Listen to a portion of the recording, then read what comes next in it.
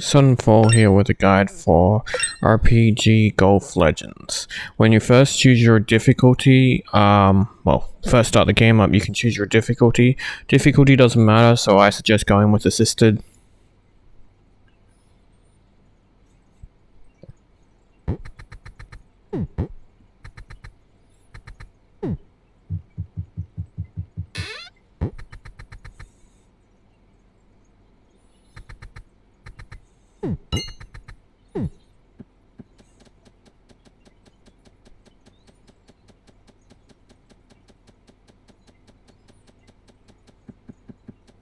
So when you first head out, you want to head this way because before we can do anything, we've got to do a story-related thing.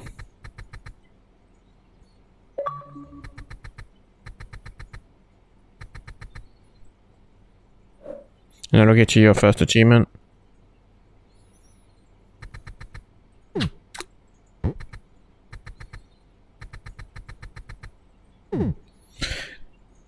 Here they're going to teach you how to fish.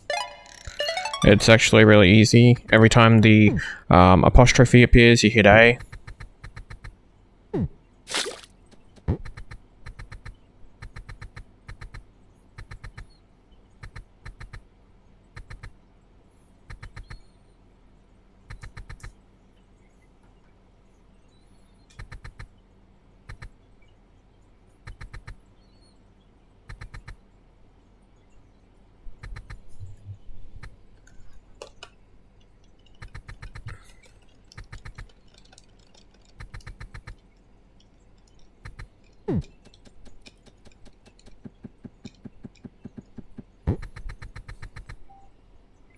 Here we're going to be getting taught the controls and some of the story kind of.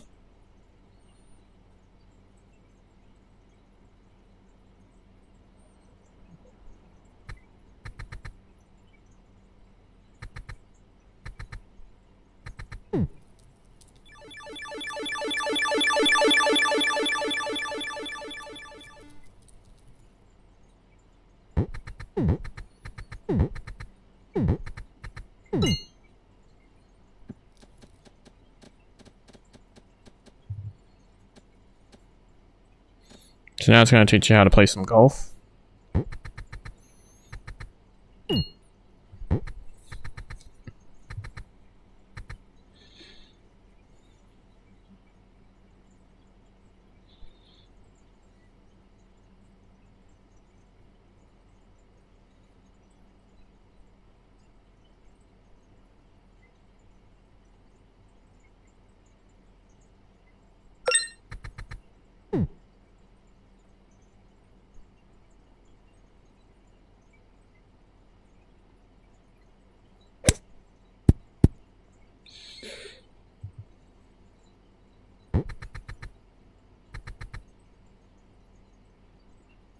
If you land in the red when that circle is moving, you'll get a miss. So you want to try and hit the green.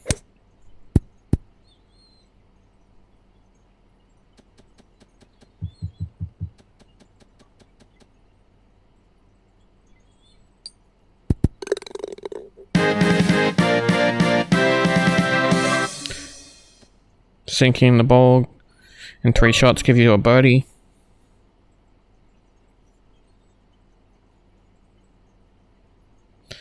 And because we did sunk the shot before we did the combat, we get I like tutorials too.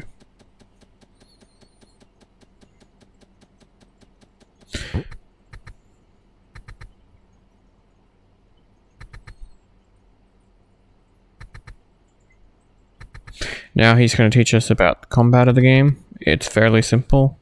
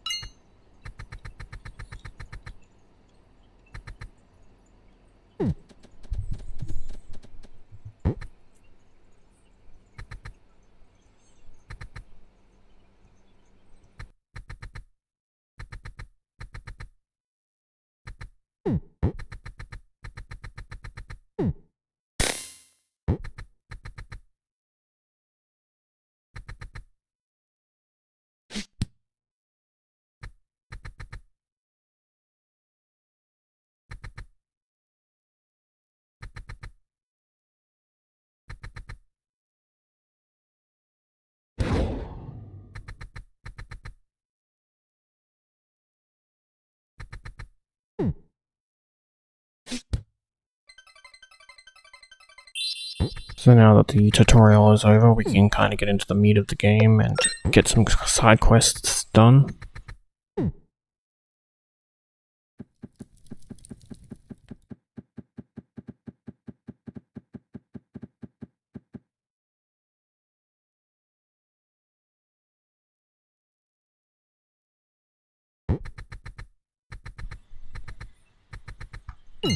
So the first quest we want to do is on the right here, and she wants to play rock, paper, scissors. I go with paper. It seems to win quicker, but for some reason this time it lost. Well, tied the first time, but it won the second time, so still stick with paper. Then we go to this guy. He wants 3 white golf balls.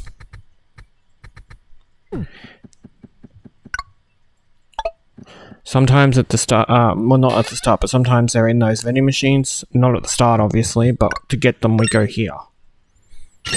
And this guy will sell us 3 golf balls. The golf shop will be the main shop we go for business. We also can then hand it in, and then accept a new quest from him. He wants us to make 5 approaches, which we cannot do yet. Because we're going to do a few other things first, and then so we'll get this quest instead. And this guy wants honey. Honey can only be gotten from bears on this island. On the other islands, you'll be able to get it from bees. But to do this quest, if you want to do it now, you'll have to fight bears. Head back because I forgot something. Sorry.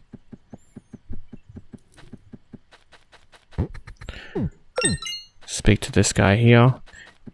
He wants us to clear out a cave, and then if we go down here,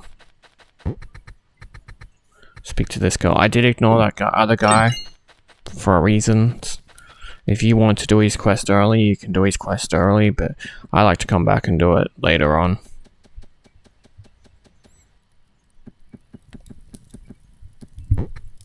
So we go into the cave,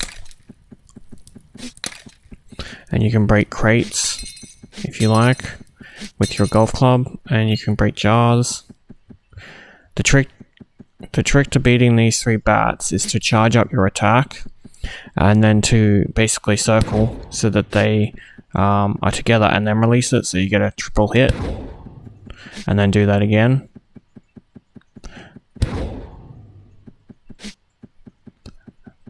And hopefully this is the last time. There we go. And we just got digging is bad done. Opens a new area, and in that area there's a spider. We want to kill the spider. The trick to beating the spider is just to put him in a corner, and he can't defend himself, and we can just wail on him. The main reason we want to beat the spider is I was hoping to get the web that he drops, but I got money. Open up those containers, because if you open up containers, it counts as opening up a chest. And we have to open up a bunch of chests.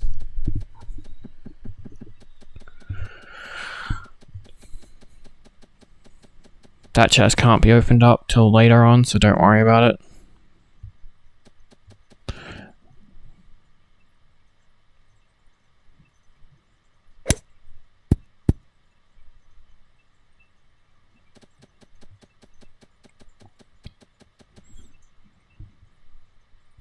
This is the practice course, so you can practice your golfing.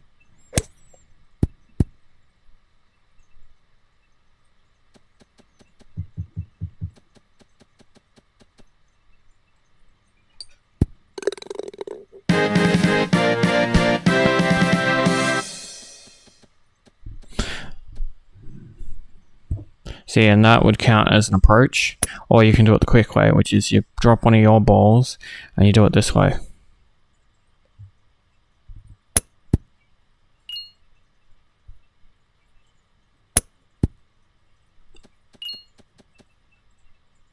To do this, I think it's X if I remember correctly. But this counts as you'll see it come up. There you go, how to approach. Much quicker than actually approaching one at a time with the white ball. I just wanted to show you the 2 ways to do it. So this is a bear. And you basically got to run away when you attack them. You can block the attack, but if you block the attack, they knock you back, and sometimes you can end up in lava. I hang around this open chest because he can't attack you from this side with the open chest. If he's on the other side, you have to have more of a distance because he can still hit you. You still can't get past it, but he still can hit you. So I'm going to skip ahead to when I find some actual honey of the bears, so you don't have to watch me fight a ton of bears. But first we're going to get this cat. So we got help my kitten.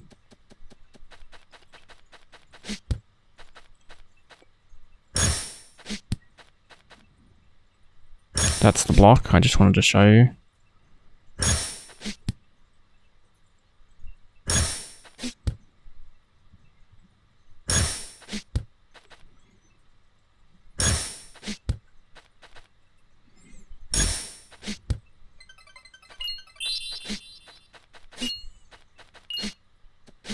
You need to hit these trees to get some leaves. These will come in handy later. But this is the bear that gives us the honey I've cut to. Because it took me a while before they decided to actually give me one that would give us honey.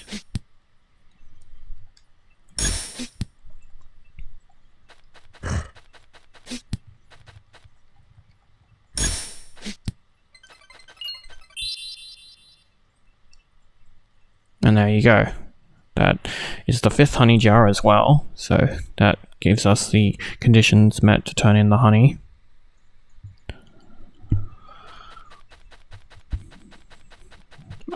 I figured you didn't want to watch me beat up like 30 bears or whatever, that if I just show you the animal that gives the honey, you guys can do the quest much easier. It does take a while sometimes for him to drop honey. He's very stubborn about giving it up. You can go to bed to heal. As you notice, my health is low. This will actually save you buying health items. I don't particularly use many health items in this game. I prefer to travel back to the house and heal. It's free, but money is also no object at the same time, so it will be a your call kind of situation on how you want to approach it.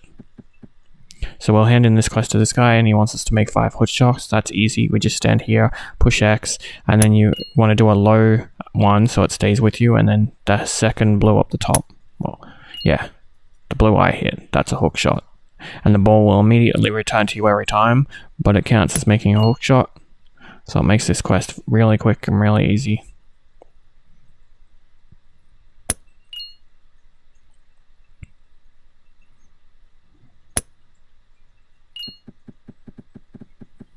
And there we go, we just got unhooked.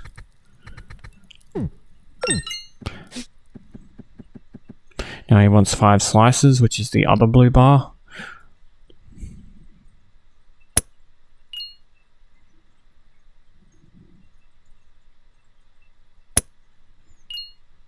He did a better tutorial than the tutorial.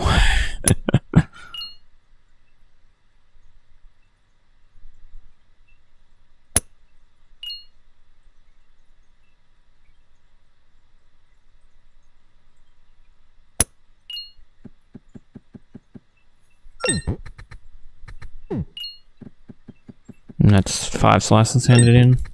That's all his quest done. Gave him the honey, that's his quest done. Give her the kitty cat.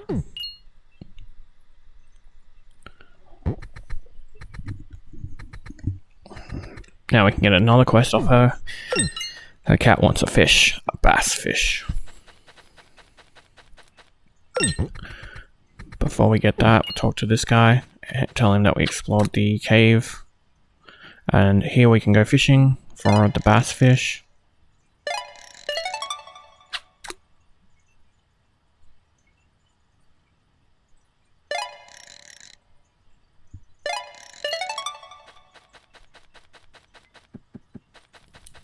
And there we go, we got 2 basses, so we can feed the cat, you monster.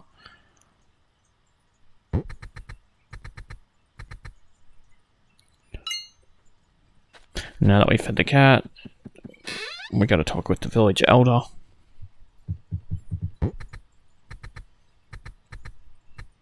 Who will give us another quest.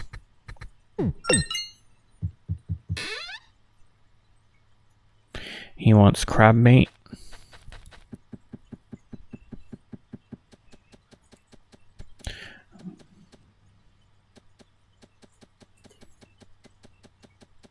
You want to get yourself hurt like I'm doing deliberately, for this is setting up for a long grindy achievement that will save us time later.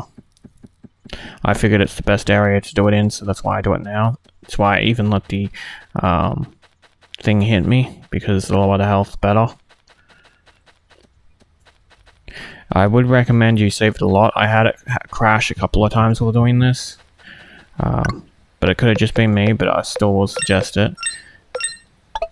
So you can save the game at any time by going to the data there, and what we want to do is kill 500 crabs. So you don't see 500 at the moment, but this is where the trick's going to come into. And for killing our first lot of crabs, we get, that is a lot of crabs. It's for killing 10.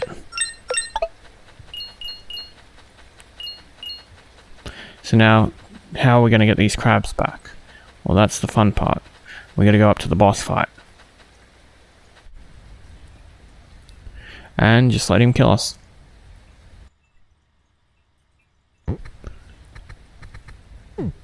We will spawn where it's saved, which is right near these crabs, and we can kill these crabs again.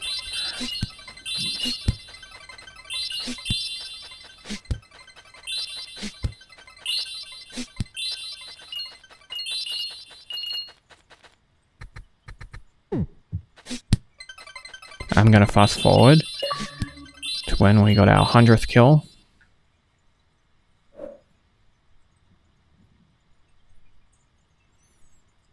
So that's 100 crabs now that we've killed.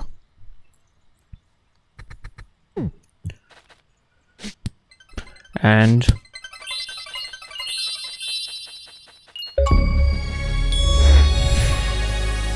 our 500th kill.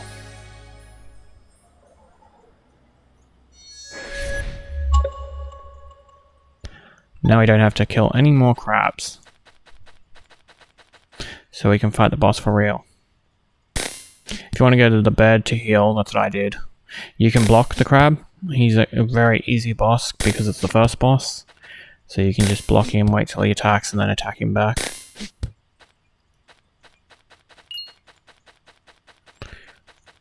And that's the crab boss done.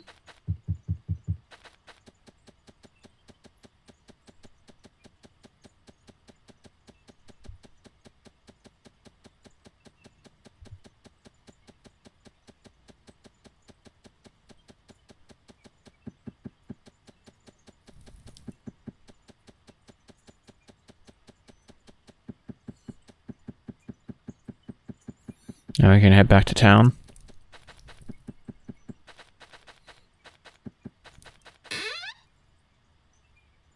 Go into the hut and talk to the old man.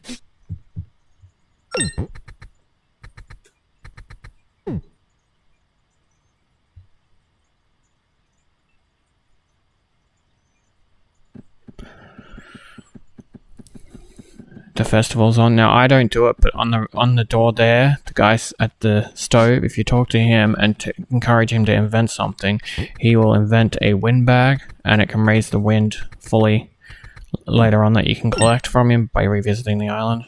But if you just want to leave like me, just talk to this guy.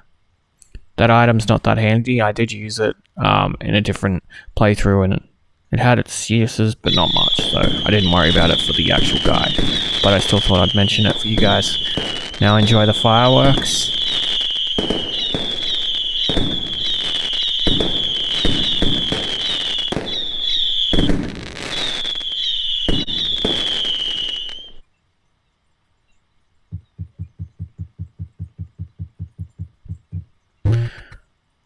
Before we go anywhere, there's a video game console we have to play. There's a cheat code which is up, up, down, down, left, right, left, right. That's the code you can enter, and when you do, you get an achievement.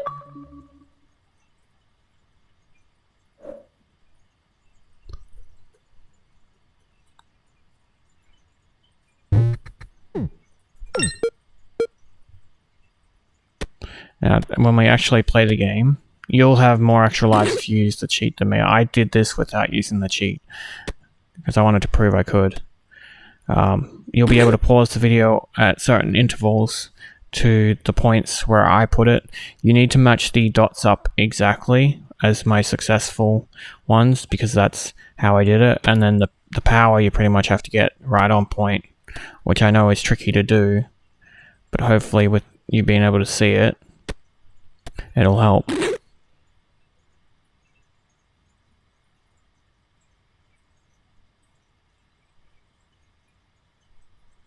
Like for this one example, I'm trying to line it up so that the dots are in a straight line, like that. The dots literally matter to the perfect point of where they actually have to be. If they're off just slightly or in a not matching completely, then you get a different result.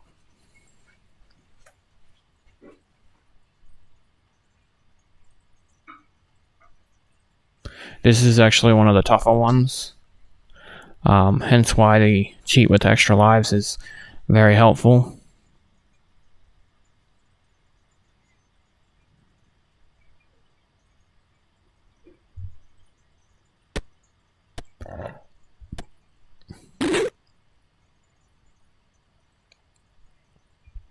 I took my time with that one so you could see where it was.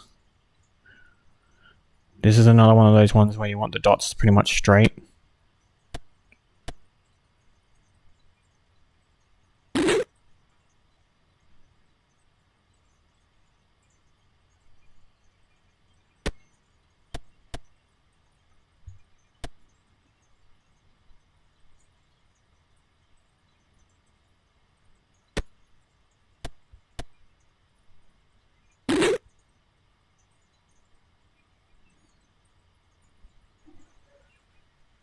So with this one, I'm talking for a little bit before I move it. You have to pretty much do it exactly the way I do it. This is the only way I was able to figure out how to get the ball into the hole. And I actually am looking at my own screenshot of the exact position I had these dots in to get it, and then the exact power you need and stuff like that. So hopefully when you're watching this, you'll be able to pause the video and match it up exactly once you like rewind it after you've seen me fire, and you'll be able to match the power as well, and then you'll be able to get this shot. It's a very tough shot, probably the hardest shot in the game, but I figured out a way. If you aim at this specifically like this, it's sort of like a trick shot of trick shots, and that will get you an achievement once you win the arcade game. It will also get you a lucky coin, which we are to hold on to for most of the game.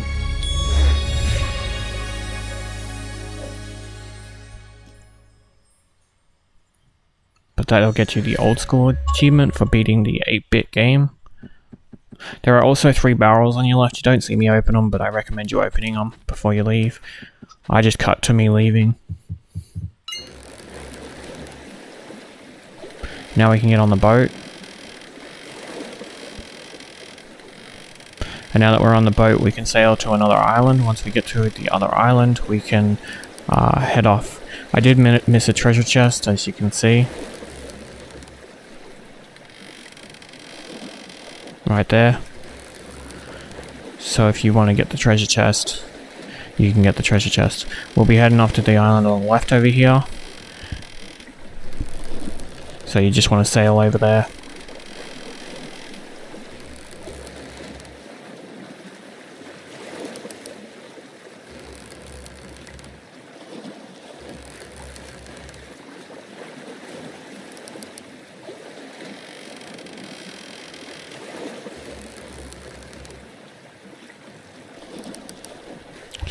Once we've landed, that'll complete the mission for using the boat, full sail.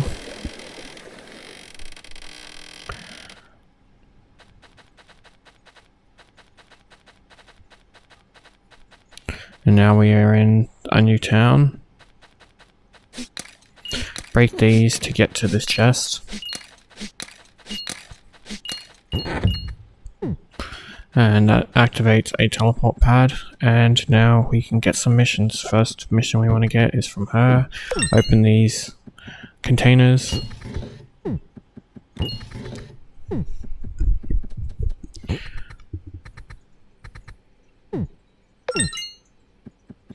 The kid that we have to locate is over here behind a hay. We have to destroy the hay, which will shock her and she'll run away. The next location she goes to hide at is just where we started, pretty much. As you can see right there.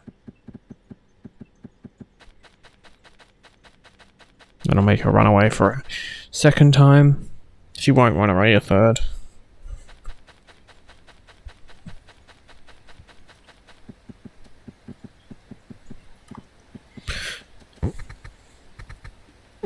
So now we have to go kill an imp that has stolen the golf ball that she stole. He has a little ball on his head, that's him there.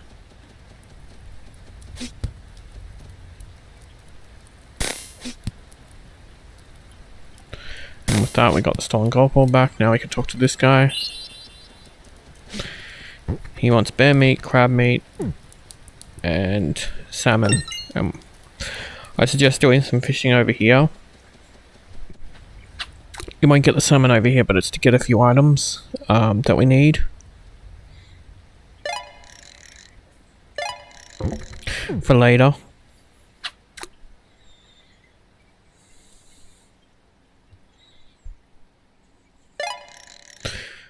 The red fish is what we're after, but I continued to fish because there is a couple of fish you can get. Because you eventually do have to fish all fish. And I wanted to get those couple extra. So we'll go back to the old man, and from the old man you go up. And we fish here. This will get us the fish he wants. There's also a treasure chest.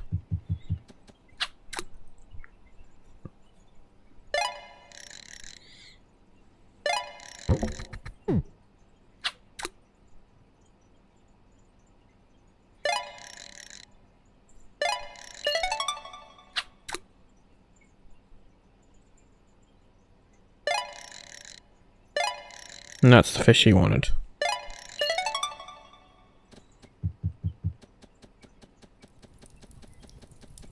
I couldn't work out why I was not able to talk to him, and then I realized the imp attacked me. You can't talk to anybody when the imp is attacking. You should have got the bear meat from the bears when you were getting the honey, because they were stubborn and not giving me any, so I figured maybe it'll be the same for you.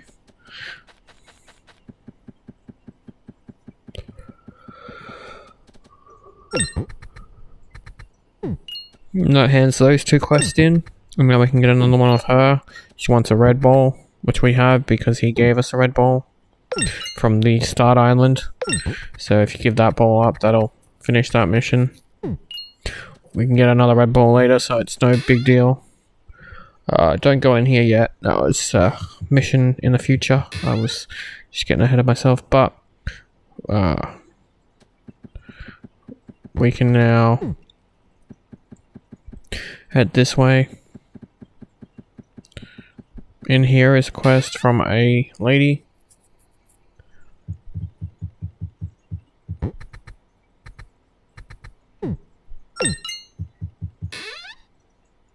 And then down here is another quest.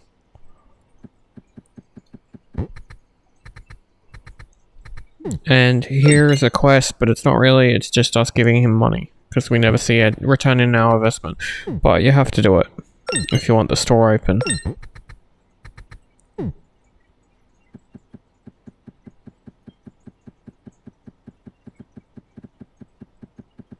So now we can talk to the fisherman, which is here.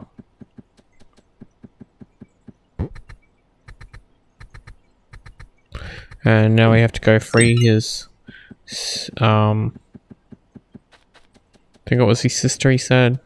Don't remember. But we have to free someone from the imps. So if we add it up here. As you will see, these purple imps, and there's 3 of them. It's not really handy to block, so the trick that I use, there's actually 4 of them, but I'm focusing on 3. The trick I use is the same with the bats, just circle, swing, and charge up.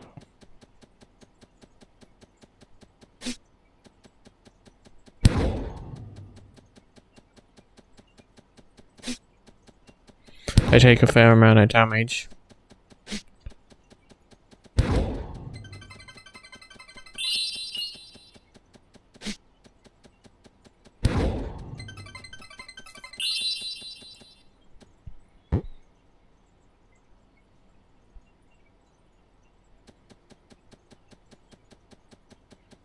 See, I grabbed the treasure chest, so if you hadn't grabbed it by now, I suggest grabbing it now.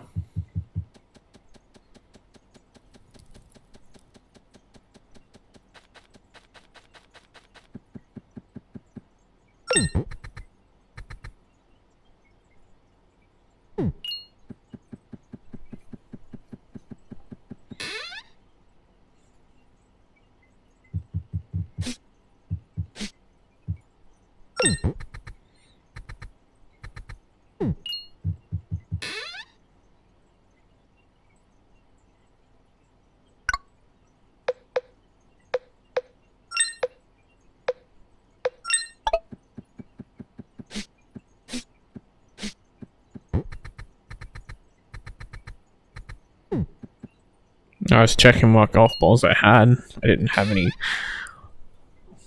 This is the main store. I don't recommend buying the heart upgrades or the armor upgrades until later on when they're better, but you do you.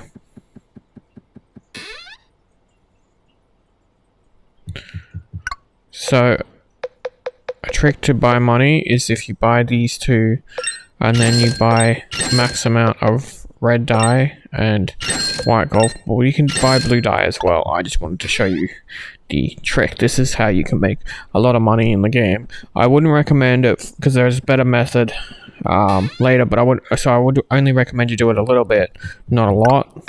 But basically, you create the red ball. I'm gonna fast forward.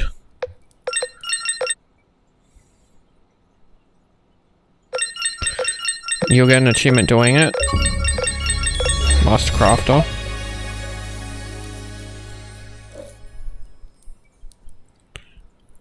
And now we can go back to doing it. Then once you've completely made 100 red balls,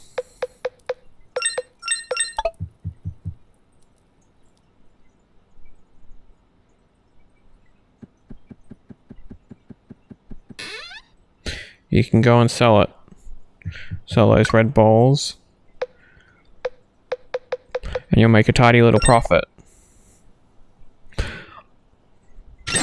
And that is how you can make a bit of money at the start of the game. Like I said, I wouldn't recommend doing it for a lot of money because later on there's a better method for that, where you make purple balls instead. But it's good for a little bit of money. So you can buy like potions, stock up on potions and stuff if you wanted. So you never have to worry about anything. So in order to do her mission, we actually have to do the hole first. See, if you push X, it shows up with the thing. And if you try and do the shot, it's not going to work.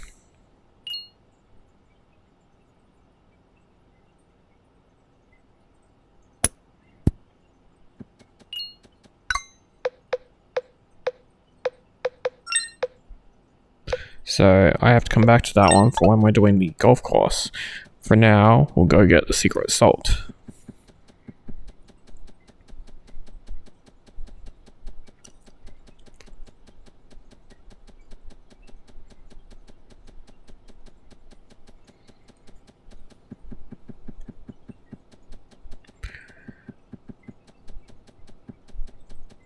So this is a bee. They attack once you're in their line of sight, so the trick is to move around so they can't, and then they get stuck in the ground for a few seconds, and that's when you can hit them. You can block their attack, but blocking their attack, they don't get stuck. And if you're too slow, as you can see, he gets up. And see, they drop honey just like the bear. You have to kill one of every creature, so make sure you do. I will mention that now.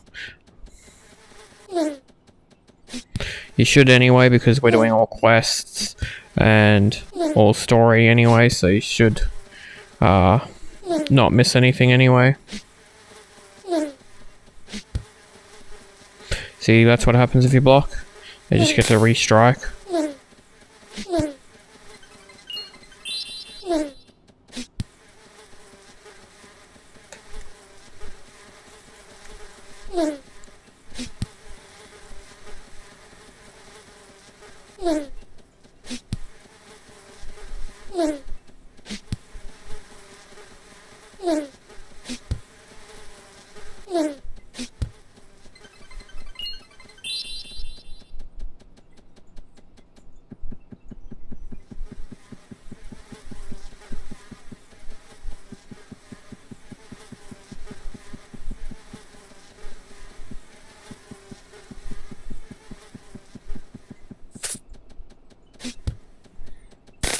You can block the snake's poison so it doesn't poison you, which I really would recommend, because if they poison you, it can be fatal.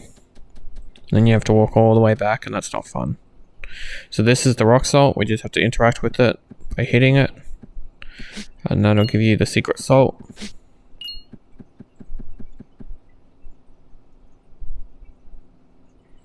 Here's another spider outside this cave, so if you didn't get the web like we wanted last time, you'll get it this time like I did. It's for a future mission that we need that, so that's why we're getting it now.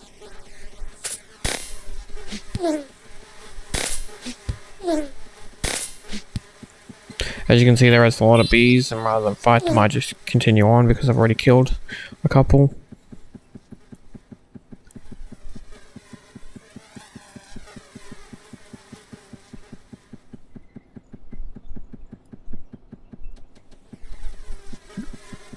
The different colored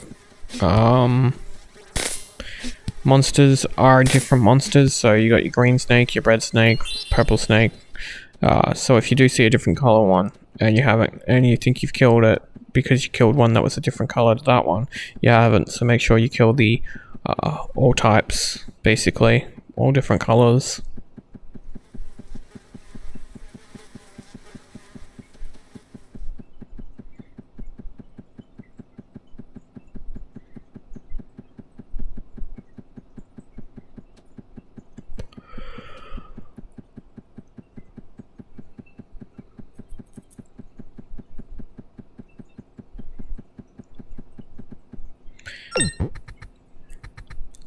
Now we handed in that quest, we can go to the golf club,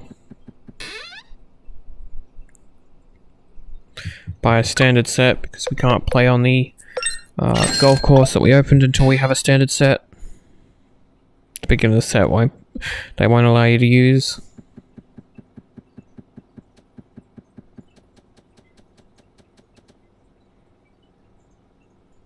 You can save scum as well. I will call it that because you can make a shot, then you can save the shot, then you can load it and make sure you make the perfect shot and get through it that way.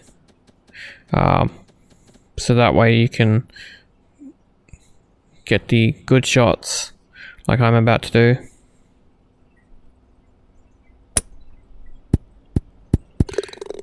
That will get you an achievement too if you manage it in 2 shots, called Eagle.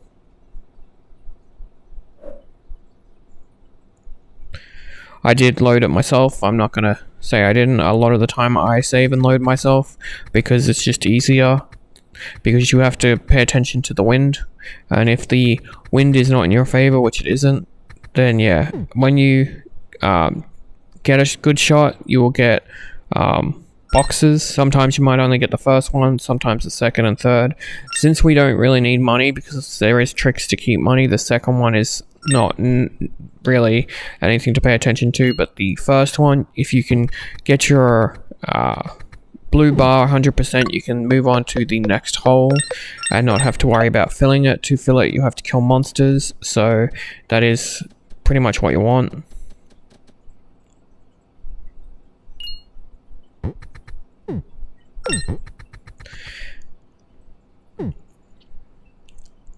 We want to change to the red ball now that we placed the blue one, and we can hit the red ball off it, and we won't have to worry about actually doing the hole, as you can see, because we can go and shoot another red one, but we don't have one, so I'll collect that one first.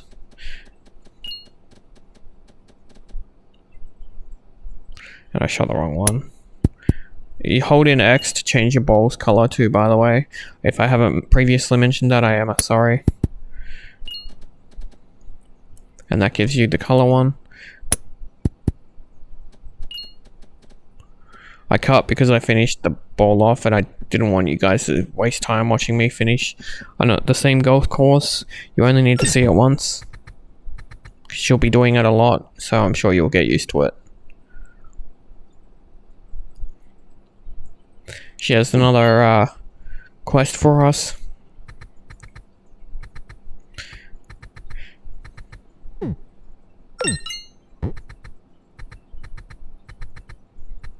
She wants you to shoot from a bunker into another bunker. Here's the interesting thing. You can actually, there's two ways to do it. You can do it the way she intends, or you can just miss a shot when you're in a bunker and that counts by landing on the red. So for this game, if you want to find out where you've got to go, you want to select the mission that says clear all the holes, and that'll put your little compass pointer in the right direction of the hole. I didn't figure that out for a while, so on my second playthrough while I was making this guide, I wanted to make sure you guys knew about it. So this is a bunker, and as you can see again, because we can't, because we haven't done the whole course, we can't fire into it. Go away, snake.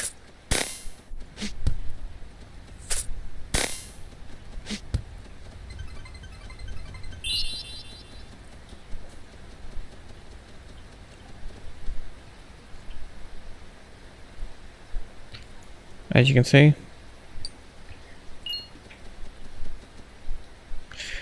So we'll have to do this course first before we can do that quest.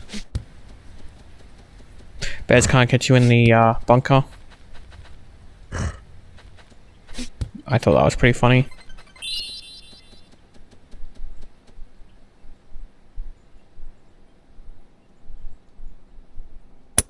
See, because it hits it.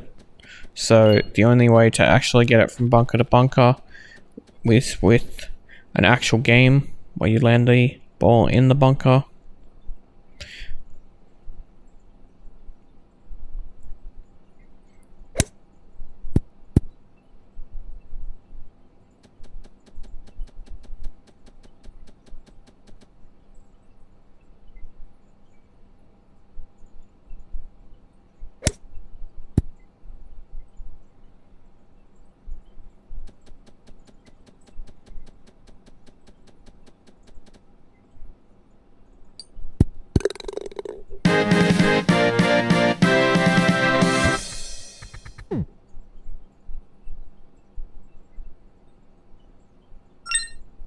The green will heal you, the blue will restore your, we'll call it mana. As you can see, I got full health.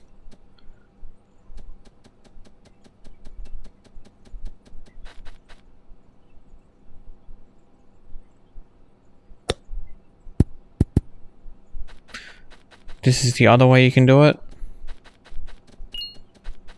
If you are in the bunker, you can do it like this, and that'll count. Like I said, the other way is to be in the bunker and then miss the shot. That will also count. But you have to clear the hole first before I let you do any of that. You can't do it from outside the hole like I showed you. Unfortunately. Would be good.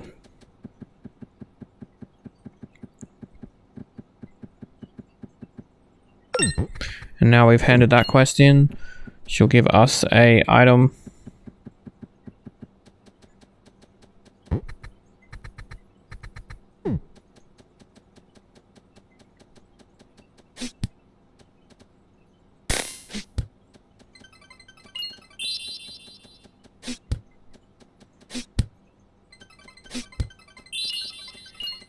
This is basically what you got to do to fill up your blue bar. To save time, I'm just showing you this once basically, and then every other time that I need to get the stuff, I'm just going to cut and basically have it so I sit at the hole, cut, be back at the hole, and I'll have the full blue bar so that we can move on to the next hole, and you don't have to watch me fight 50 million times unnecessarily. I mean, technically it's necessary, but it's unnecessary for you to have to watch me do it. If that makes sense.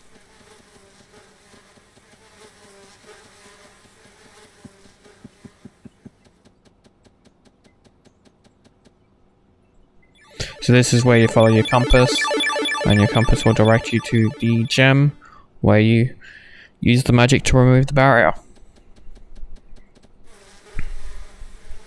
And basically this is the whole premise of what we will continue to do. I really enjoyed this game. I do hope they make a second one. Oh, technically I know this is the second one, but it's the first one to arrive on consoles, and I'd like to see a second one on the console.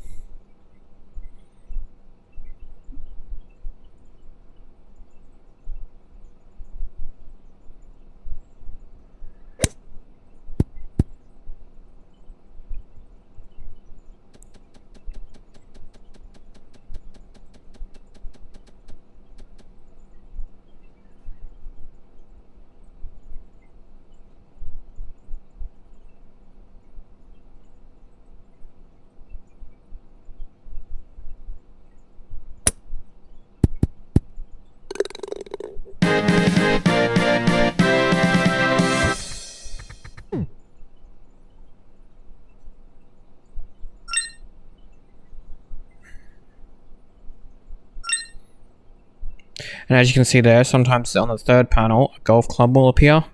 There's a golf club known as the Soul Set, and it's got like a blue aura around it. I don't get that till later, but if it shows up for you, try and land on it. I land on this purple one just to show you. Yeah, you do need the purple golf club, so you don't try to avoid it. When we get up to this guy here, because sometimes it won't be a guy as well, sometimes it'll be a girl, but we'll have to do this mini kind of tournament kind of thing. It's usually only 3 holes, but it won't let us open or use our magic until we've done it. It's fairly easy to do and doesn't require much work, thankfully.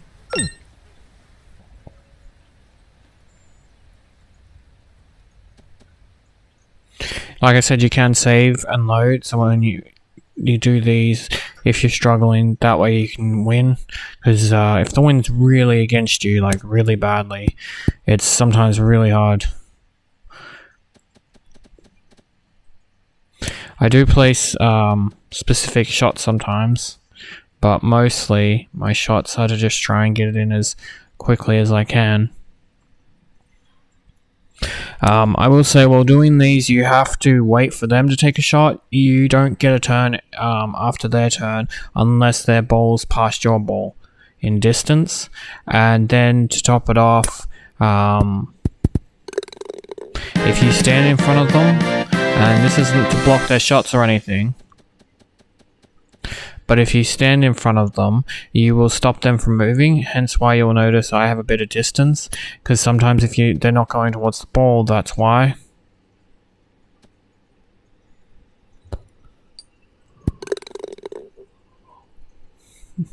Right here, you'll see I got 2, he got 4, and that gives me 1 point. So you just have to get more points than them, so say you have 2 points, then it doesn't matter, because you're going to win even if he gets a point.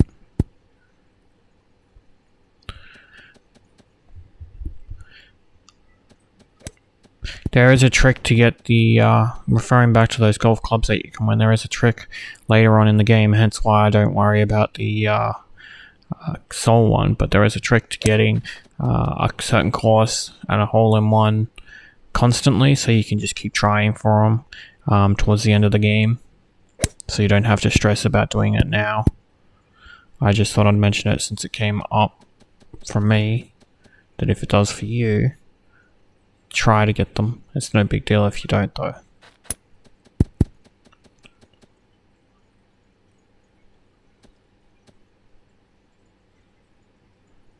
See, even on the green sometimes distance has got to match.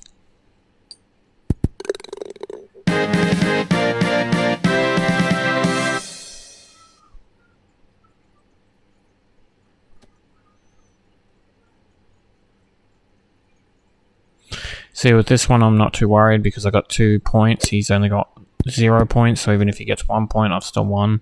So even if I take a bad shot, I'm not too stressed or concerned about it. There's no need to play perfect. Just play good enough to win.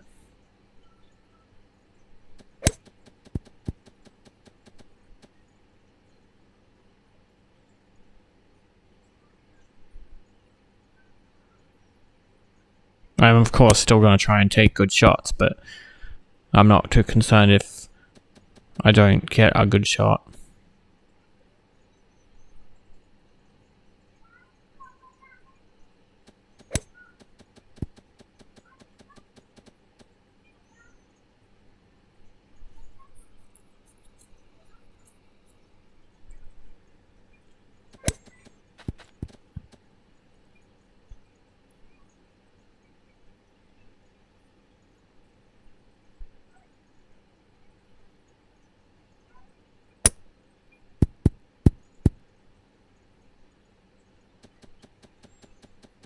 And I get bounced out, but that doesn't bother me.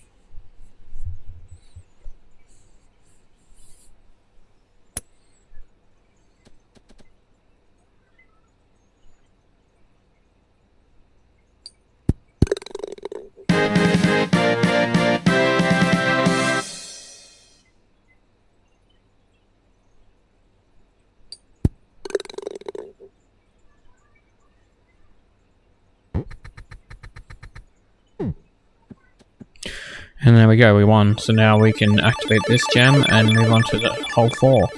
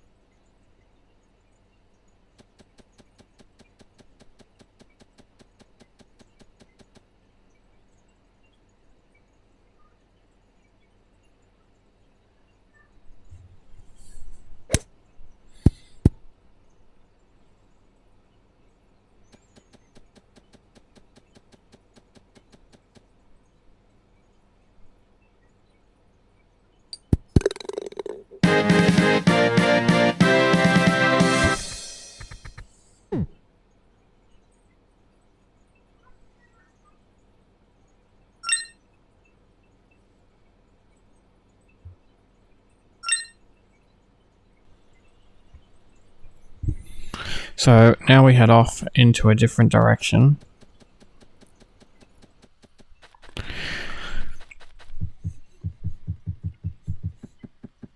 Because we have another mission to do.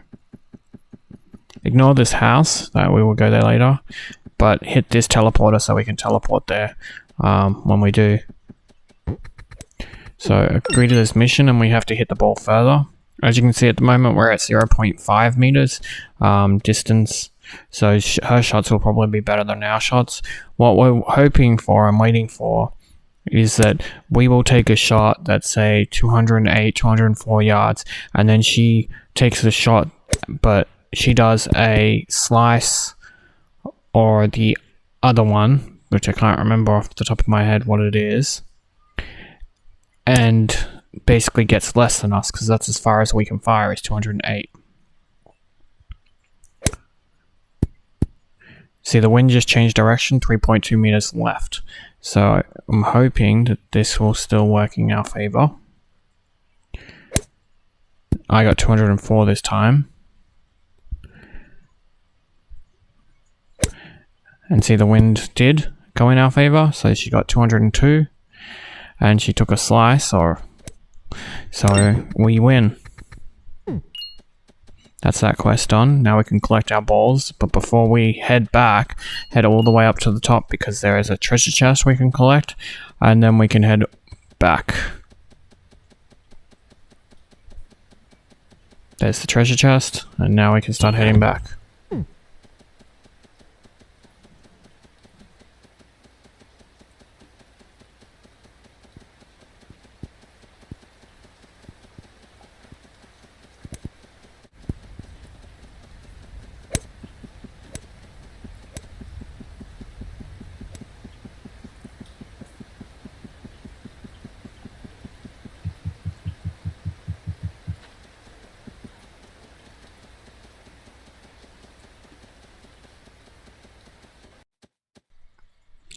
Now that we got full energy, we can head to the next hole. I was standing at the hole that I cut from, and I'll be keeping with that theme throughout the game, so that way you don't get lost. I did get that chest though while I was getting the blue stuff, so I thought I would lead you to it. So that way you've got another chest that I've got. I didn't mean to open it while I was fighting them, but I killed them, and then because there was no more people attacking me when I was near the chest, hitting the button opened it. So here is hole 5, and we just have to complete that one.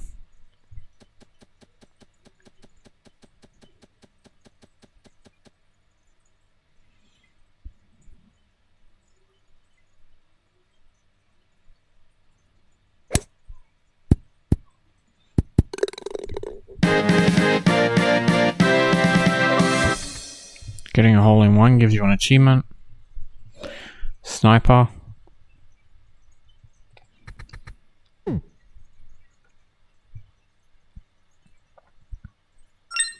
My focus is only landing on the 100% bar and possibly getting a pink or green ball. If you have green, you want to get the pink one, and if you have pink, you want to try and get a green one. Pretty sure I was trying to get pink.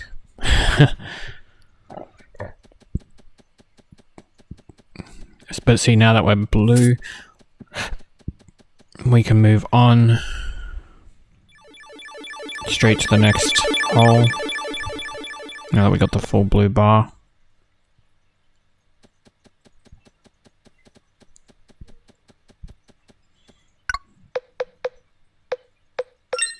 Make sure you continuously save the game.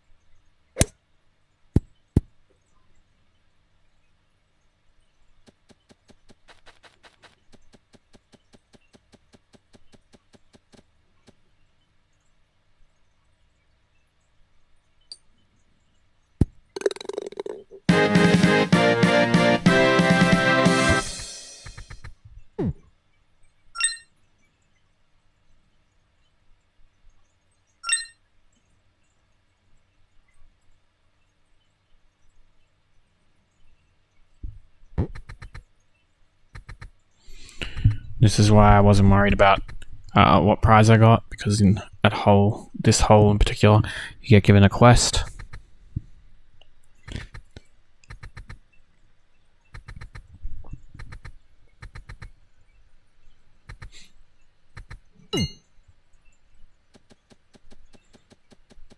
We have to go get his club that was stolen.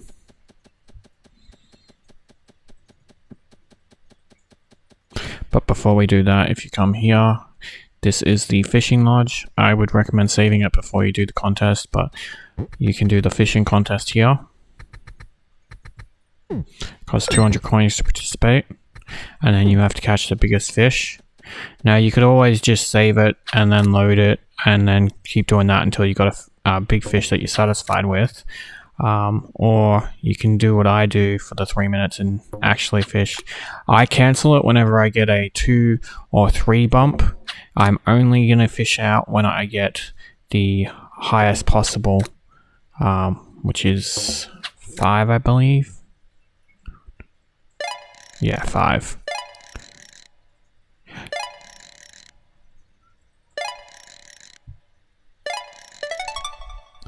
$4.90 seems to be about what guarantees you will get it.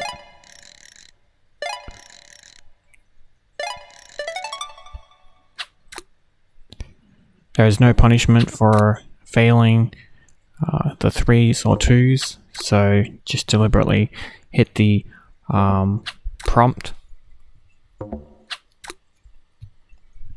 so that way you can keep trying to get a 5.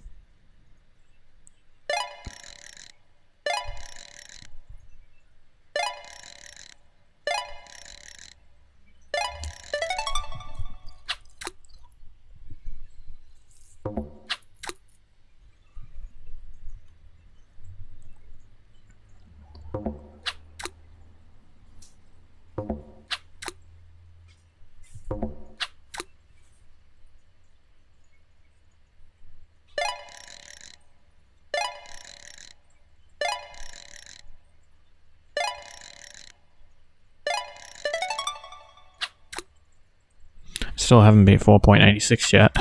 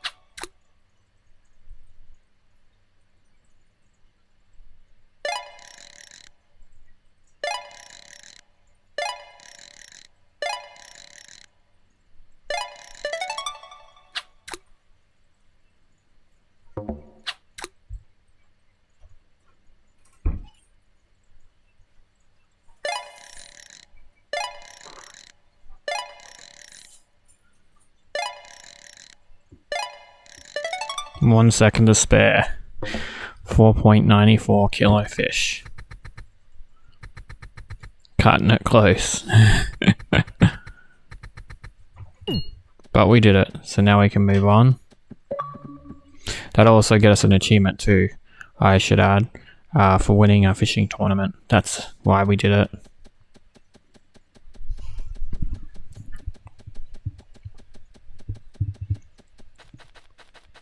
We want to go into this cave here.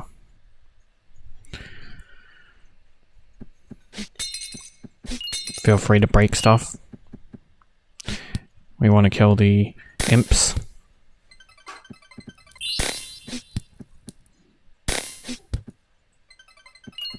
Blocking is the RB, I believe, if memory serves. I probably should have mentioned that at the start of the game, but hey, better late than never. Pretty sure the game tells you how to block anyway.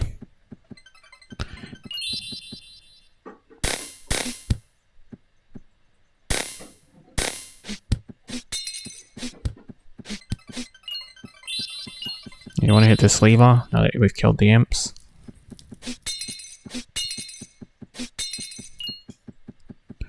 And then you want to come over here, kill this guy. And hit this lever. This will open the door.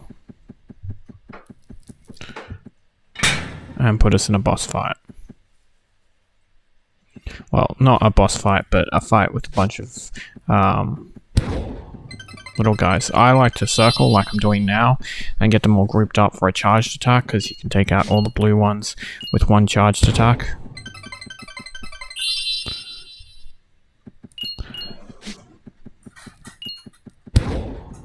Doesn't work that way with the red ones. They take an extra hit. But there is a trick now that you had the 2 red ones. You move down to here and just keep swinging. The 2 red ones are the signal to do this, and you shouldn't get hit. That'll get you an achievement called Hunter. If you might get that earlier or not, because it's for defeating 100 monsters, so you might have already done that. Crabs don't count as monsters, so when we killed crabs we were killing innocent people. I was deciding whether or not to go back to get health and then cut it, and then I'm like, nah, I'll just do it with this little health because this is easy. You just gotta basically avoid him. He does a 3 strong attack, and then other times he'll just do a 1. And that's basically all you gotta do, just run around and avoid his attack. Charge up and release.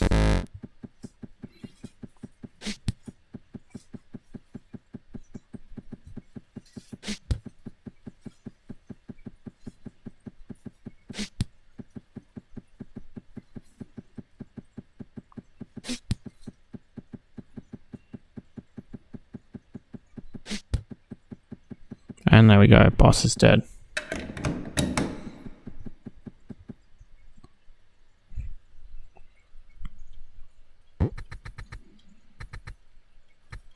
It auto takes us back to this guy to hand in the mission, which is great. I do like that.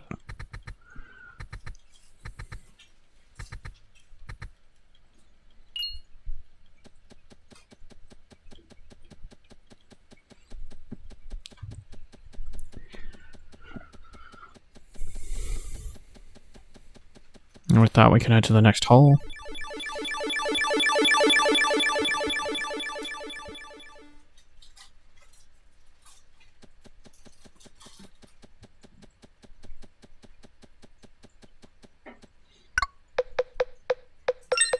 Again, I recommend saving it constantly with this game.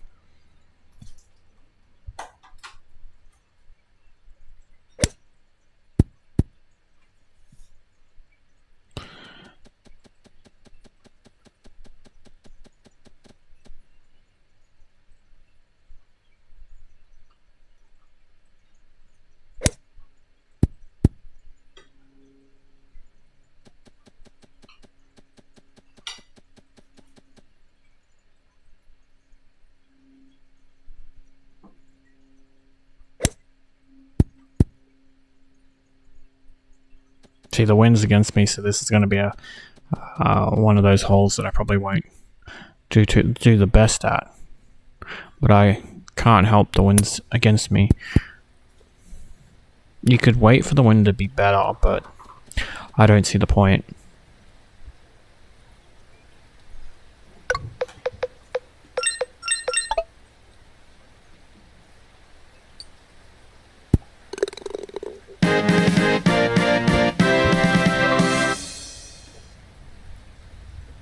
And that'll get you, if you haven't had one yet, a first par achievement.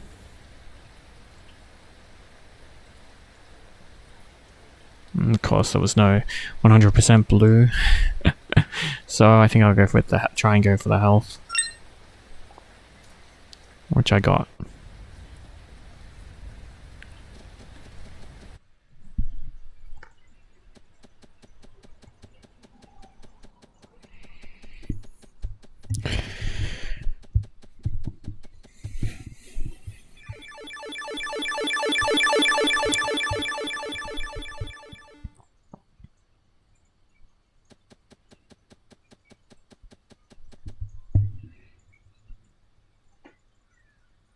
This hole is an easy hole-in-one.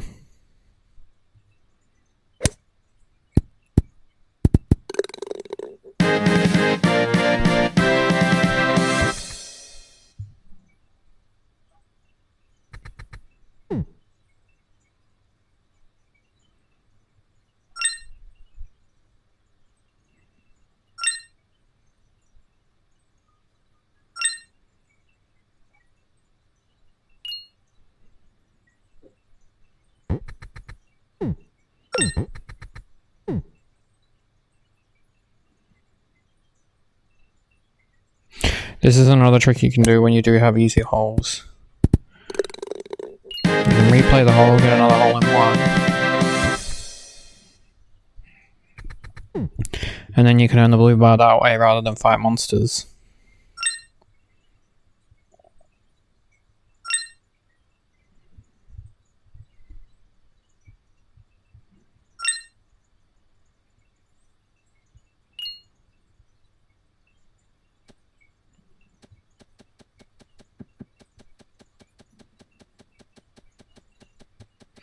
Now we can go to the last hole for this area, which will include a boss fight. There's also a chest here, so feel free to grab it because it will come in handy for later.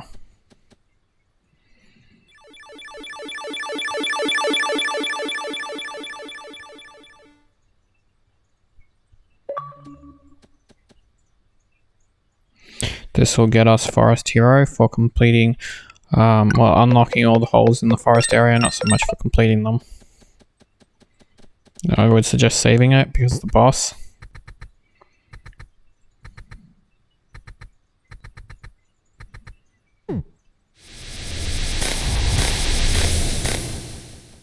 You need to block these, otherwise they will hit you, and then just beat on him.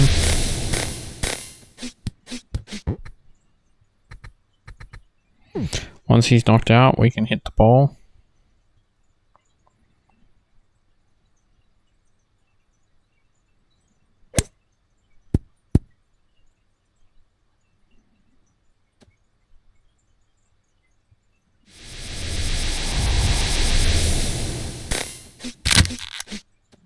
Turned around on me, I didn't expect that. One hit will knock him out again, and we can go to the ball again. And basically we gotta rinse and repeat that to beat him.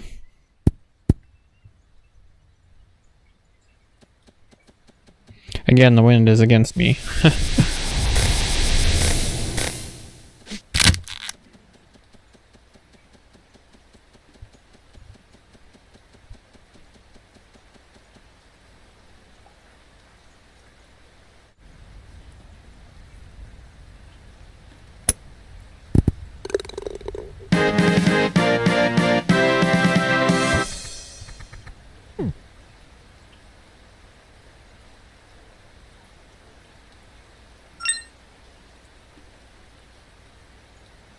That heals both energy and health.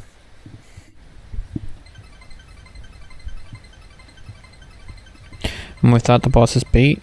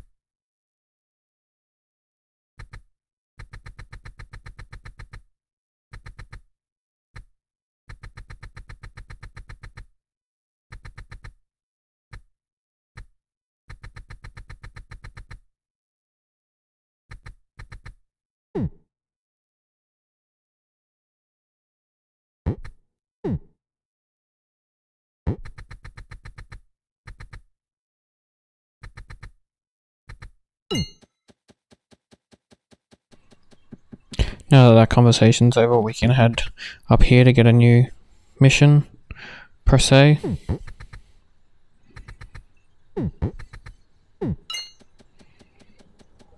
Blocked path. See, we know the path is blocked. You can actually find that out way earlier, but until you speak to that guy, there's nothing you can do. The mission won't come up until after all that, so that's why I said it's a mission per se.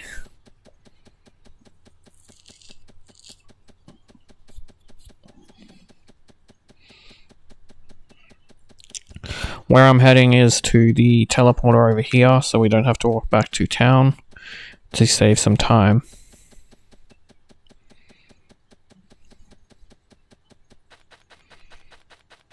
It's probably a similar distance, maybe, but I still feel like it's quicker to run all the way back here to this teleporter to go to town than to run to town.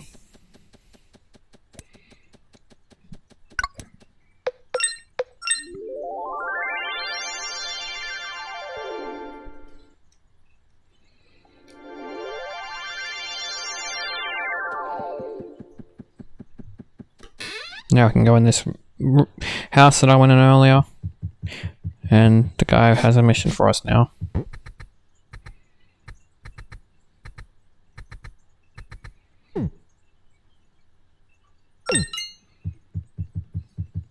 He needs snake venom, which you can get from snakes if you haven't got any. They will drop some. There's a lot of poisonous snakes around, so it's fairly easy to get. And he needs some strange weed. I think that's what it was called. The thing I noticed on my first playthrough that I will talk about a little bit is this strange weed.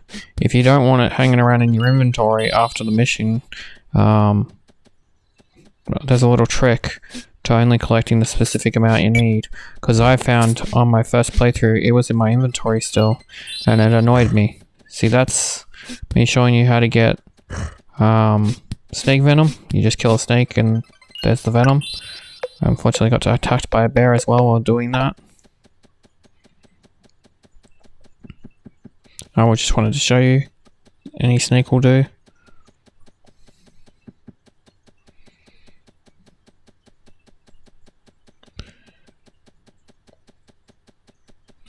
And as we come down here,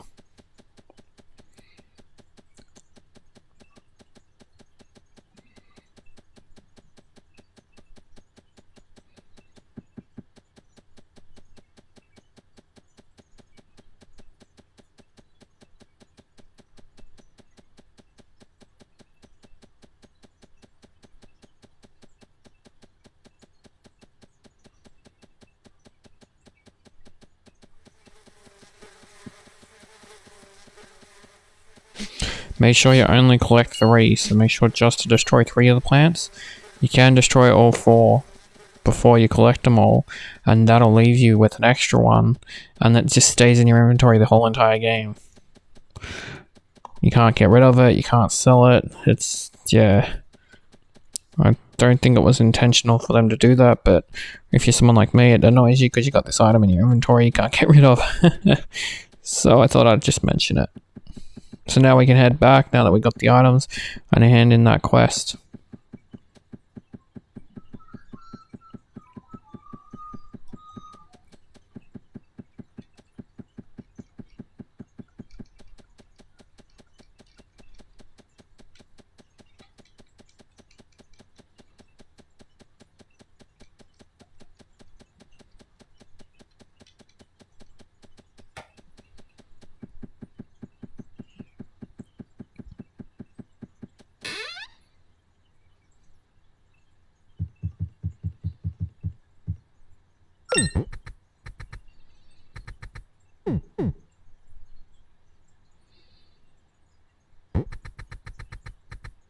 Thankfully, it's another one of those quests that takes you to the location, so we don't have to run all the way there, but now we are in the next area.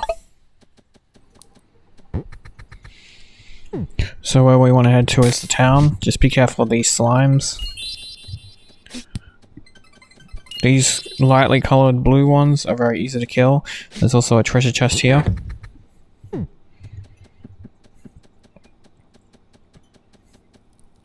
Going into the swamp, it is poisonous.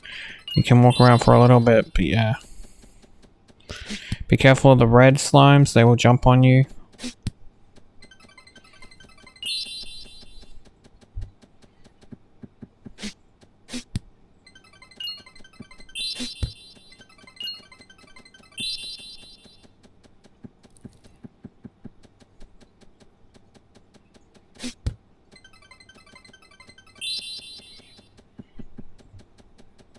Up here is the town. And we can start getting some quests.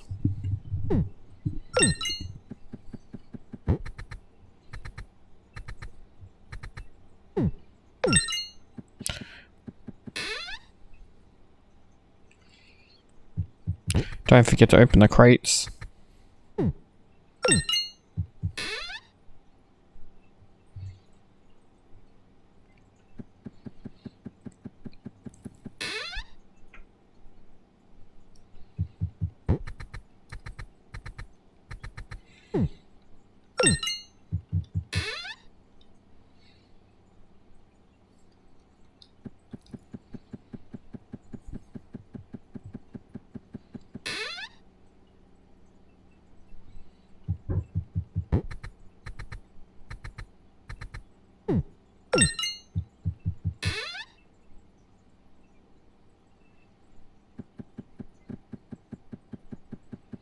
Activate the teleporter.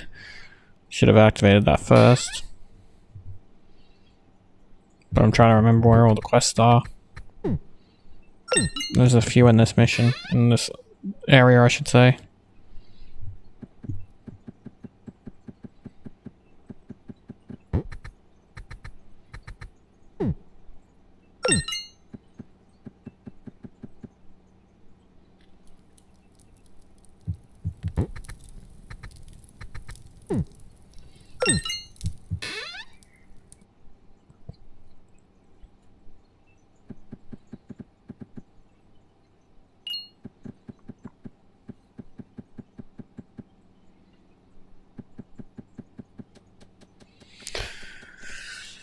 So the first one we should do is the fishing one. We have to get a poisonous fish. You'll know to fish when you get it.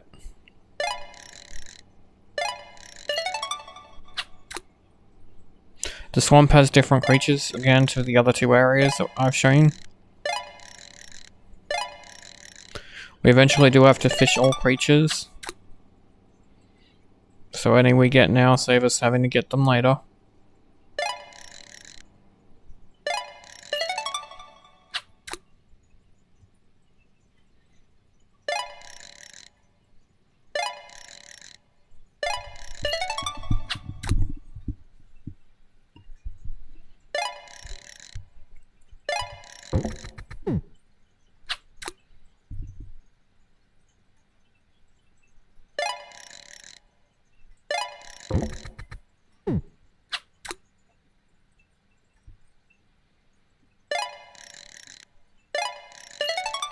And there he is, that's the fish we wanted.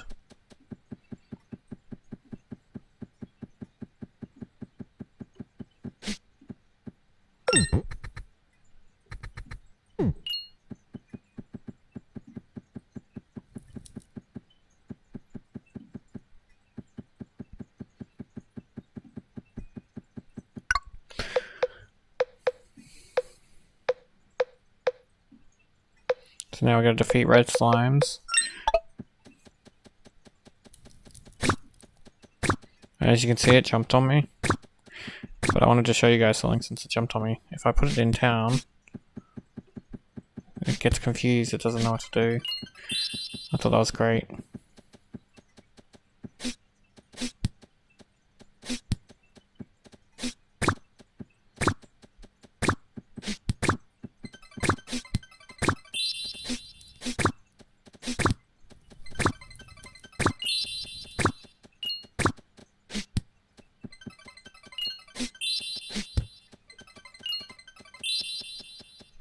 The blue slimes have the slush on them that we're supposed to get for the chef.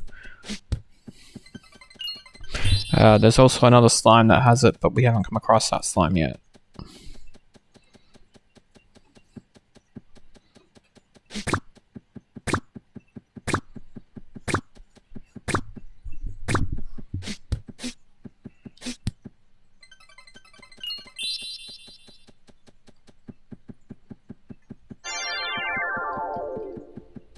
That was me getting health. I figured it's easier for me to cut than rather show you going to the house to get health, because you don't need to see that.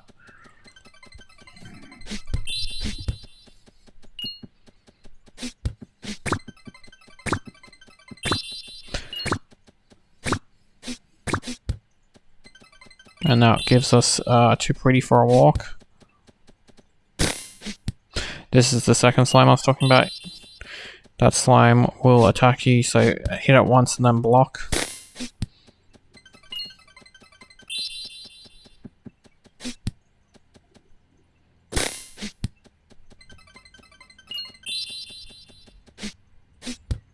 The red slimes don't have slime slush on them, so you only want to kill the spiked one and the light blue one.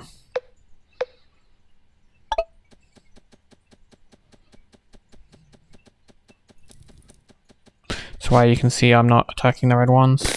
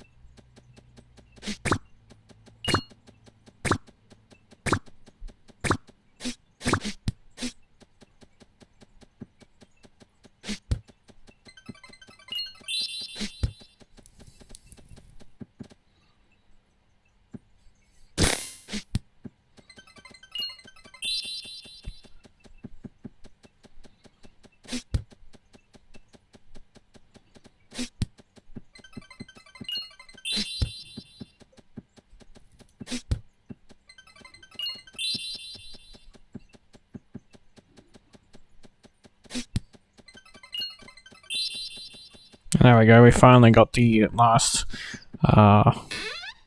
thing we needed for the chef. So now we can hand in 2 quests. The red slime.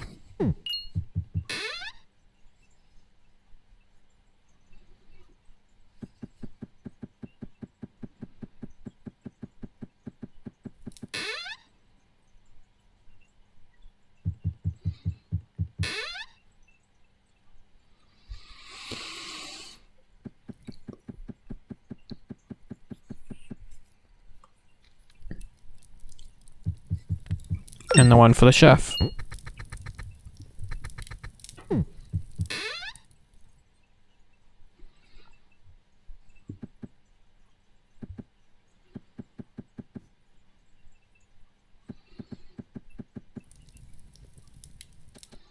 Again, you know, full health. And again, avoid the swamp if you can. Try not to be in it too long because it's poisonous. This area is possibly one of the most dangerous in my opinion.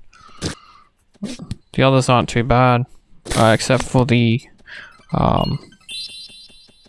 next area after this area. I'm not saying what it is to avoid possible spoilers.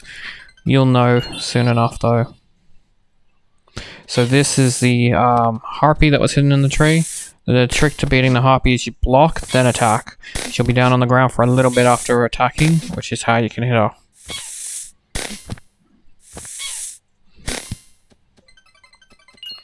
And that should get you the suspicious tree done. I got lucky and I got a harpy feather. So if you wanted to save and load it before you kill and stuff, you could try and get a harpy feather earlier. But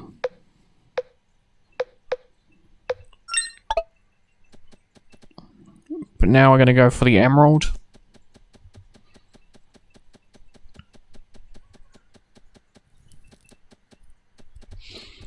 In this instance, I got no choice but to go in the swamp.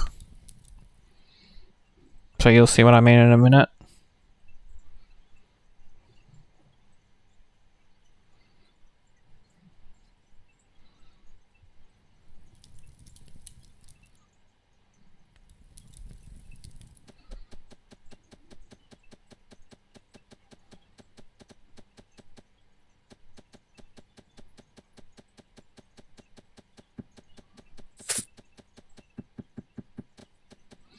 Up here is a cave that we have to go in for the diamond, not diamond, the emerald. And there'll be a big red slime, as you can see. He throws spikes out.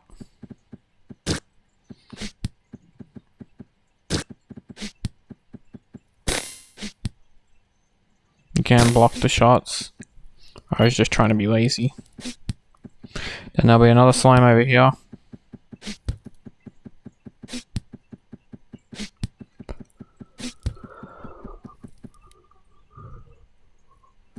Once they're both beat, a treasure chest will appear. And that's our emerald. From that, we can go to Sick Girlfriend to get the red herb.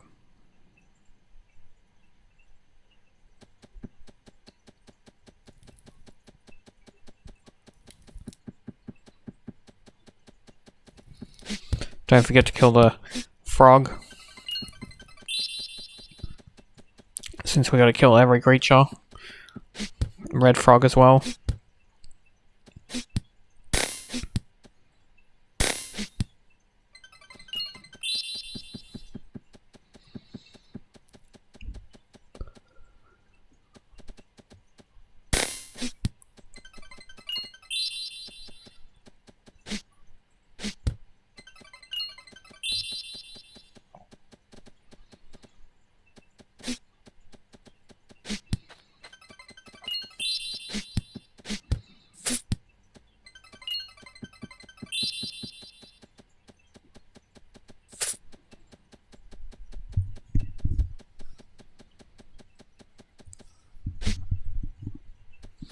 So once we get close to this area, a bunch of slimes are going to appear.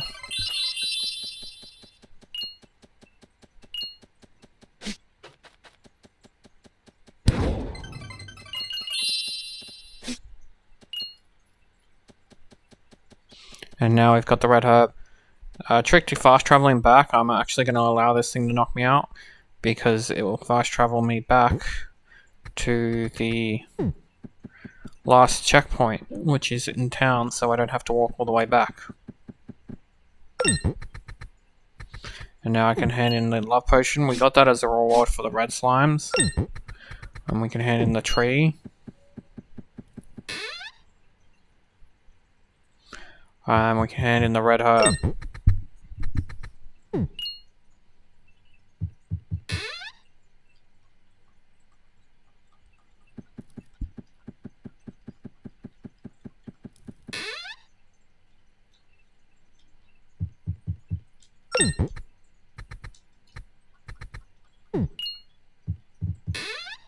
And the green emerald. We're just handing in quests. It's nice to see.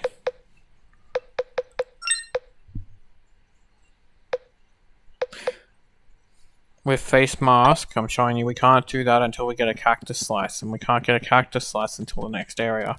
So it's one quest we can't do yet.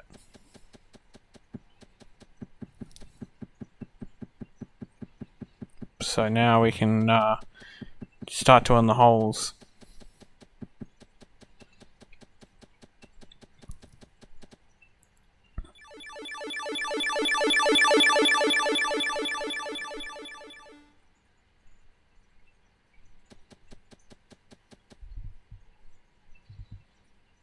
It's pretty much the same as last area. We'll be going through, unlocking the hole, beating the hole, trying to be under par. Pretty much rinse, repeat for every area to do that.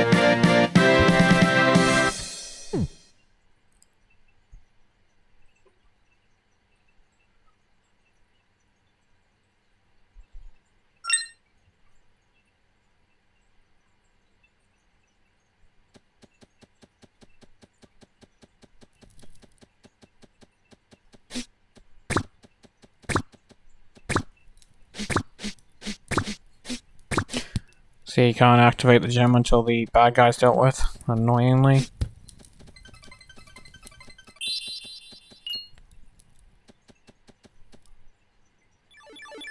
And he ignored me, which is sweet.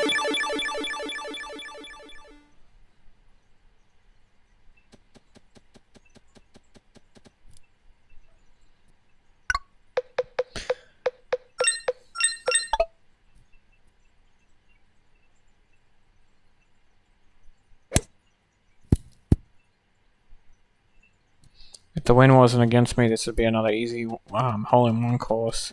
But unfortunately, the wind's against me.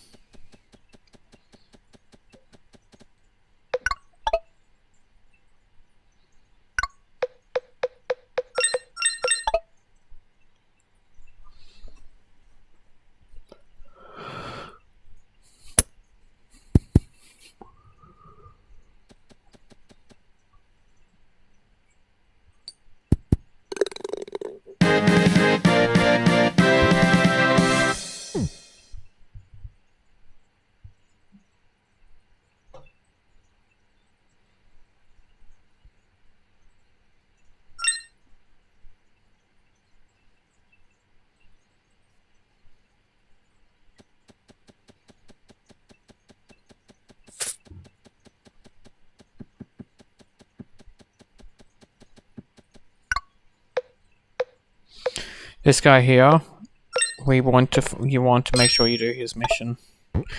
I'm putting on a long distance ball just because it makes the mission easier.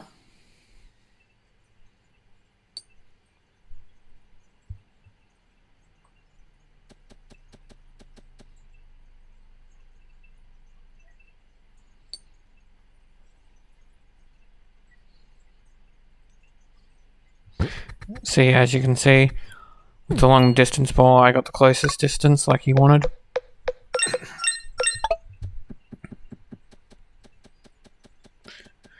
That'll give you the purple blueprint.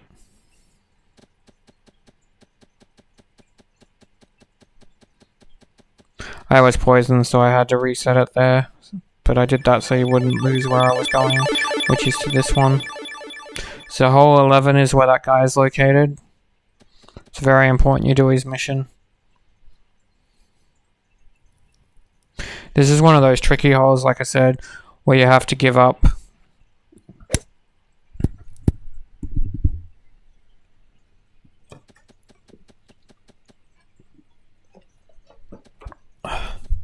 Where you have to give up a shot.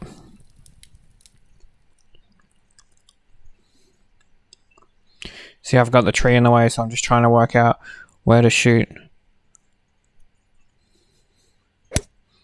to my benefit.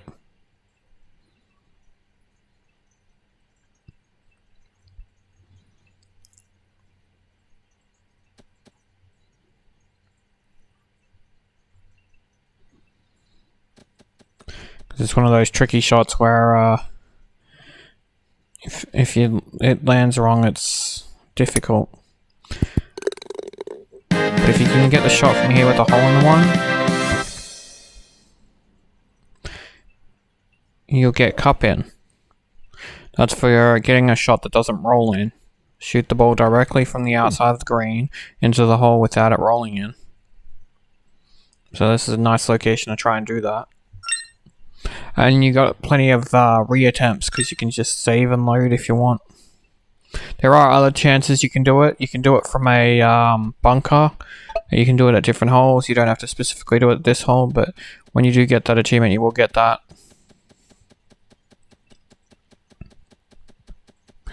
Now we're heading to hole 13.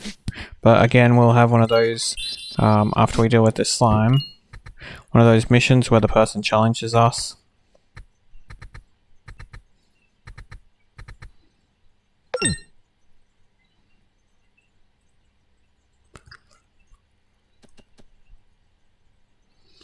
Pretty sure it's always going to be 3, but I could be wrong, but pretty sure it's 3.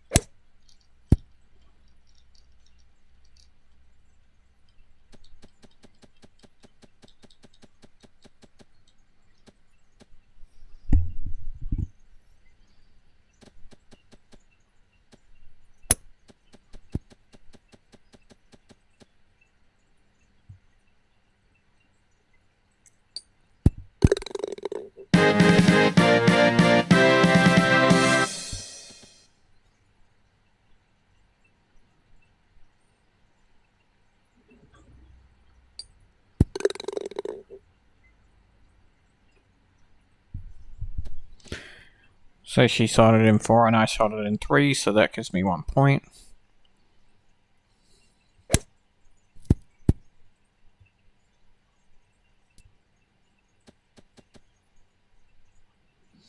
So here I want to show you something.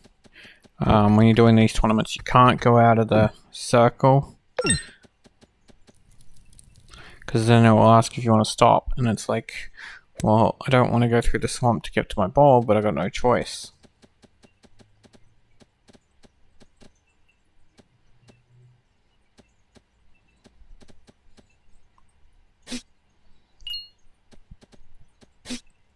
So yeah, just be careful of that.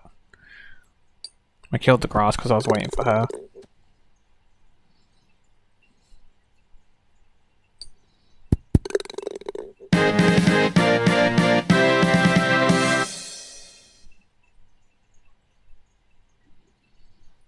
And that one's 2 to 4, so I get another point.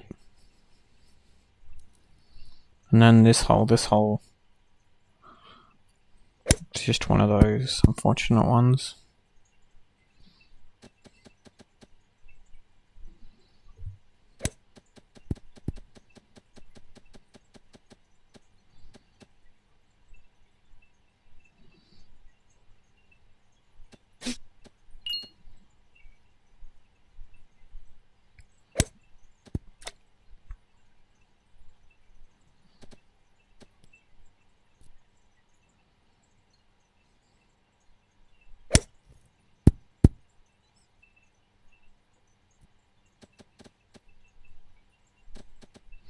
Was really happy with that.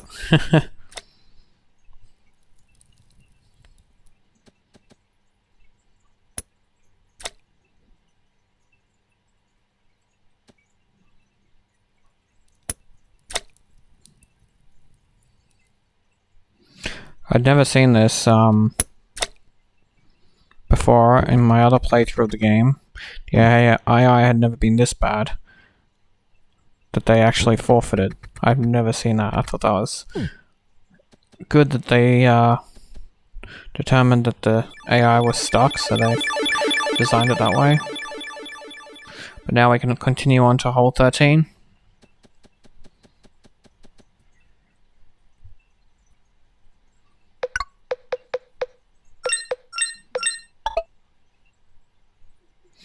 Don't forget to constantly save it.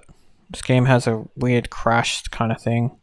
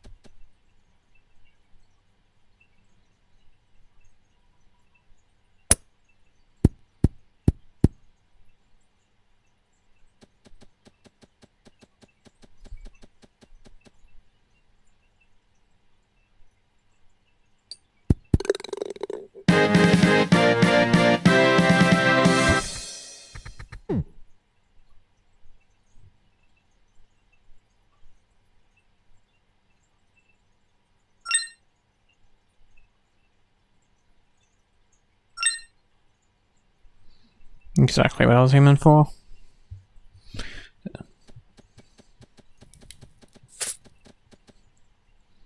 Now we can go straight to hole 14.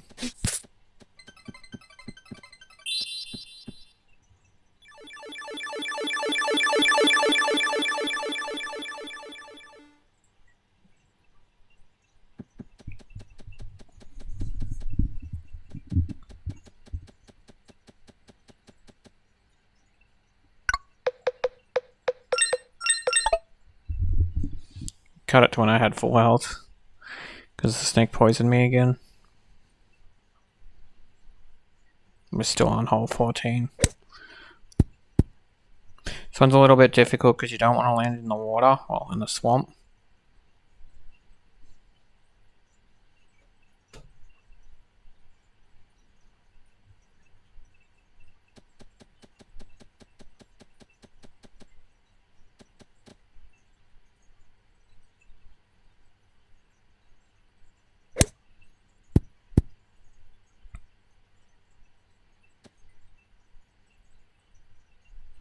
Almost made the green.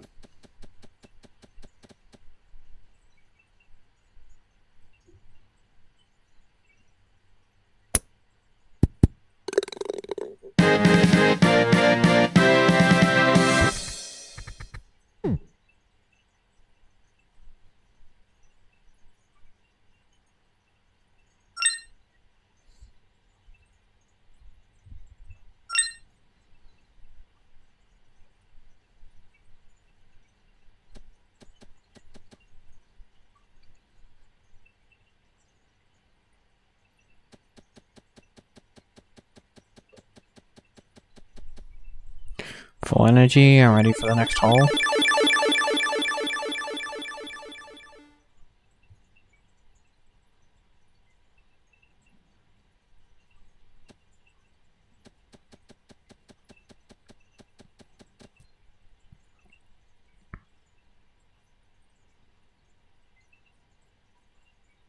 See, this is where a hole can be a bit confusing.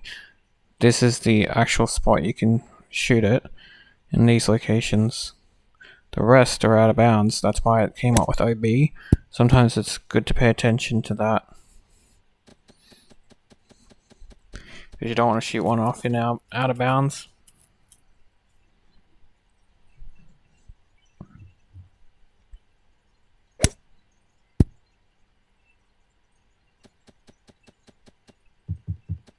I was trying not to land in the bunker, but oh well, can't be helped.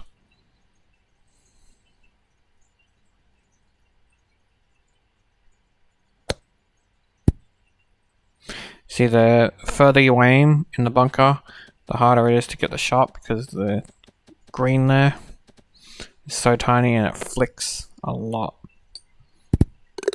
But I was able to get the shot, so I'm happy.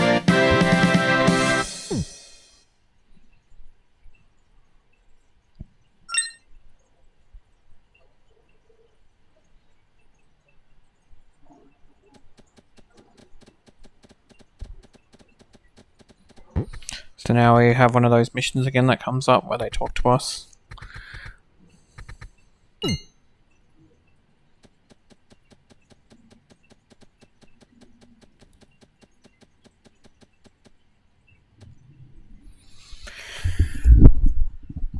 So we gotta go down this ladder.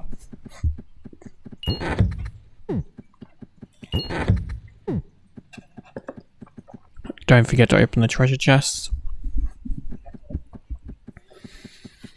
I'm avoiding activating the save spot, because like I said, it removes other save spots.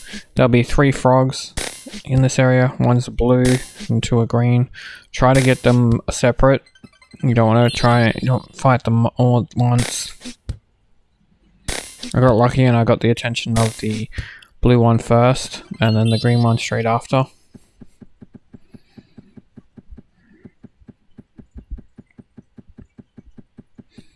Then I don't know what happened to the other green one. But we want to open these chests. Each one will have a red ball, and on the other side will be blue balls, because on these specific spots you've got to land a blue and red ball. See, this one's blue, so we've got to pick a blue ball by holding an X, scrolling over to blue, and make sure it lands onto the actual location.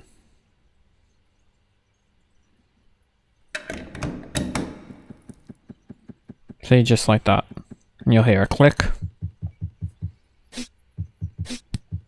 Then we go over to the other side where there'll be more frogs. There's the green frog. He was admiring the view. I couldn't have him doing that. There's a red frog and another green frog.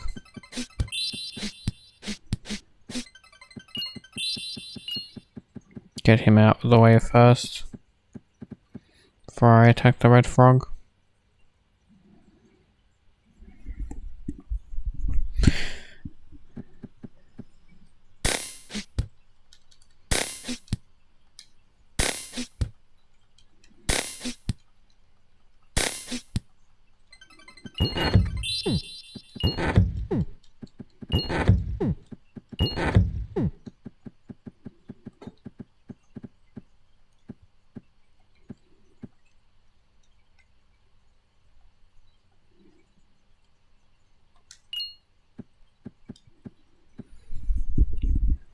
And now we can land the red ball on there.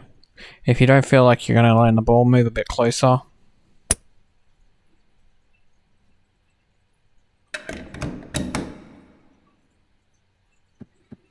And that'll unlock that one.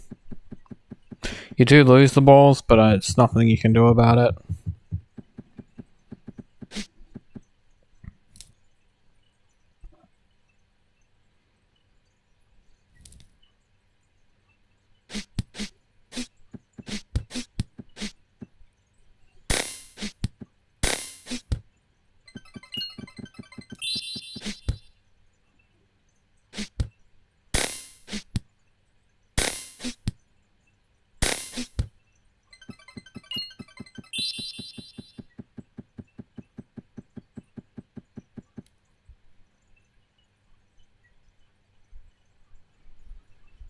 Another area clear, so we can do what we're supposed to do.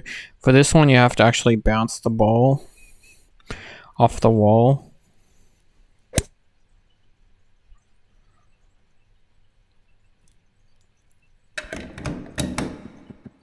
Just like that. See, the ball reappears, so if you fail, you can just keep retrying. I do like that they did that, so it doesn't cost me any balls.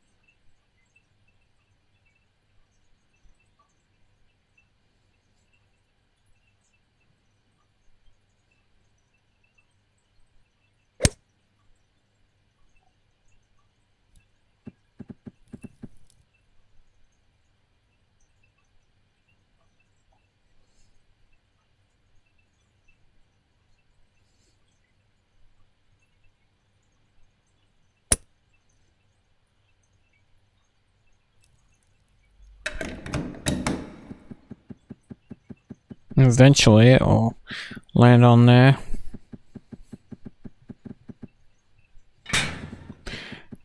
And now we can head into the boss fight.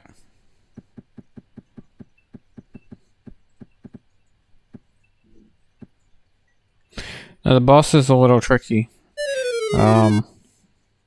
We can't damage him, he has to damage himself. And if you don't get the position right, then you'll die. As you see here. I didn't mind dying because I wanted to show you the actual position.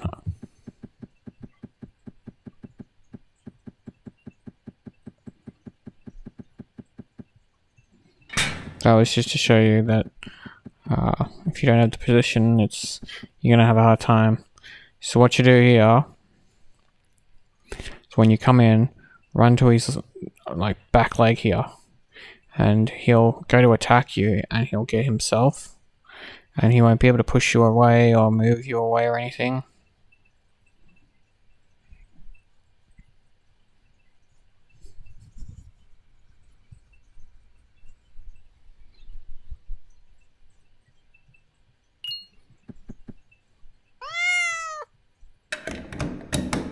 And you'll quite literally beat the boss without ever throwing a punch.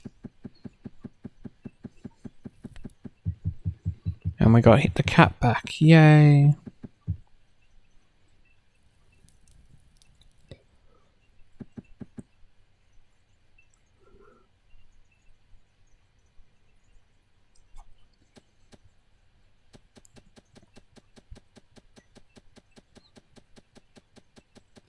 So now we can go back to the guy and hand the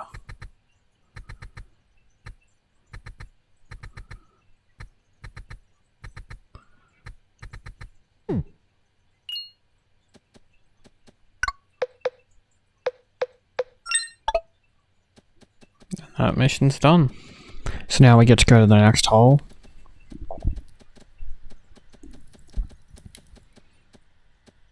I don't have enough energy and I didn't realize that. So I gotta quickly kill this slime. And of course the red slime decides I'm gonna join in on this soiree.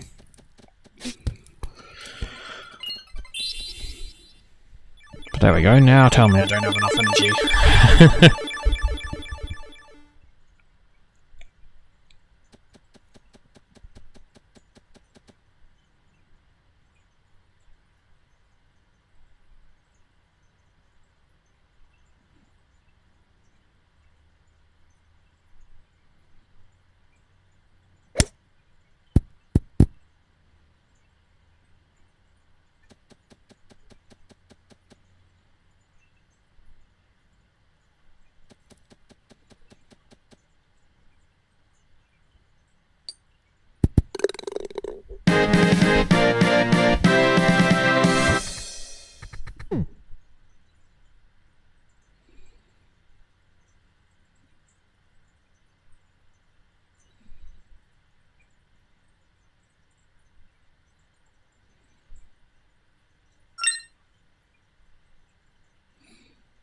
See, sometimes you can't always land on what you want.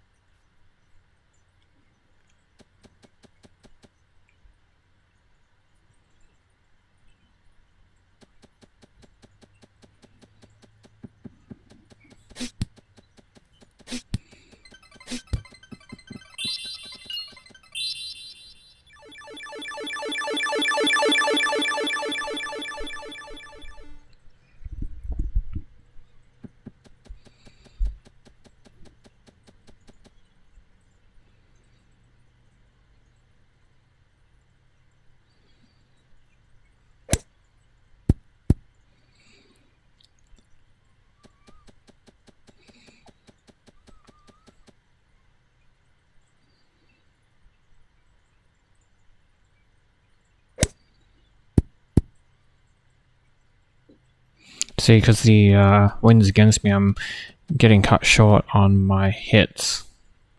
This is one of those tracks that I was talking about, where you gotta pretty much give up a shot so you can go past it. You have to land close by, and then you have to shoot it over the out of bounds area. That's where the wind actually not being in my favor was something I could use to my advantage, so I could land fairly close. Made it in exactly 5 shots. If I didn't have the wind problem, I probably could have made it in 4, but it's not an issue as long as you get it the amount that it wants and you get this to show up. You can get your blue bar filled.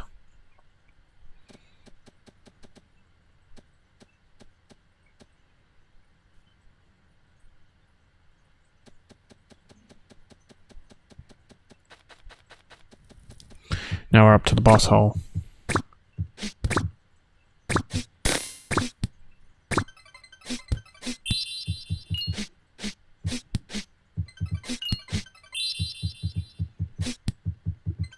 I got attacked by so many slimes.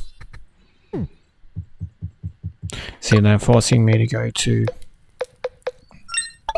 talk with the Archwizard.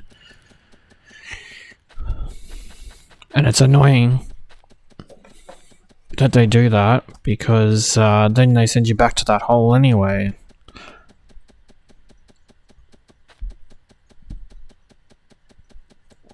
But whatever, so we're heading towards the Archwizard now.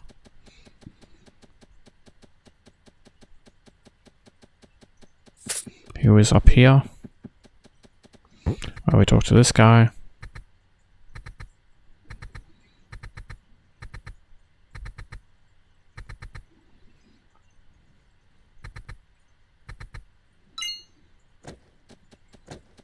Literally what we were doing.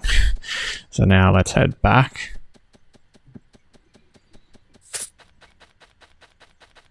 Try not to get poisoned.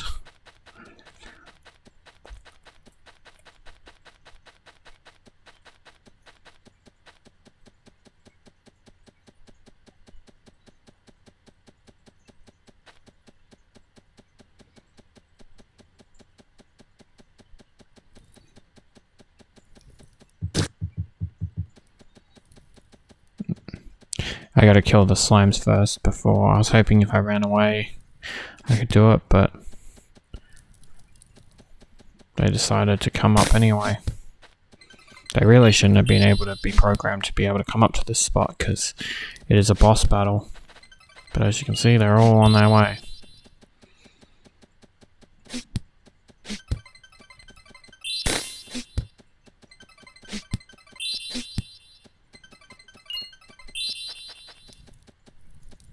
Now, let's do this.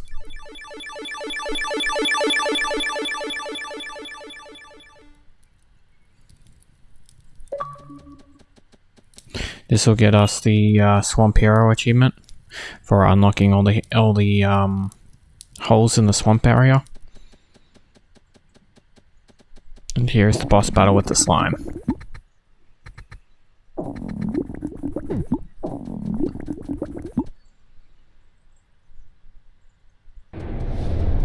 He'll try and absorb you into him. That's what I was waiting for, by a distance. You just gotta run in the opposite direction of the wind.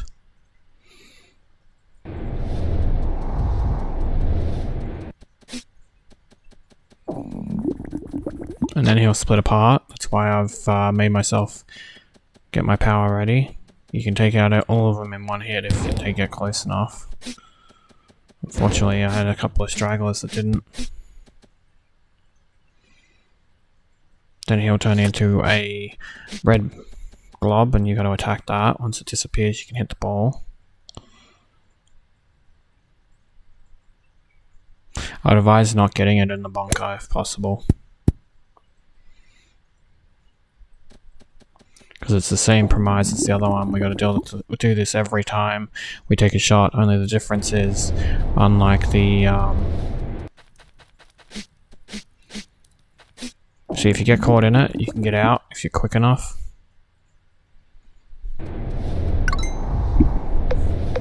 I noticed my health was low, so I'm going to use a potion.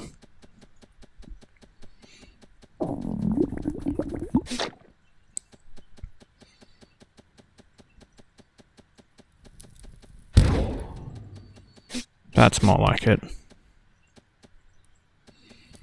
And again, they'll form into the red one, so you just wait nearby and pop him, and then we can hit the ball. And of course, the wind, as usual, and you can hear me say this fairly often, it's against us. Can never have it in our favor.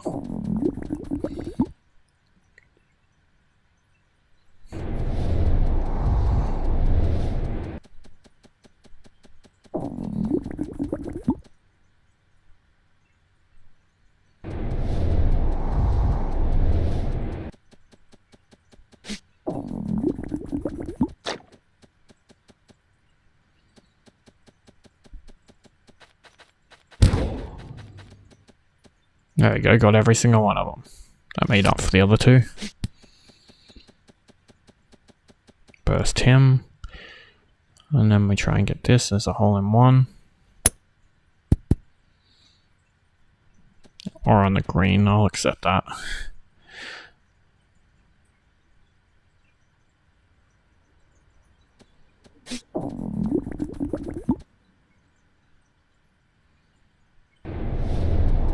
There was some kind of weird bug there where I couldn't actually fire even though it was allowing me to do it. So I had to fight him one more time, unfortunately.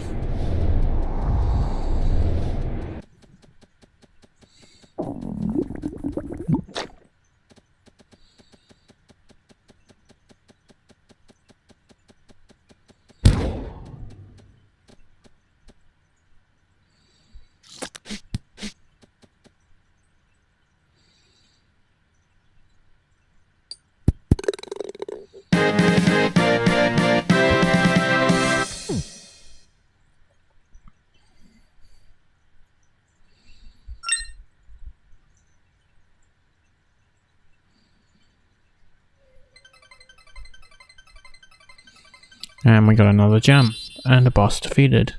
Yay!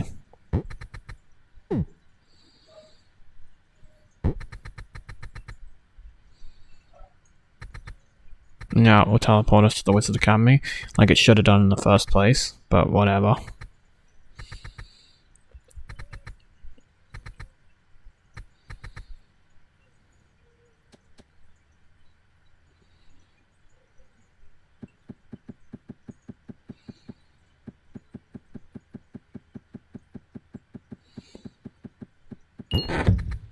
Treasure chest here.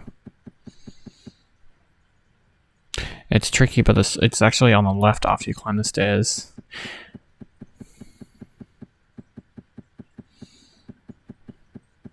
I imagine some people wouldn't notice that. They try and walk forward and not notice that you gotta walk left as well after you walk up. Now we're gonna have a discussion with the wizard.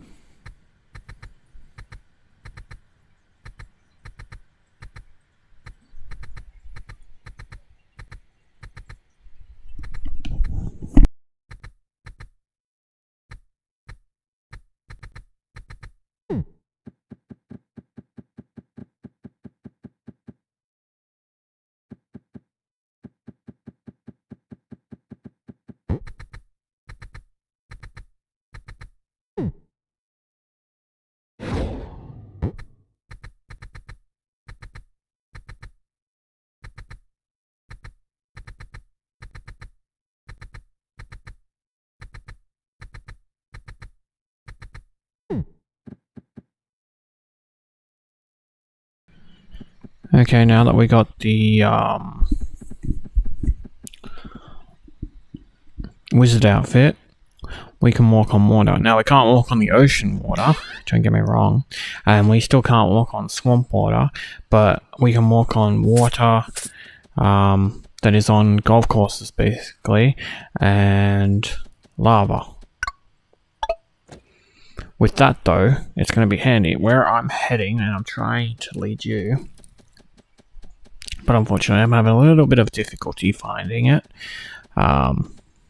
is one of the golf club sets that we need this certain power to get the chest that contains it. I figure we get that before we leave to save us a little bit of time.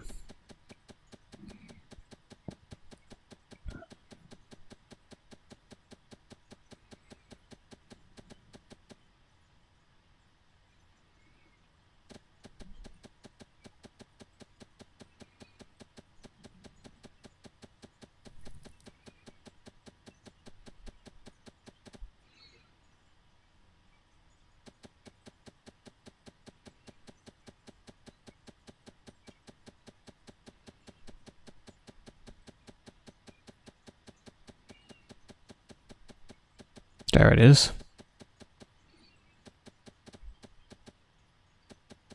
And because they were after me, I couldn't go down it. That made no sense. So I ran away till battle mode disappeared because I don't want to risk dying with my health so low. But I don't need to heal because I've got a plan for after we collect it. That's why I'm avoiding touching the checkpoint and avoiding any of the frogs. This is the water we can walk across, stuff like that. And now we got the glowing blueprint set.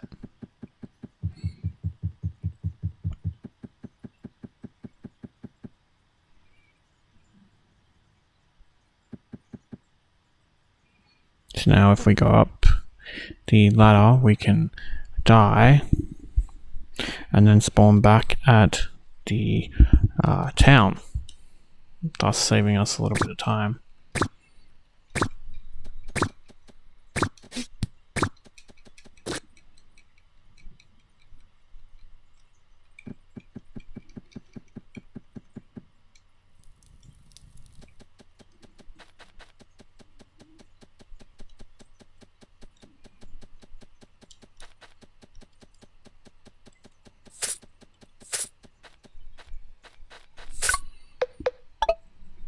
Damn snakes.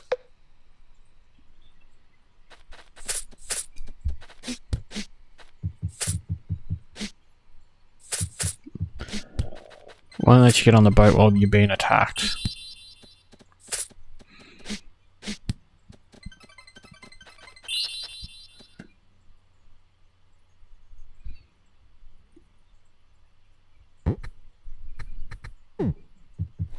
Luckily the checkpoint thing is right there.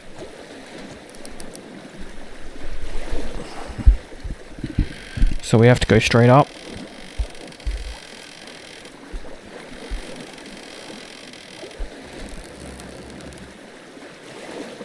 More or less.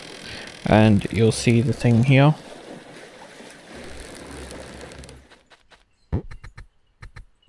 And we're in the next area of the desert now. I'm going to save you a lot of time, but also get you an achievement. Save it, get back on your boat. Follow where I'm going.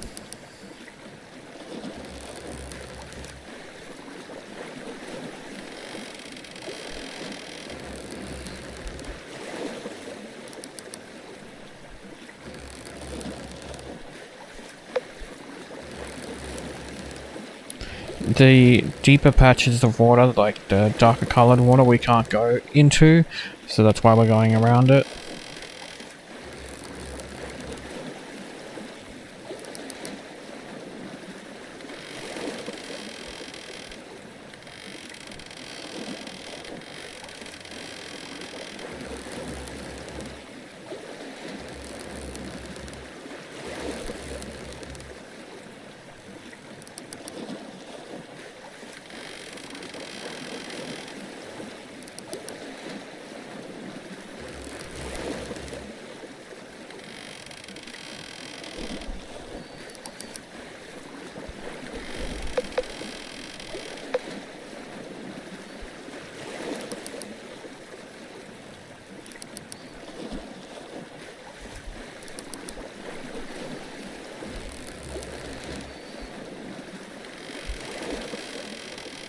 I'm opening up the map for a few seconds so you can see where I am to help you, but we're going to that little dot, like island on the map. You can now see it on the right hand side on my mini-map. That's where we're heading.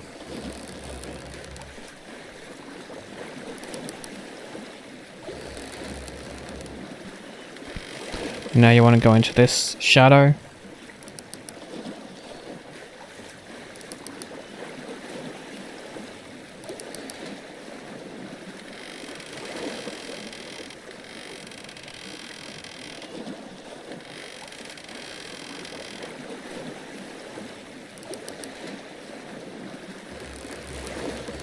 Took a while to pop, so I moved around. And there we go. Is that a shadow? That's for... it doesn't say because Xbox was having problems, but that's for having the boat underneath the shadow of... And the good thing is I can not give spoilers, another area that we're going to go to. So now you can load your save. Which will save us going all the way back. Now there's a trick I use on this island, in the desert in particular, and that's to aim your ball with X, as to avoid fighting and stuff, and to see where enemies are.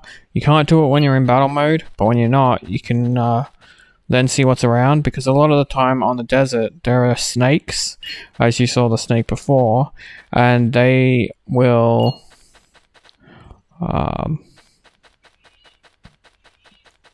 lack of a better word, just attack you straight off screen. And if they get a cheap shot in, then it's no good. See, like there's one right there. Get the right distance to them, and they come after you, and they're very vicious. Thankfully we can walk across water, so we can avoid that snake. But we made it to town, so we can activate the teleporter. And the save point. I went and got full health, that's why I cut then.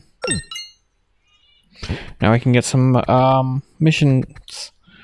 So there'll be 2 here. There's a 3rd here.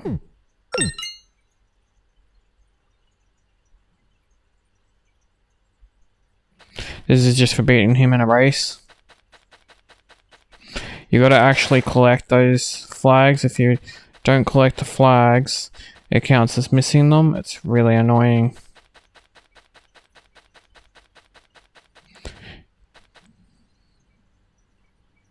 Once you win the race, that's the mission done. So we can hand that one in.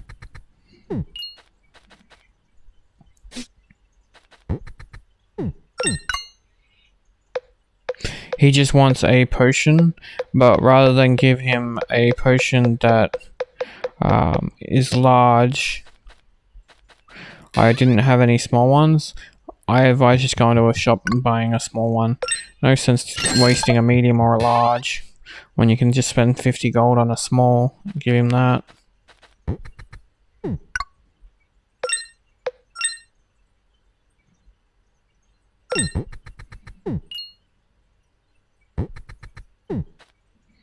And that's the mission done.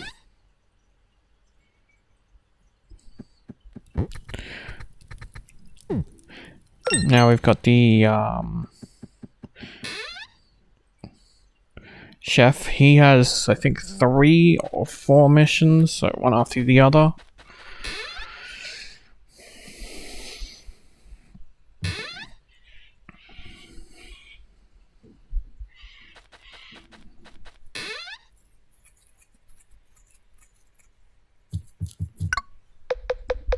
There we go. I was in the wrong shop before.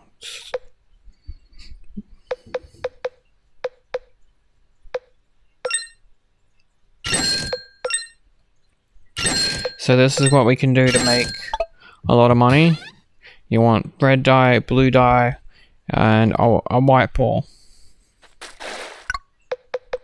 Then we can go over to here and make sure you save it. I've had the game crash a couple of times, so I used to do it every 50 and then save. As you saw right there, even though it's fast forward.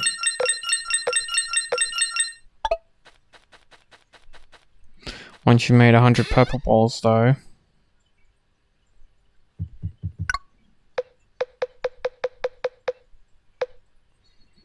you can then sell them for a lot of profit. And then you can repeat. And this is how you can make a lot of money in the game. And you'll need that money because you've got to buy crafting sets for some of the golf clubs, and they cost a fair bit. And this will also help you for while you're playing the game, because you can buy health and stuff like that if you want. Alright. So this quest we're doing is the one that was in that previous town. It's called I Want to Look Younger. But first we'll get this lady's quest out of the way. And this is the coconut leaves that I told you to collect on the first island. So that mission's done. Remember, you hit days to get it, the tree leaves. There'll be a snake here. See how quick they strike?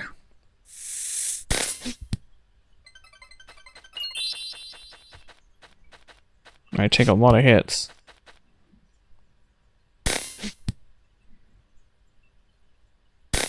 This is a scorpion. We need his tail.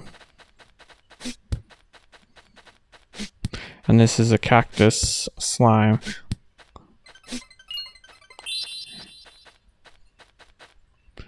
We need that because the cactus slime is the one that drops the cactus slice.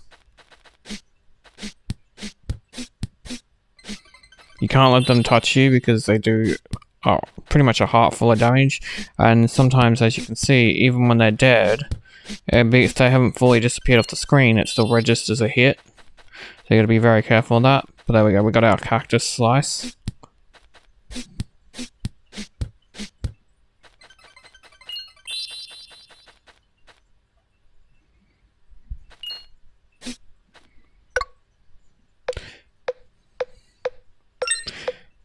So now we can make the face mask, provided you had the other ingredients as well. And now we can go back to Dooku Town.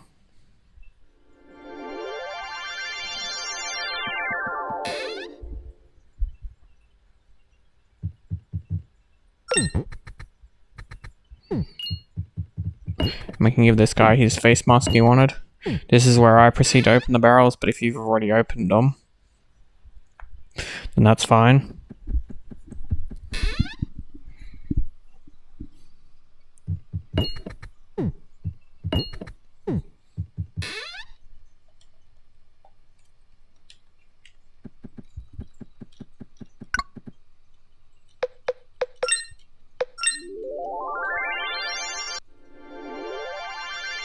And now we head back to Miraji.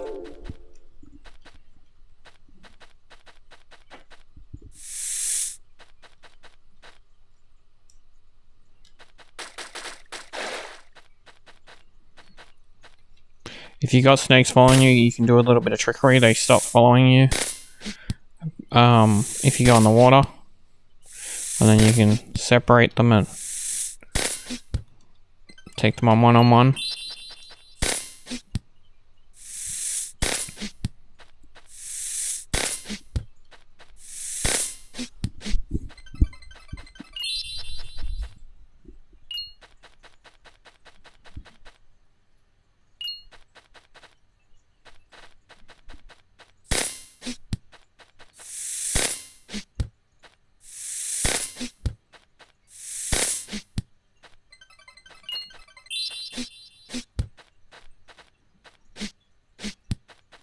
See, they do drop poison, these snakes as well. Antidote, I should say.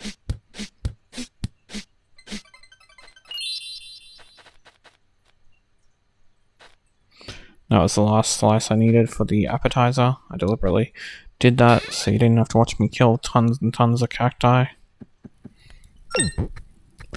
Because you'll know what you're looking for now. And that's 5 slices we can hand in. The next one's scorpion tails. And I did show you earlier what the red scorpions drop the scorpion tail. I didn't mean to fish, but since I did. And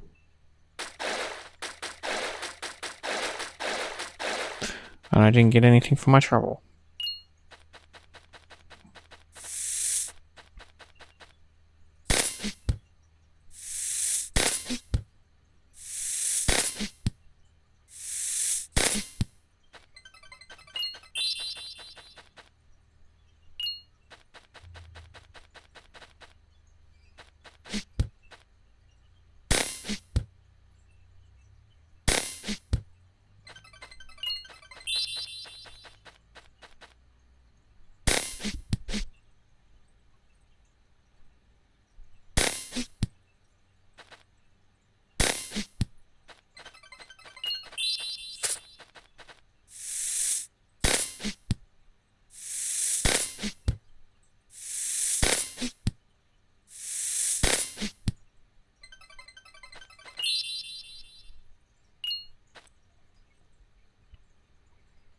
As you can see, like I said, lots of snakes.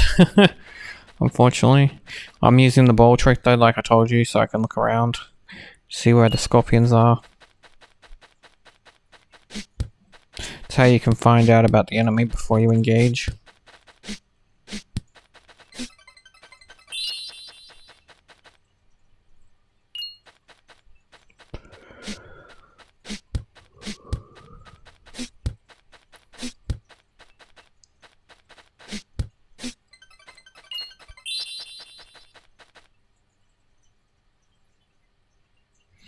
A good area for snakes is if you come down this way. Well, not snakes, scorpions, sorry. Got snake on the brain because I'm worried about them coming to attack.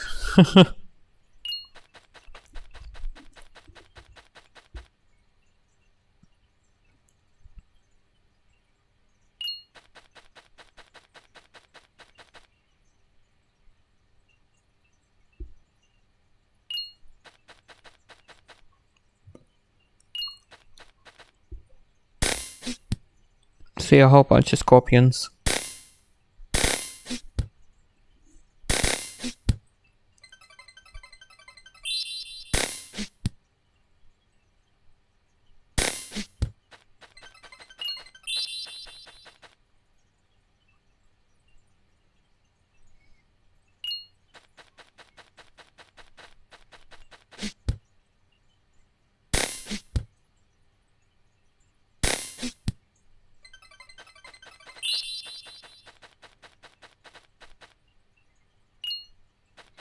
And that's the last scorpion tail we needed. The other reason we had it down here though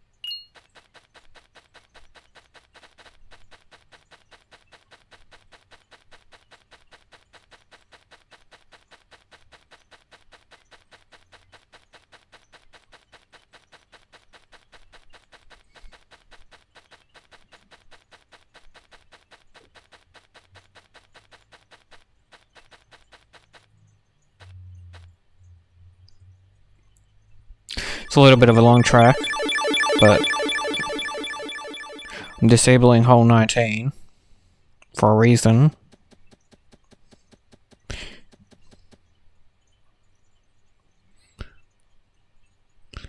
And since it's disabled, we may as well get it done.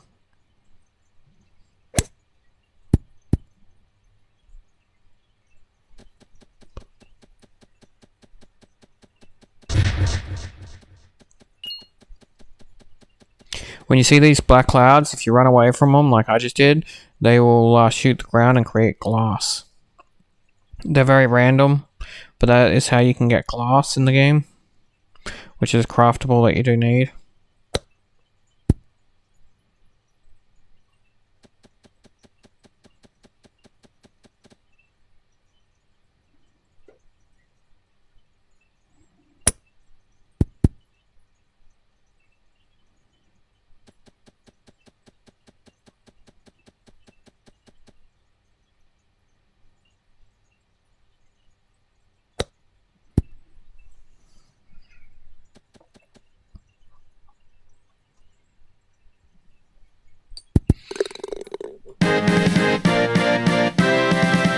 As you can tell, I'm just trying to get in the hole. I'm not really concerned about anything else.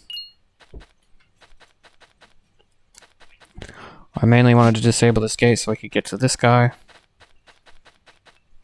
Before you interact with him, go up to these and hit A on these cacti. One of them will have some cacti juice or water, and you can give him the cactus water.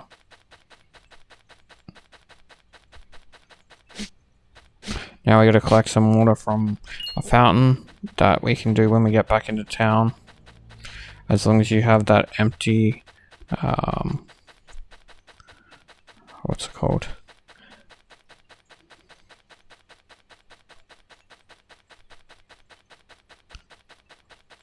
Empty bottle. There we go.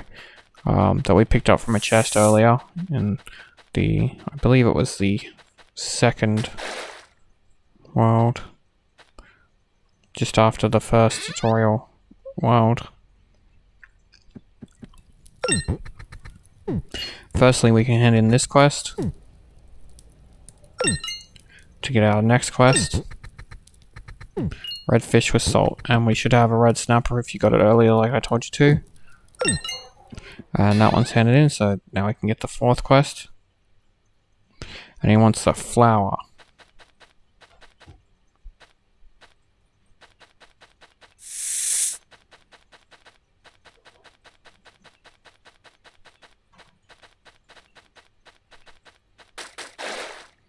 I didn't want to have to deal with these two.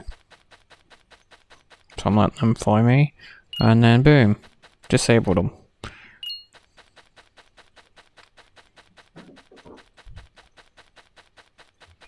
There'll be 4 red scorpions guarding the flower.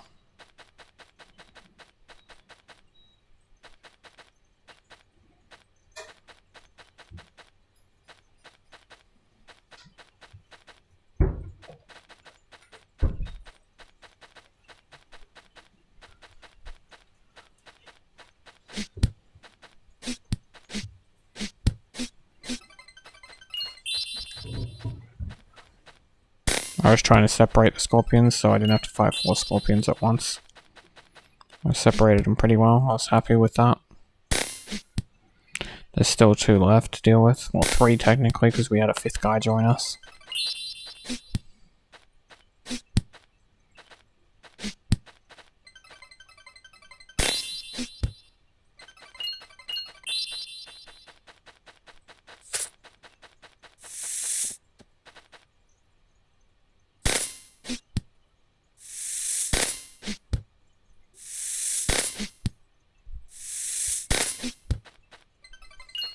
Of course, more monsters had to join in while I was trying to get this flower.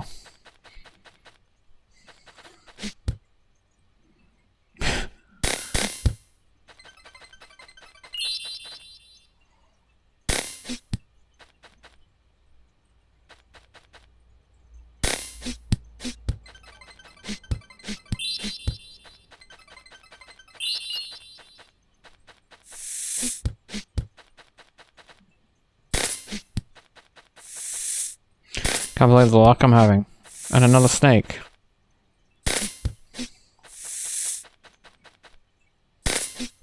Like, let me pick up the goddamn flower.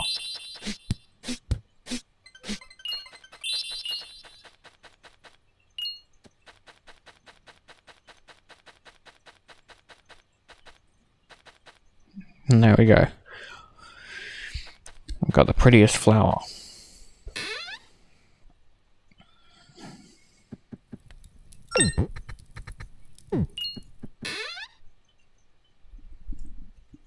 Can hand that mission in. And that's all his missions done. But before we leave, that's why I came back, get that barrel, because it has a tuna in it. And remember, we already fished another tuna when we fished out the red snapper. Hopefully you got a tuna. Make sure you click on the fountain before you leave the town. That's what just popped up. I was talking, so I couldn't tell you that. But as long as you've got the empty vial in your inventory, you can get some water from the fountain, which will help with that quest for the man.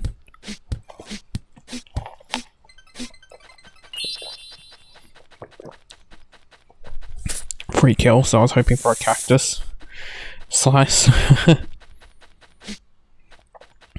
Can't reach that one.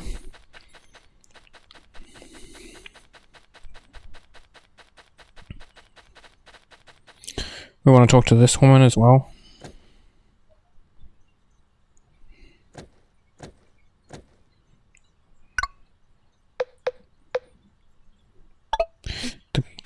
This has a better range than the average range, the golf set, golf set. So that's what I'm using. Because again, it's another one where we have to get the closest twins.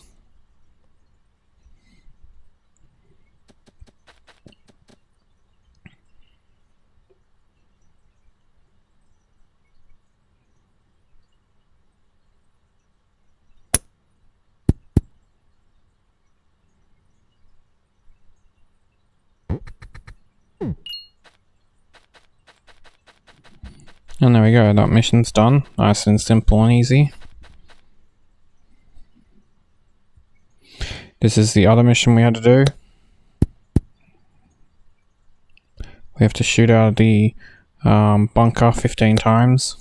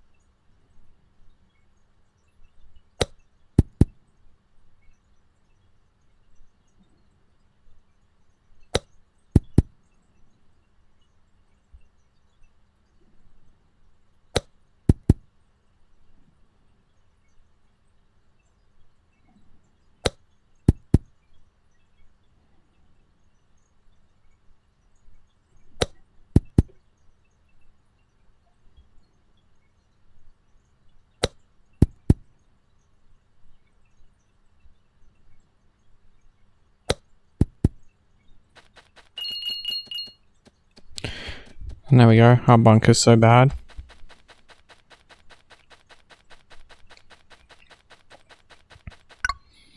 Now we can go give the water to the man.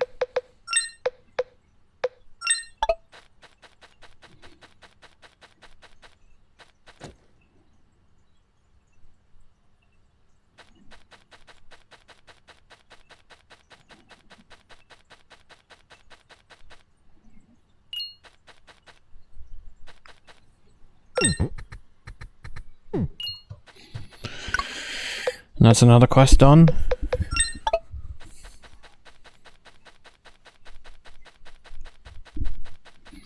Now we can go clear out some holes because there's no point doing the other quest till later. As you know, I previously, before I made this guy, played it so that way I could work out the best ways to do things.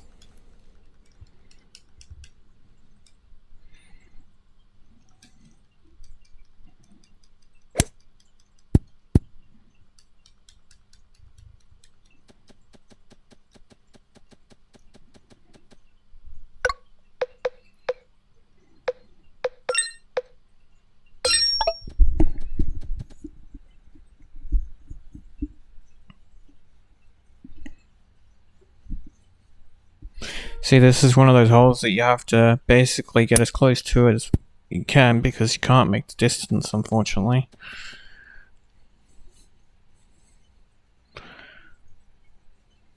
And then you take your shot afterwards.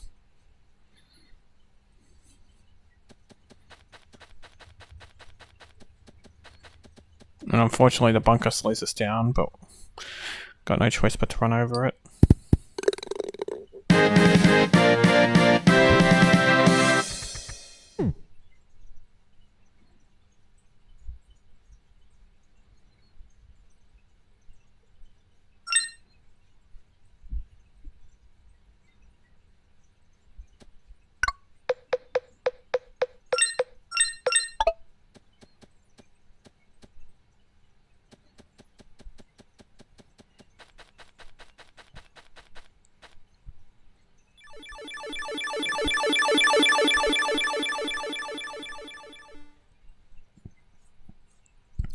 On to the next hole.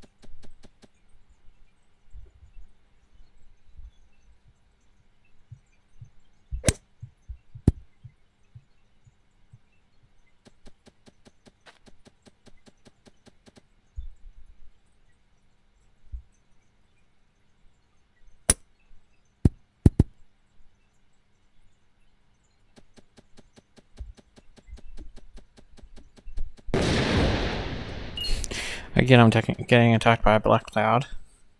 So there's some more glass for me.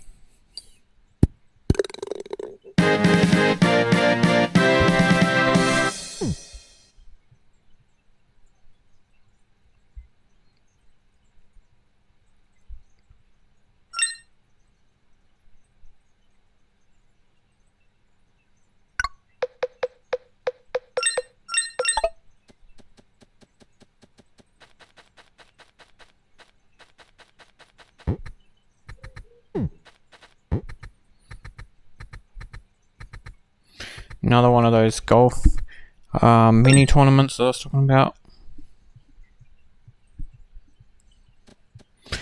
This time we'll be playing the 3 desert courses we just played.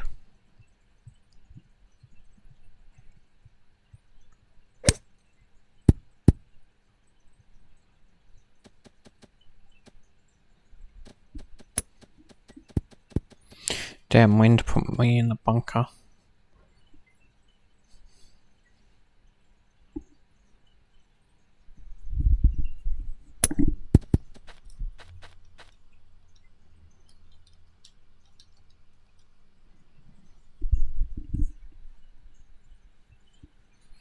See how you're out of bounds there? You have to go up here. I know it's hard to see.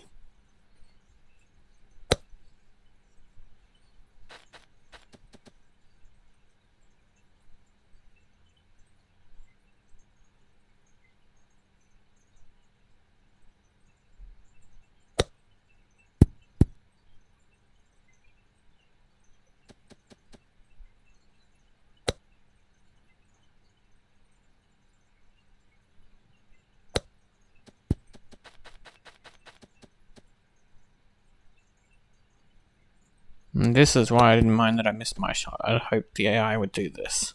And they did.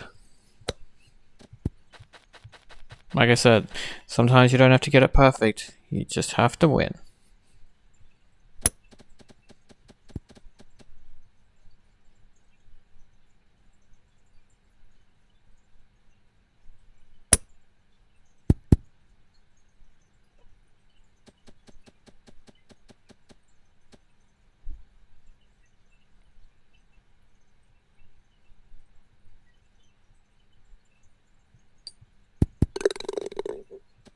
They take their time getting to the ball sometimes.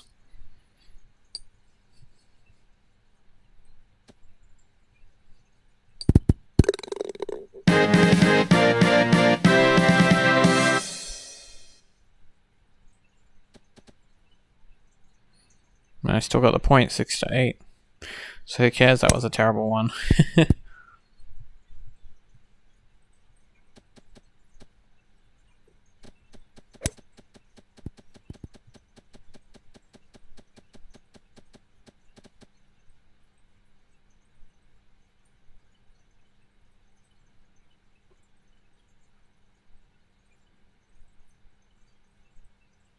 So there's no way you can land, so I actually have to more or less give up my shot.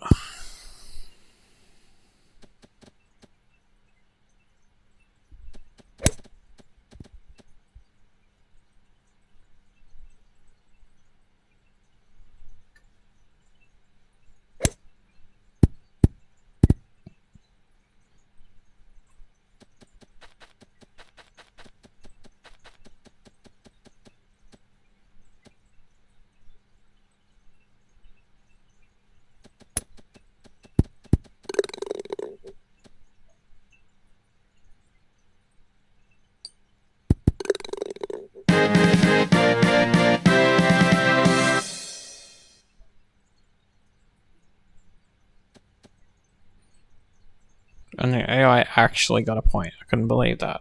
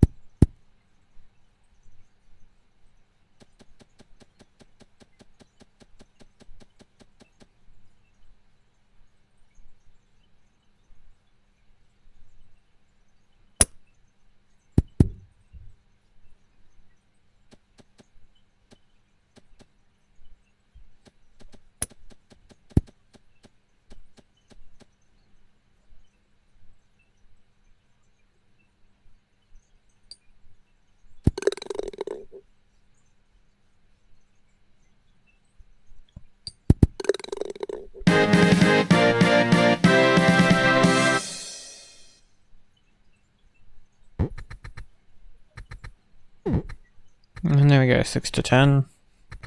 So I won 2 points.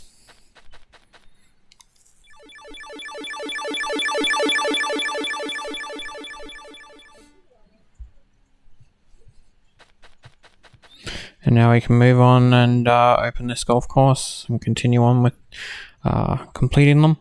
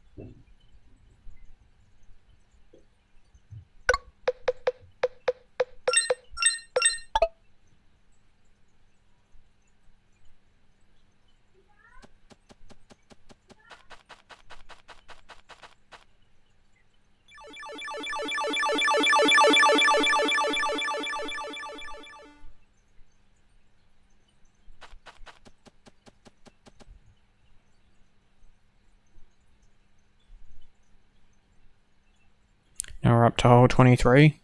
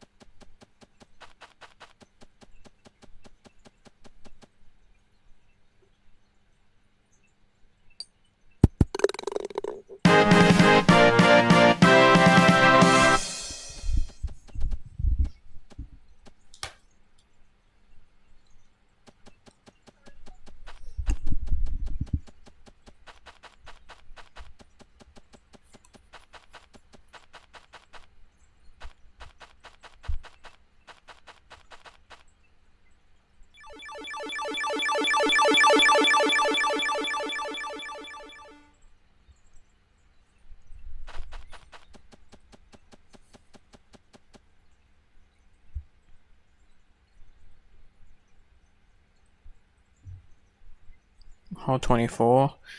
The key with hole 24 is to try and avoid the bunkers.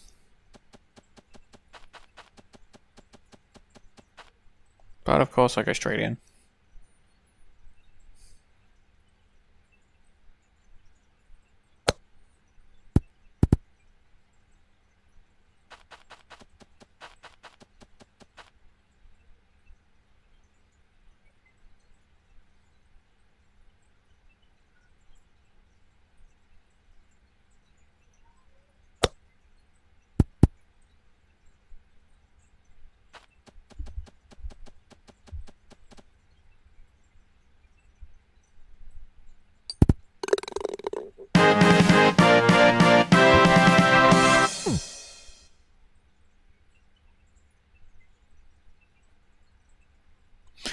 And that's hole 24 done.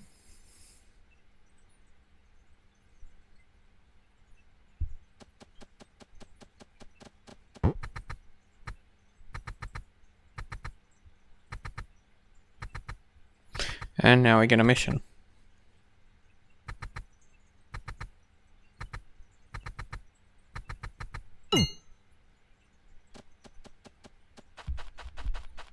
A snake cave.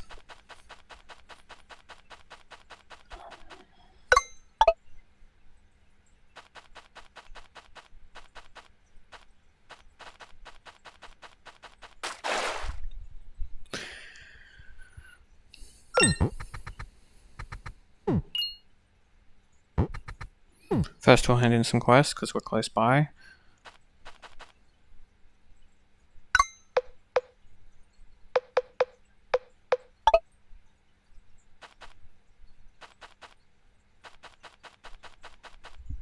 Or I should say a quest.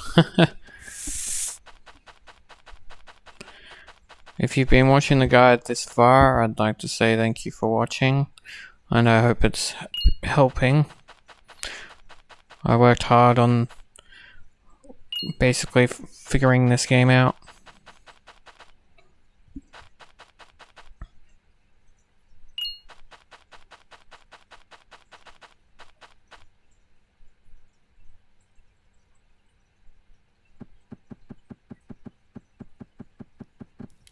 This is the snake cave.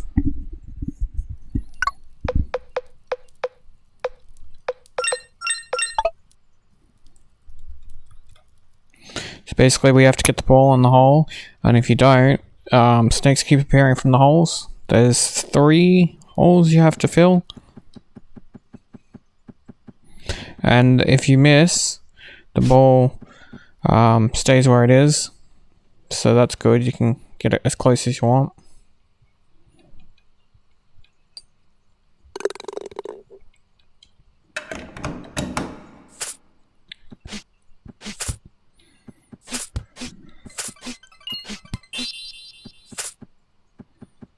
Dude, sucker punched me.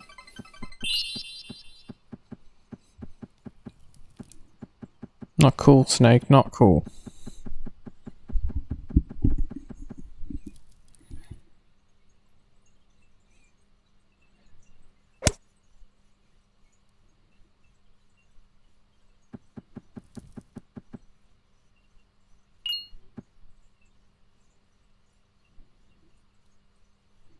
So this one's a little bit more tricky because you gotta wait for the you gotta be careful of the sides. The ball can bounce around. I just wanted to show that.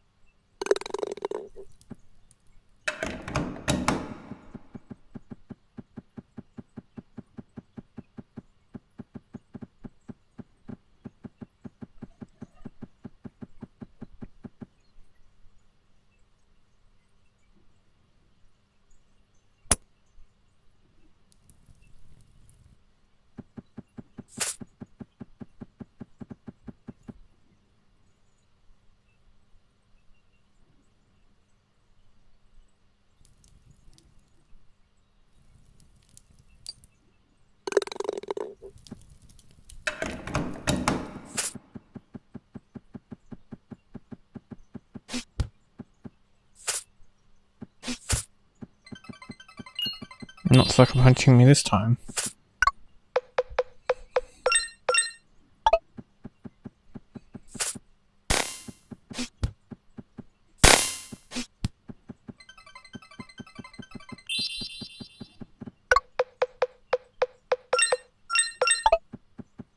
You can't save it well in combat, so I had no choice but to kill him.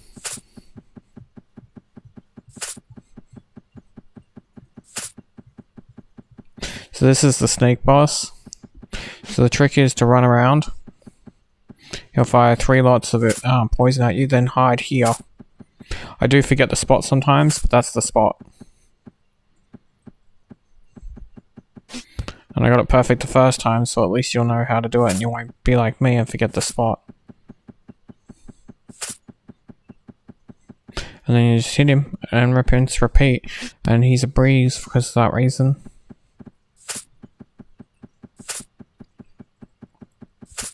See there, I forgot the spot and I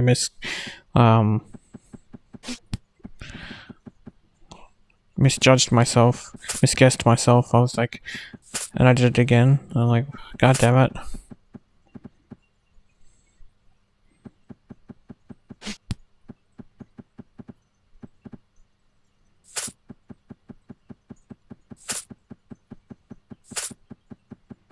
Remember at that time.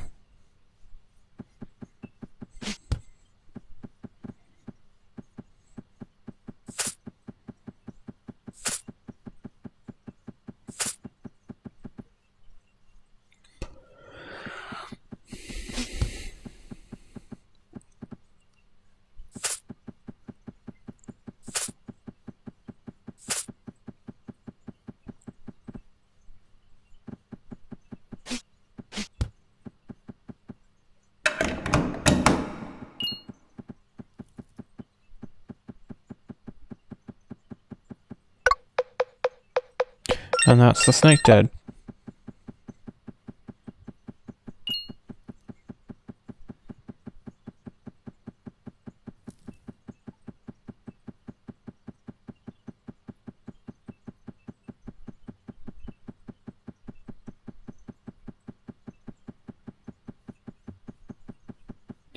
We can at least now leave.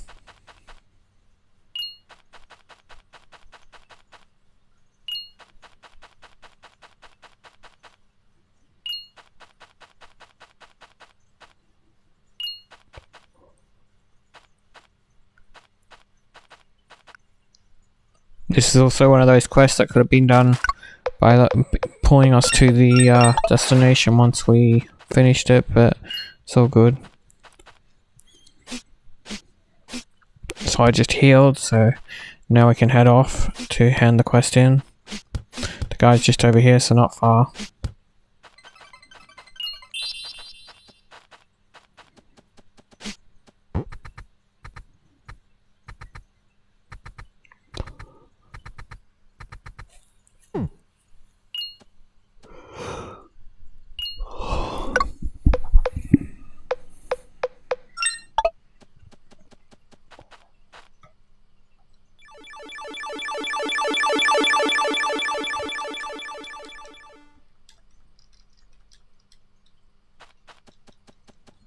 So now we can open up hole number 25.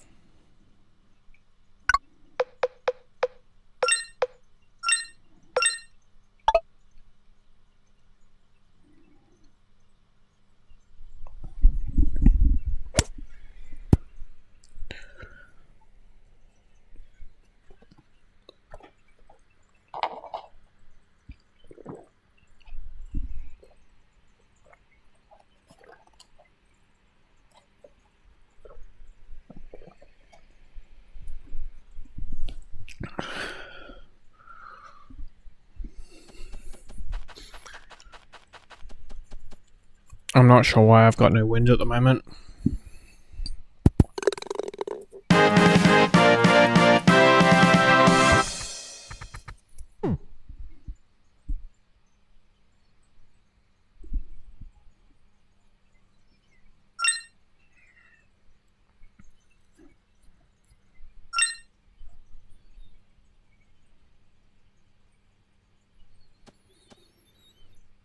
Almost had the 100. And of course the snake comes for me while I'm trying to go to the next hole.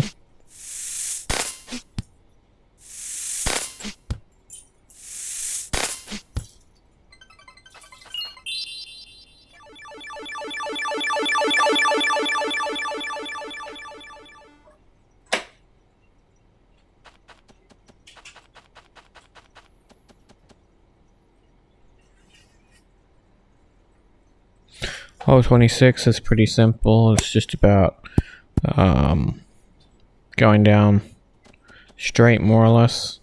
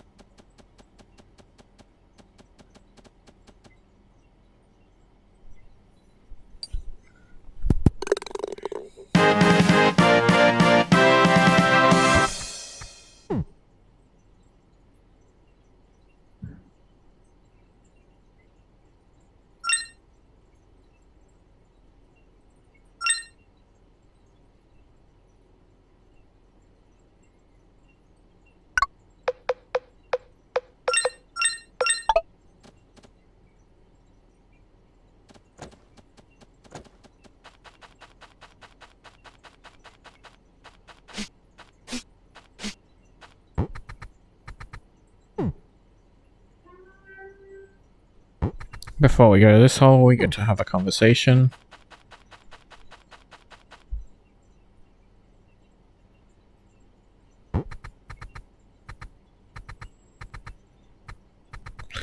With the warrior guild leader.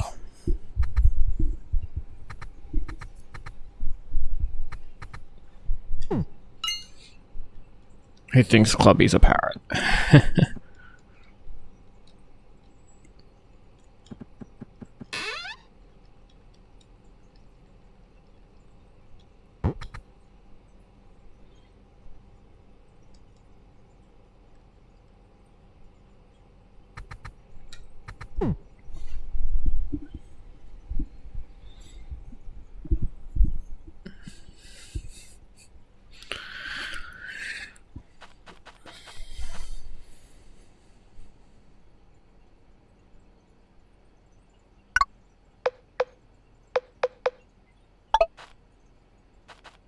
Now we have to defeat the giant scorpion, which is ironic because it's literally what you have to do for that last hole. So all they did was take you away from the last hole.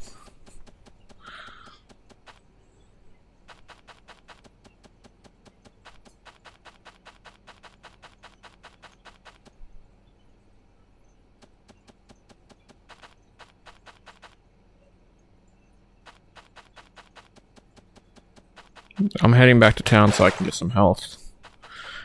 Because the boss fight, you'll need your health. I know you could have used a potion or whatever, but in case you wanted to do it the way I did it, I thought I'd take you back to the teleporter. I mean, with the money glitch, you could just buy a bunch of potions and carry those with you, but I don't find that as fun, so I do it a little bit different even with those kind of things. But here we get to versus the Scorpion, who is challenging, that's for sure.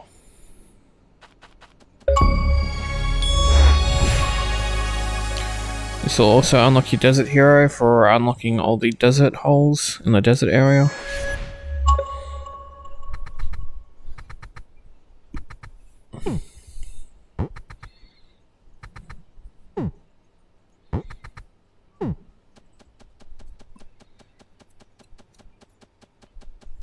He has an attack that you gotta dodge by running around, basically. It's him shooting his tail at you, and then his other attack is a laser beam.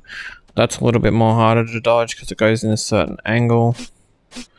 But I find running left or right, once he's done that and his tail will go down, you're able to smack him with your golf club.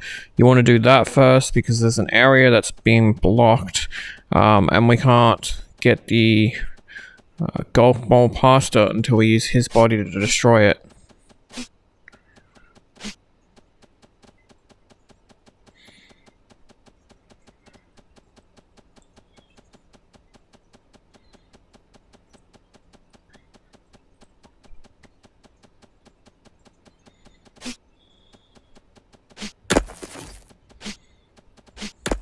There we go. And now we can get him to destroy the other two, and that's all of it destroyed. Now we just have to wait till he passes out, and then we can go back to the bowl.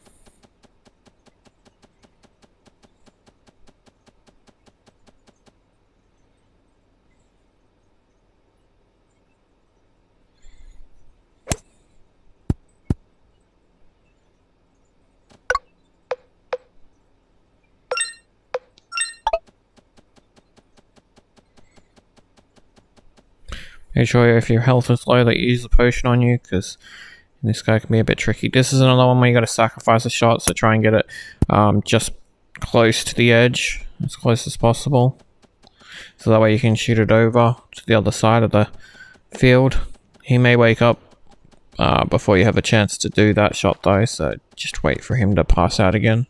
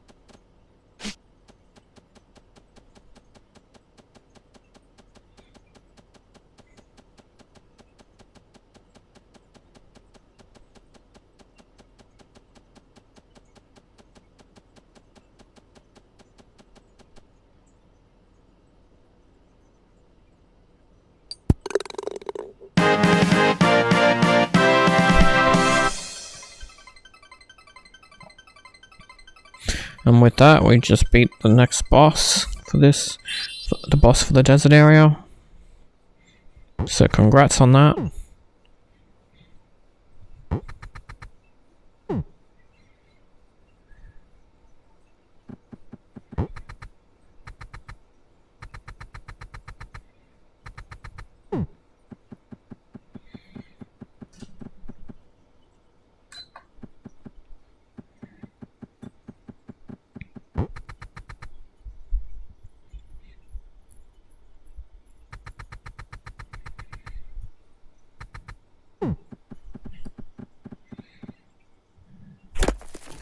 Now we gain a new ability.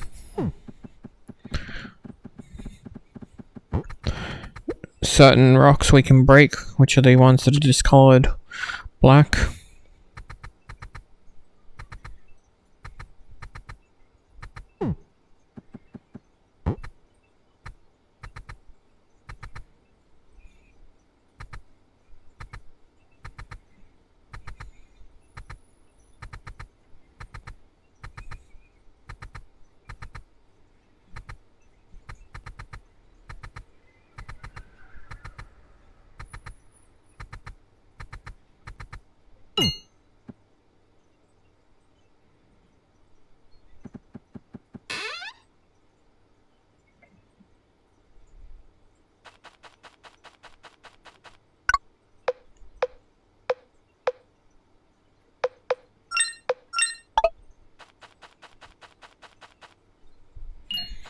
Now we can do the broken hourglass. This is the ability I was waiting for.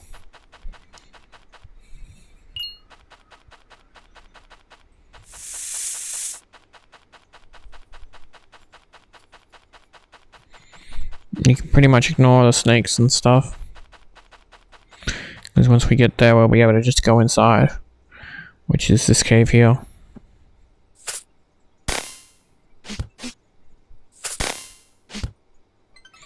Watch out for the poison spitting snake.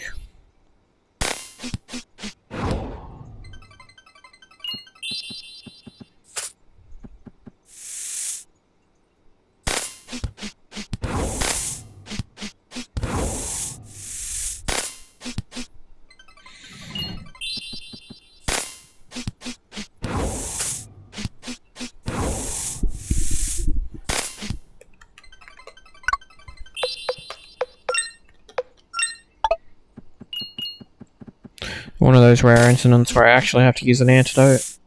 Because if you go back, the animals will respawn, or the bad guys will respawn.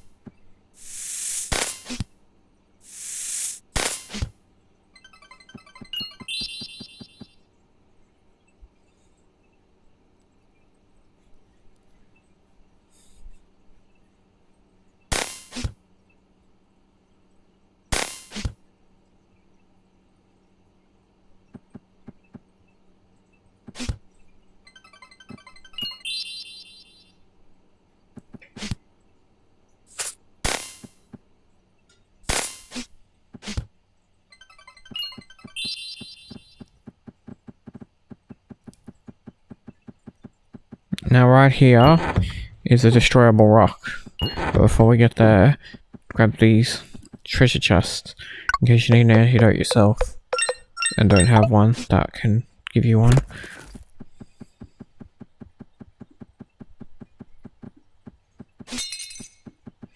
And then we have to follow this hidden path into this hidden area. And there's chests in here.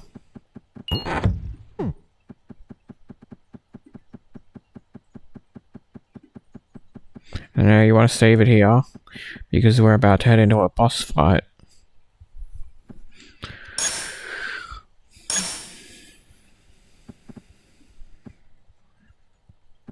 So if you stand where I'm standing, it's the perfect place to block that attack because he will push you back, but you won't be able to fall off the area. And as for these wind things, you just have to make sure you can get past them without being hit, as you can see like I'm doing. Then he'll be exposed and you can do an attack. For some reason, charge attacks go through him, as you saw. I don't know why. If you use one, you gotta be very careful, and you don't have much time to attack either, which is annoying.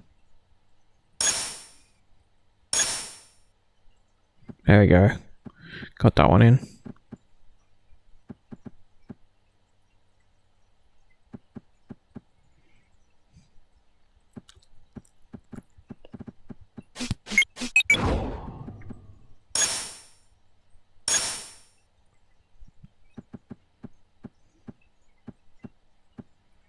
Sadly, you can only get one shot in. I tried to get multiple.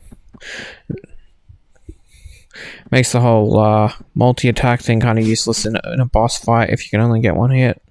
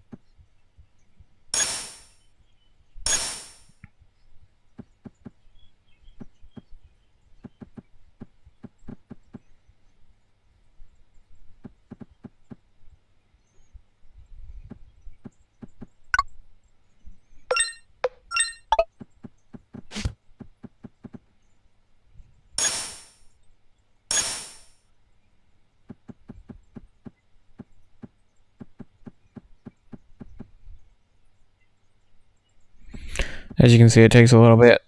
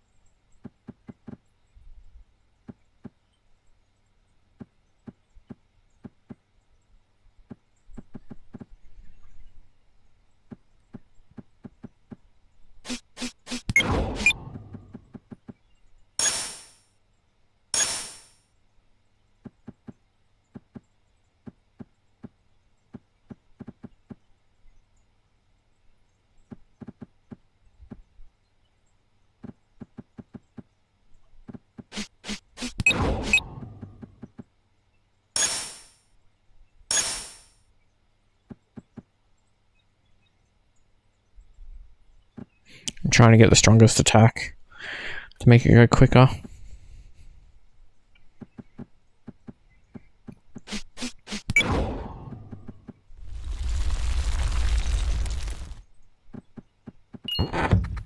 And there we go. It'll give us a treasure chest, which gives us the ancient set. It's got a good range of 3. So it's a good one to use for now, until we get a better golf club. But that's this area. We're part of this area done. We can head back now. The rock may reappear if you reload, which I think is a bug. because I had to use, and thankfully I had one in ether on me. If I didn't have one, I wouldn't have been able to get out.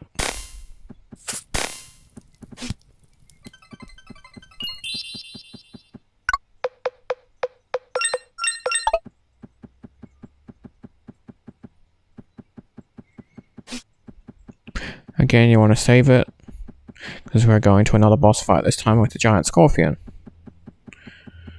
And that's why I just saved this area, because the two bosses at the same time, it's easier than going in the cave, getting one, going in the cave, getting another.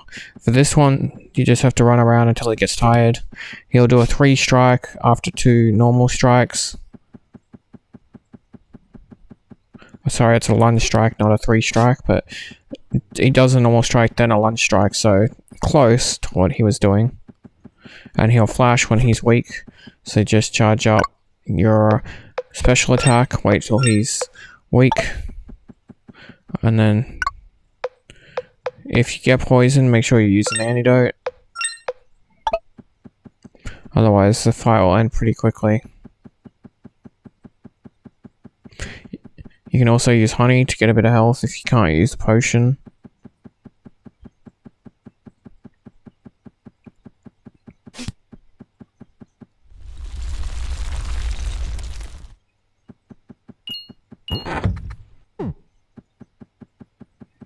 And that's the scorpion. It'll give us fine sand, so now we can head back.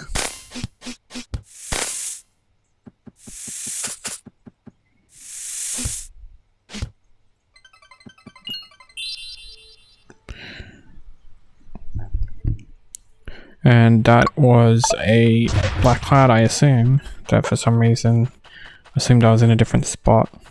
So there's some glass lying around somewhere. Be careful, everybody.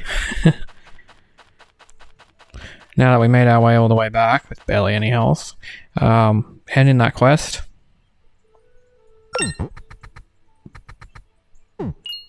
Hope you didn't ask too much. We had to beat a scorpion. I think you asked a lot. Anyway, make a net. And then travel to Mercadia, or you can call it Mercadia. I'm not sure which is the right pronunciation, but I feel like calling it Mercadia sounds cooler than Mercadia. Where we will be heading, that's the wrong direction. Where we will be heading is to the parrot, because we have to get the parrot for the leader of the soldiers, I guess they are. Because he wanted a parrot, as you know.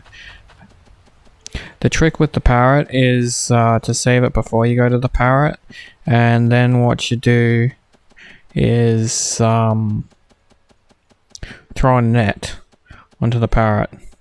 I found trying to get him just as he left a tree, guessing which way he was going was the way to do it, but I have heard that you can catch him from throwing it onto the tree he's on. Hence why I said save it beforehand. You can make more than one net. I just prefer the one net, so that way I don't have to worry and I can just save load. When you get down to here, you want to... He's right here, as you can see. You want to save here. Now to do the net, you got to hold in X and move over to the right, and you'll see the net, just like if you're picking golf ball colors.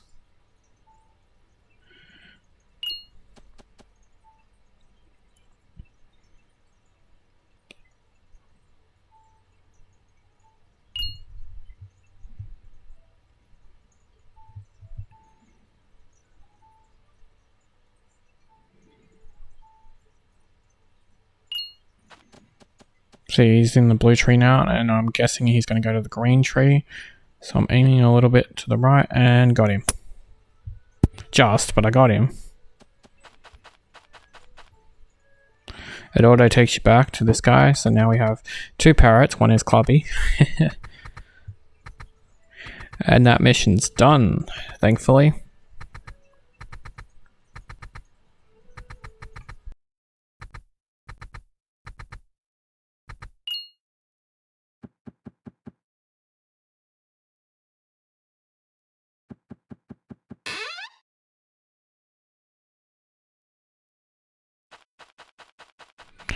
Now we can head off to the next area.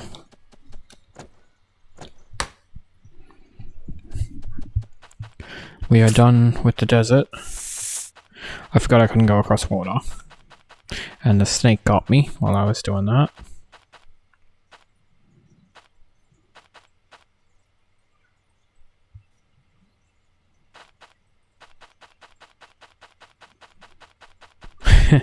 Kind of forgot I couldn't go across water again.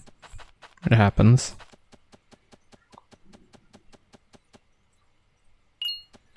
Remember to use the ball trick so you can see any enemies and stuff, because we don't want to get poisoned again. This is why I hadn't changed, because you need to use the special power to destroy the blocks.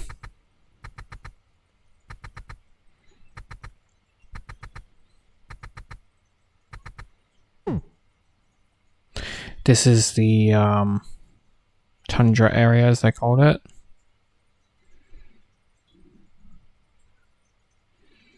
I want to avoid spoilers, so I don't want to tell you fully what the area actually is called. But we want to head to the villa. There's a chest here. Collect that chest. It'll give you 5,000 coins.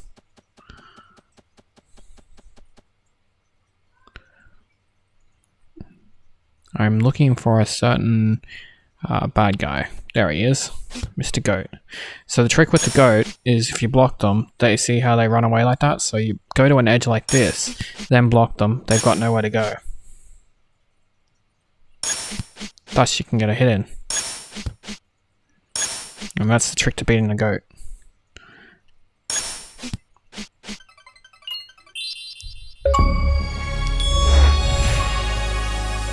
And that'll unlock you the You Monster achievement because we killed a goat. I might add goats are like crabs, they're pretty much friendly unless you attack them. So we don't have to kill any more goats. Just that one. Well, there is one more goat, but I'll talk about that later.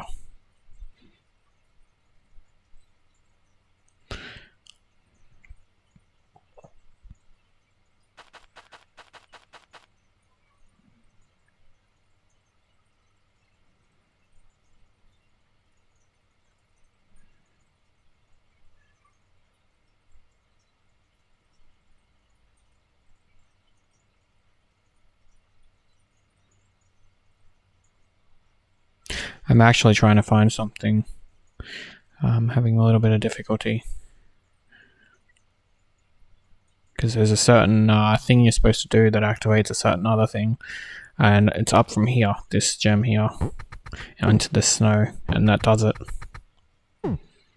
Now we get a cutscene where we get to wake up in a different area. So you'll wake up in this bed.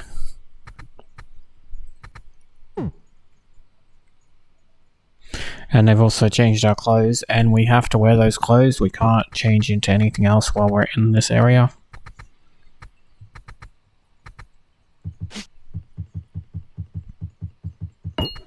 There's a barrel here to open.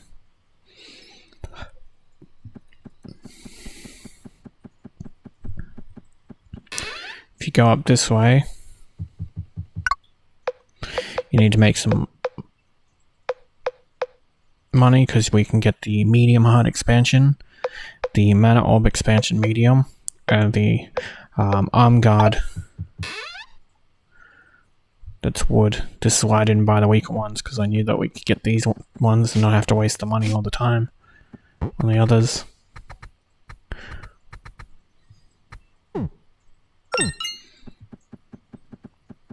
So get that quest, get this quest from him. This is the third quest here.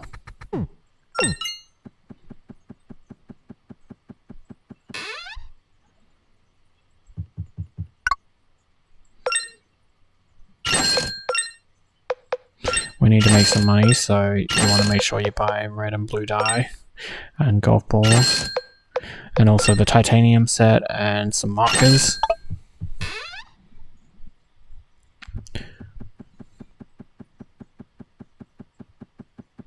First things first, we'll get the marker mission out of the way.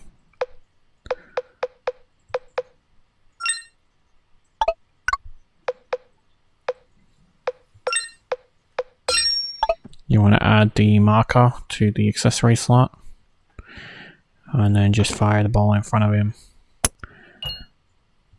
You can miss and it'll still mark it.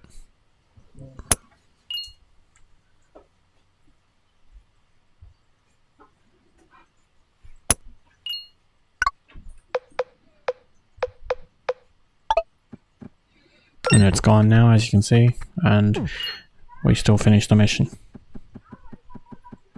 He gives you some markers, which is very ironic. Activate the portal, and then we can go over here and we can do the glitch to create purple golf balls. Remember to save it, because I had it crash a couple of times doing this, but you basically want to make the 99 purple balls and then sell them. You want to do this a lot because we need a fair bit of money. There's something we have to buy that costs about 150,000 on top of the upgrades that we want.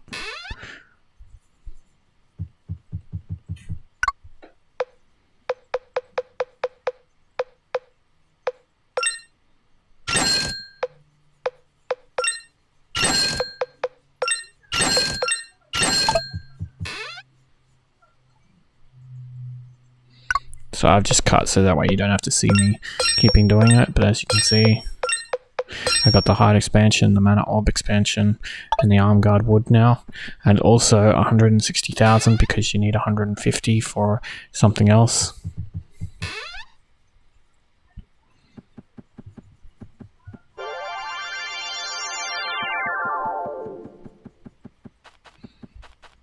Was healing.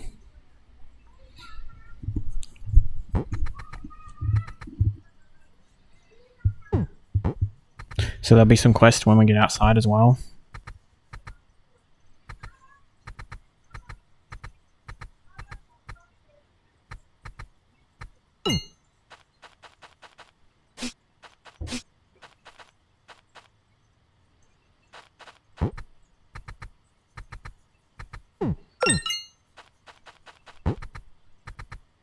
She wants a Yeti coat. He wants you to make 3 shots longer than 50 yards with wind of 3, and as you can see at the moment, mine's 0.8. If you have the wind bags, you can use that to make the wind really strong, but like I said, it's only useful for that, so I didn't bother, because we can just wait for the wind to be the right one. As it is, we're doing a different one where you have to bounce the ball on ice. It's quite easy. You just do it like that, and then boom. And that quest is done already. This guy hit a bunch of balls around. There's 7 in total that we have to find. There's I think 2 or 3 in town. There's 1 there, 1 near the entrance of the cave. Yeah, 1 here, 3, like I thought. And then there's some outside the area.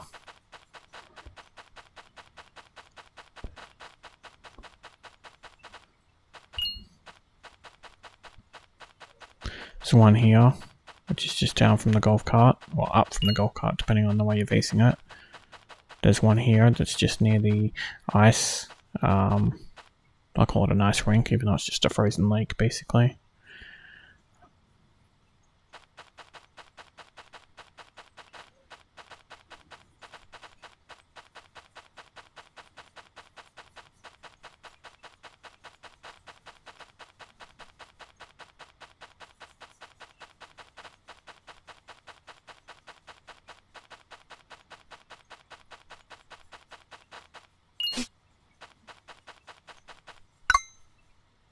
There's 1 here that's just down from the place. I've got 1 left.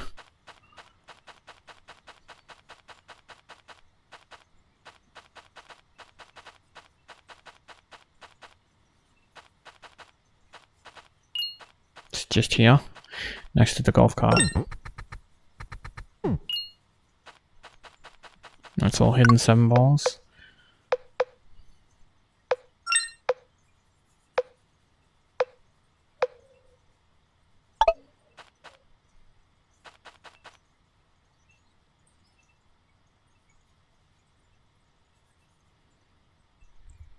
And my wind just changed to my 3 meters, so I can do the wind one. The best way to do it when it's 3 meters to get over 50 is to shoot in the direction the wind's facing and down the ice.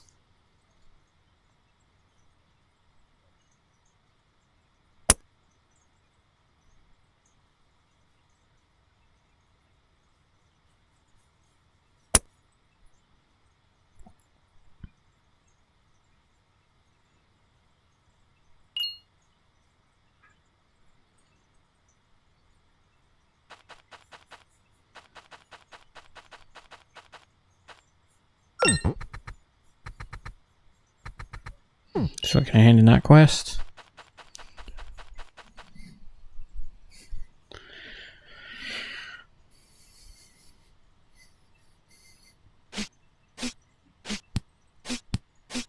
Now the wolves, this is where I found the wolf would always spawn. And I don't mean always is in every single time, I just mean I had more of a constant spawn in this area.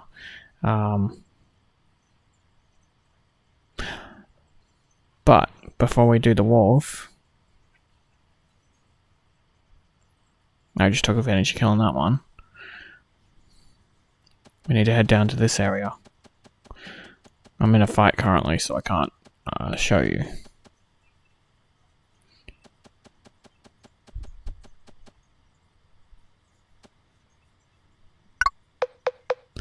This is the villa, so you make a save before doing this. Buy the villa for 150. This will get you an achievement. Realtor for buying the house.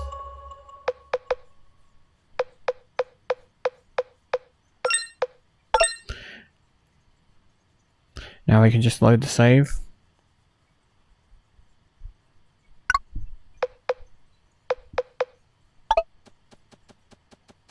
Now we got it. Now we got our money back. Before I show you the wolf thing, we'll go do the Yeti.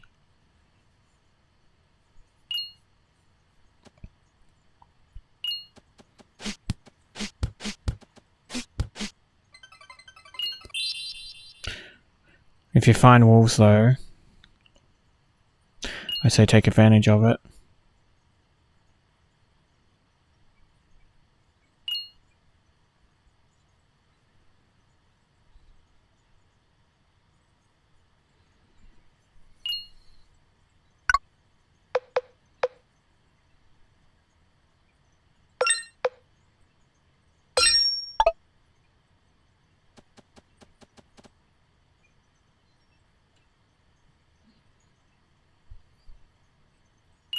The ancient set does a little bit more damage than the titanium set.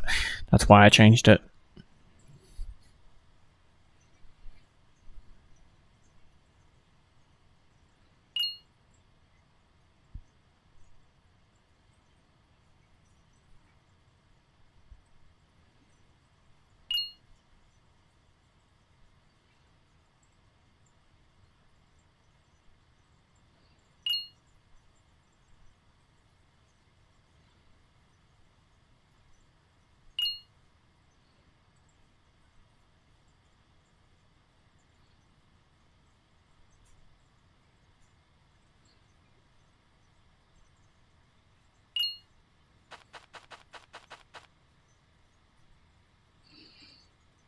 There's the Yeti cave.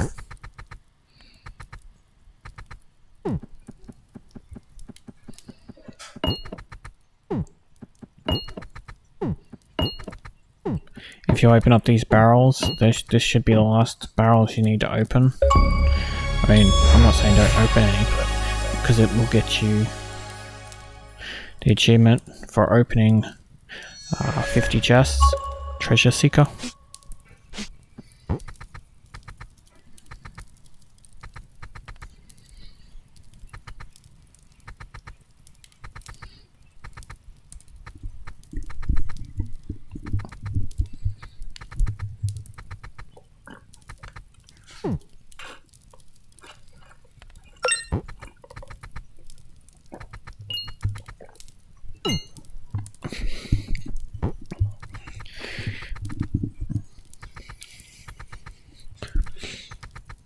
we should have the tuna because we fished one way at the start with the red fish, and we collected one from the chef in his barrel. So that actually finishes his quest without having to leave the cave, which is great, and he gives us another fishing rod, which is another great thing, because that'll make fishing easier, and hence why I haven't finished the fishing achievement yet.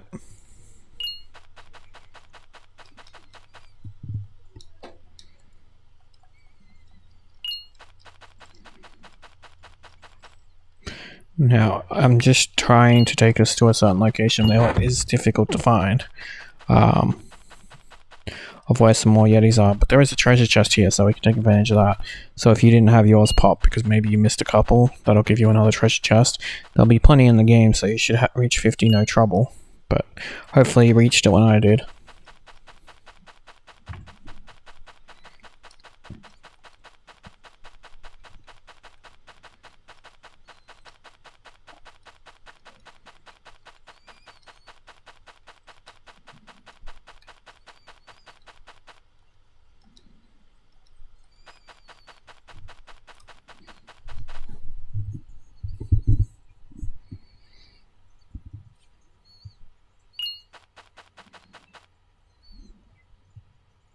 I'm also using that to check for any wolves. Even though I have a certain area for it, anywhere we can get early while we're doing this is beneficial. That's a mountain lion. We don't need to kill those yet, so that's why I haven't actually killed any yet.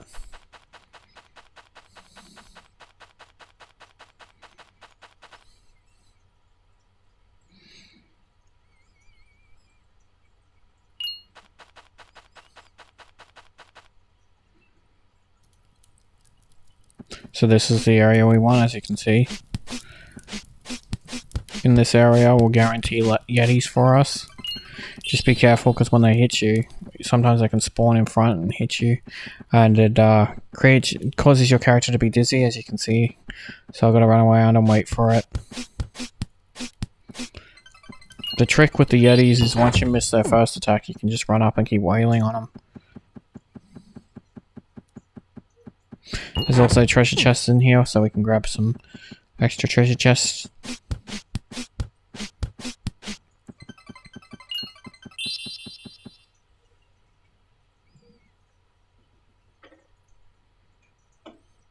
And if you have a yellow purple ball on you, you can do this quickly.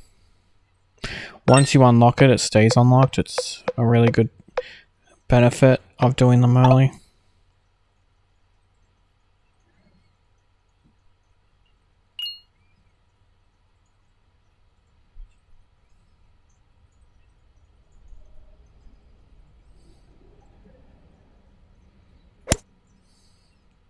Make sure you select a purple ball.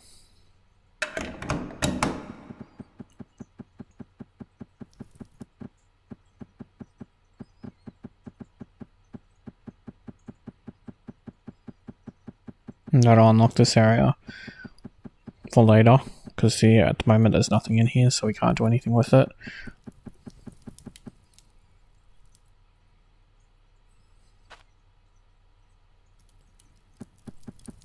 But now we can leave and come back, and the Yetis will respawn. This saves us actually having to hunt Yetis. Fortunately, there's no wolf cave or cave with mountain lions or anything like that, so I had to find areas where they are more frequent with their spawns than anything.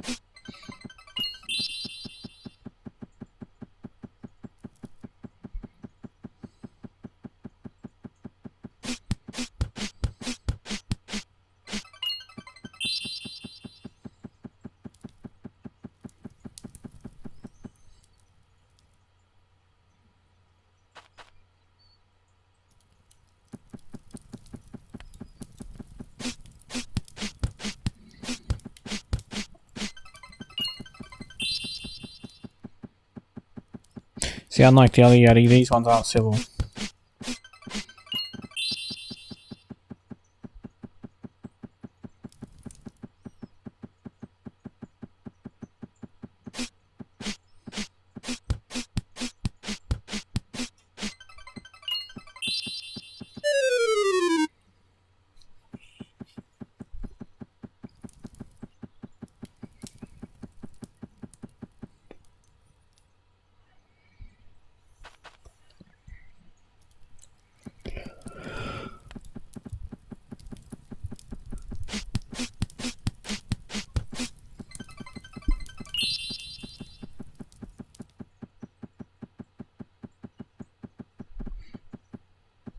And that gives us the coat maker.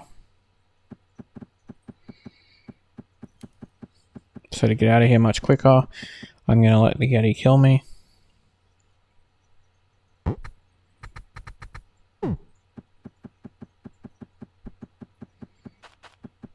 And that'll spawn me back in the cave at Yuki Town.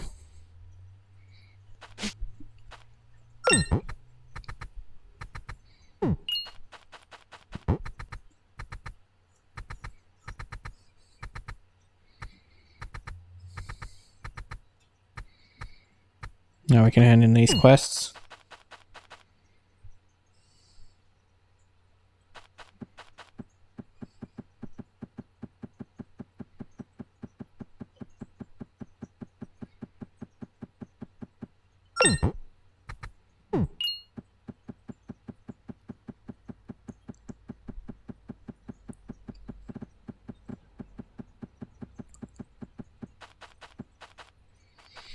That was the Yeti coat we just got given, we gave to that guy.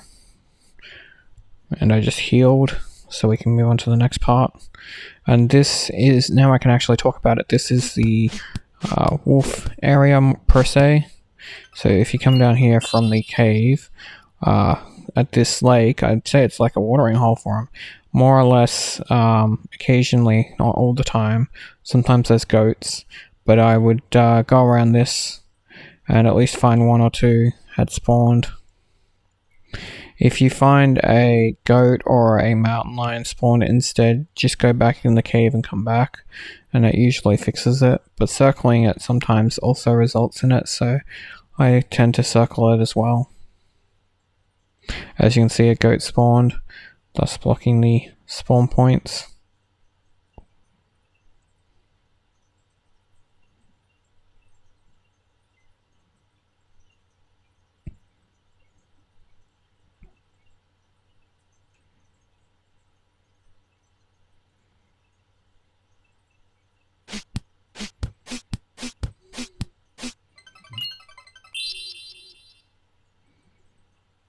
But upon going across again, another wolf has spawned.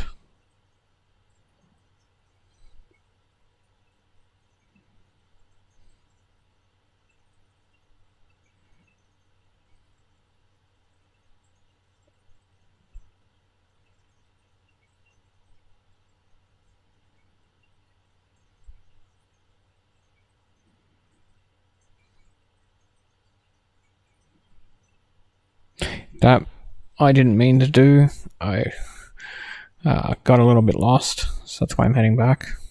But thankfully it spawned the last wolf I needed,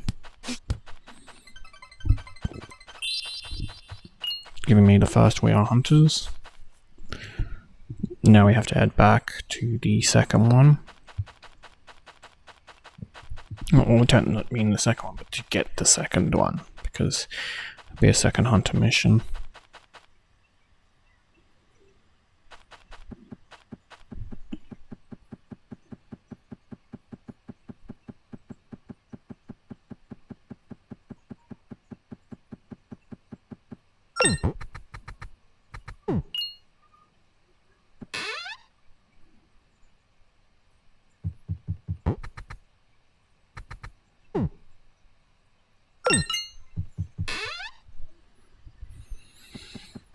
Now we have to kill condors. Luckily for us, this one actually is semi-easy. There's a condor spawn just near this, so you can go into the cave, get the condor, go back into the cave, get the condor, rinse and repeat 10 times. So to save time, I'm going to show you how to beat the condor, and then I'm going to show you the last fight, and you're not going to have to watch me fight the bird all 10 times. So it'll circle you from where it started, and then you want to block when it comes around full circle, and if it keeps spinning around, go to the next side to block, and then hit it once you've blocked it, and that's how you beat the condor.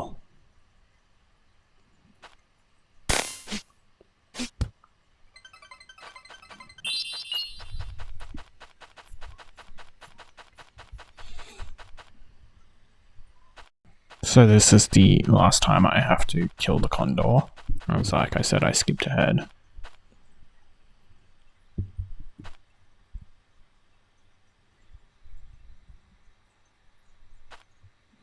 I'm trying to be careful of the goat. The goat decided to come close by and I'm just like, don't you dare. I did not want to hit him.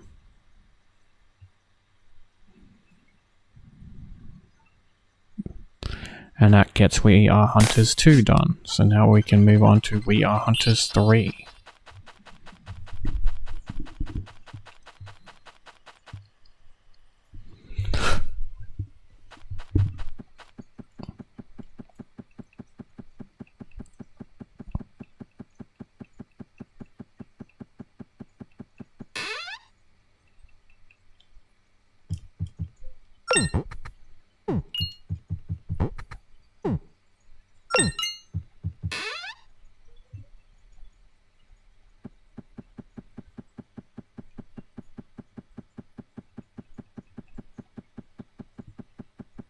So for this one, it's mountain lions that we have to deal with. And I have a route, no, a couple of routes you can go. They lead to the same position, but basically you can go either to the right here, and you circle around this golf course, and you can use your golf ball to check for any spawners.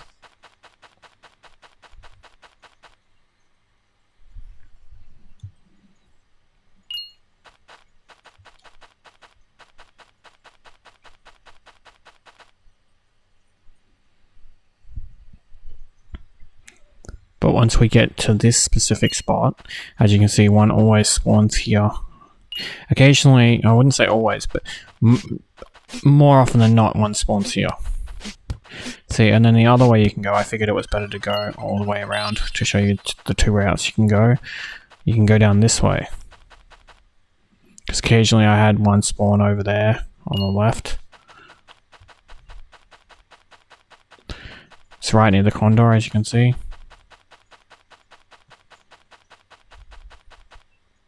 If you go the left way, I do like the left way better. I just wanted to show you there was two ways. Sometimes there's even a mountain lion that will spawn at your entrance right here, just down from the condor. He was a very rare occurrence, but he happens.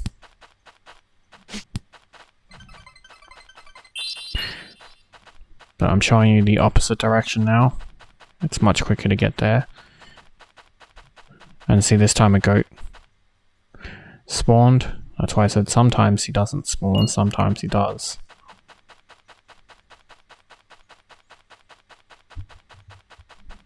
But I wanted to show you a few locations because the mountain lions are a bit annoying.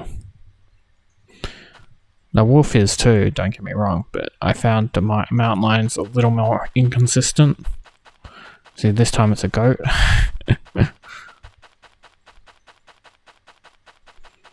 But when we go to the spot, we've got another mountain lion.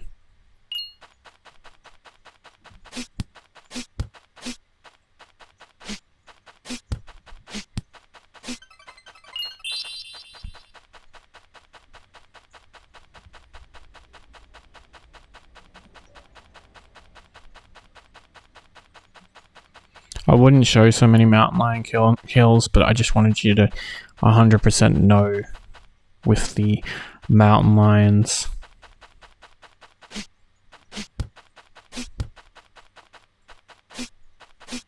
And that gives us We Are Hunters 3. So now we can head to get the last We Are Hunters mission from the Hunter Guild.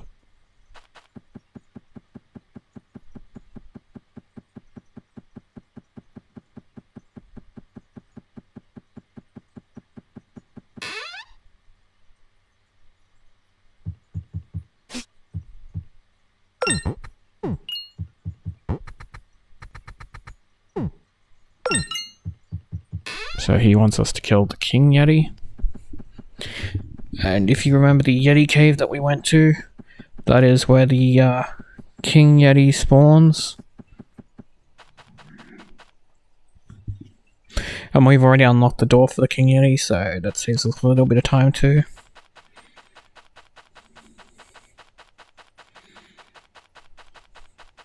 And Just to point out, as you can see on the right route as well, mountain lions do spawn there, because you just saw one, even though we finished with that mission. I just wanted to mention it. This is the cave that we went in earlier for the yetis. So again, be careful of that starter yeti, he always gets me. It's in such a primo spot to hit you when you come in.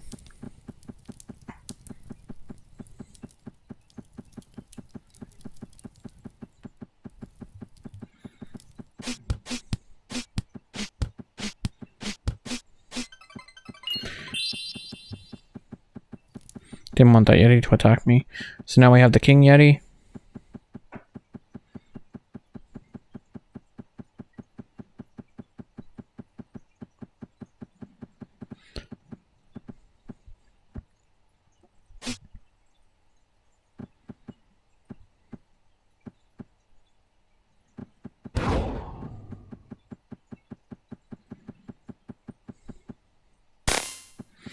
See, if you can't run around his attacks because he's been a jerk, you can block him. I try to run around his attacks because I feel it's easier, but sometimes the blocking just seems easier because from now I'm on one and a half hearts basically, so I'm just gonna block him from now on. But you want to use your power up as well every time he flashes so that you can get hits in while avoiding the rocks. And he is done. So now we can hand in the last We Are Hunters quest. Nice and easy.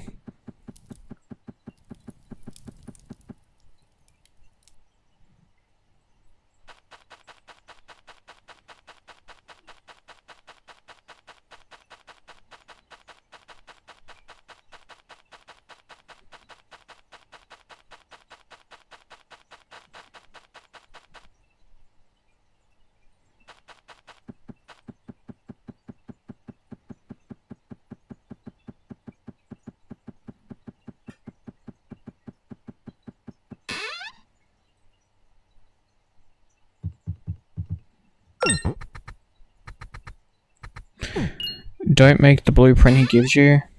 We don't need it. We just need to do the side quest because that will use your lucky coin, and we're saving that lucky coin for a golf set. So do not use your lucky coin. Now that we're done that, we can actually start doing the golf courses.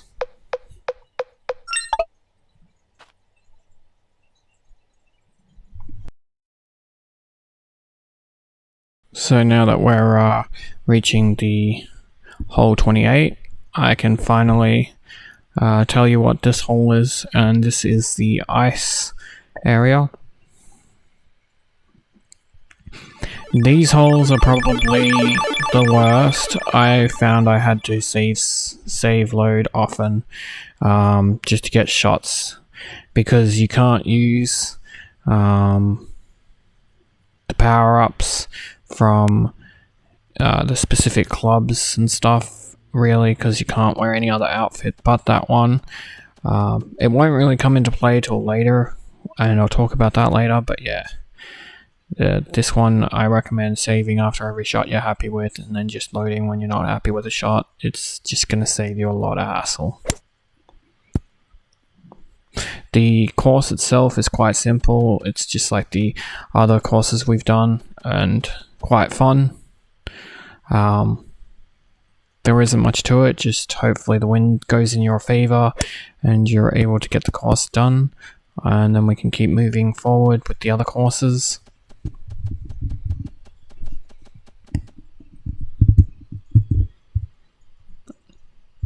Again, try and aim for the 100% blue bar, that's the main goal, because then we don't have to fight anything.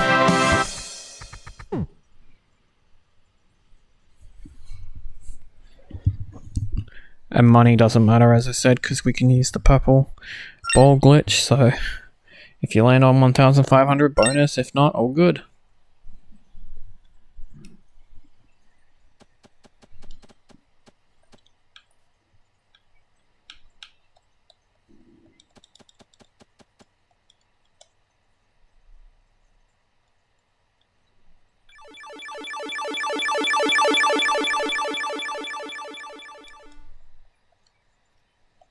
As you can see, the ice one is probably one of the harder ones to make. Because when you with the ice, it makes the ball slide more.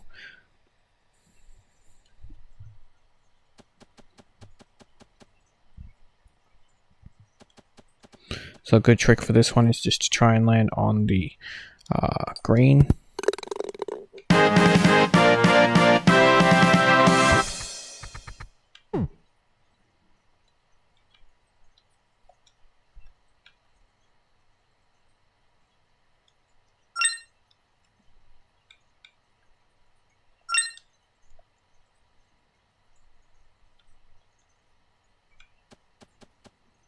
Now we're up to the next hole, which is hole 30.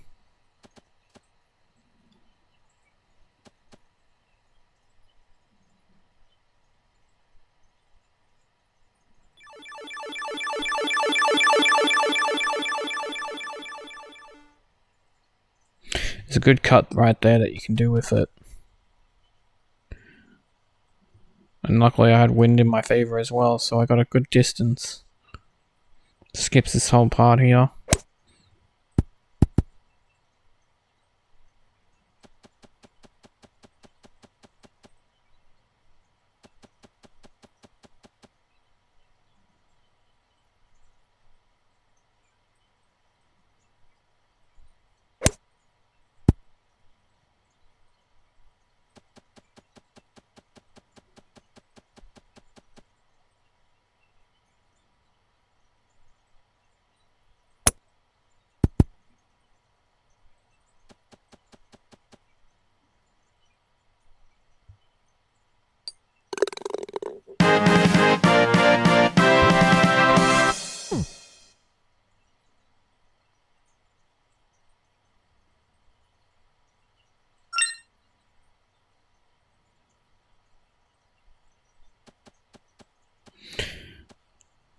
Now we have another golfer we need to talk to for one of those small tournaments.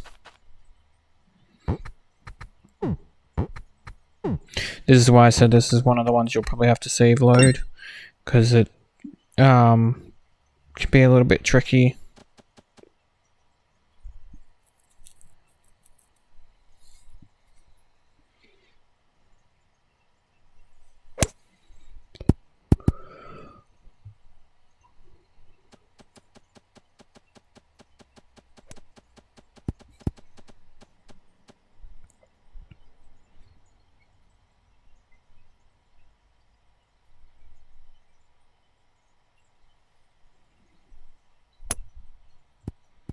See, I didn't have the distance to get it any further, so rather than lower my shot, I put it in the rough.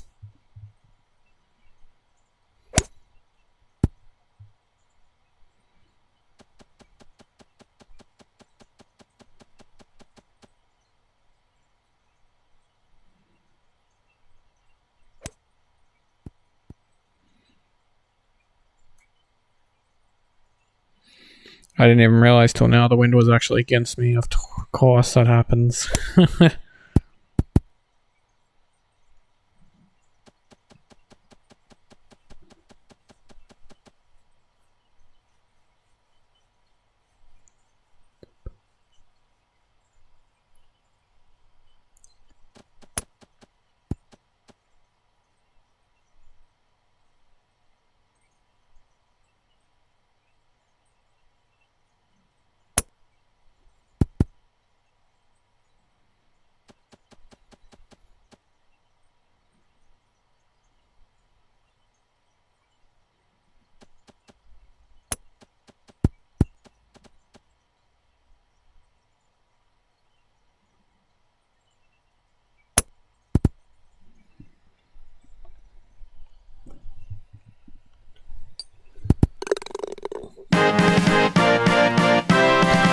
Thankfully, I won that one with 5-7.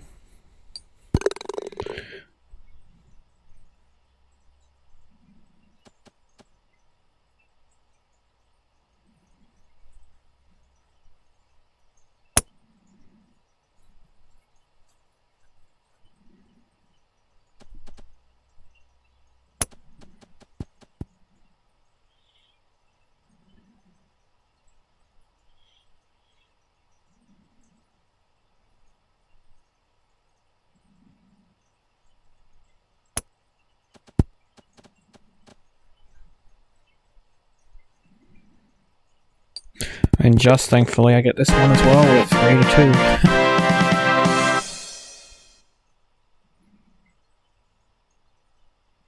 So now the last point doesn't matter.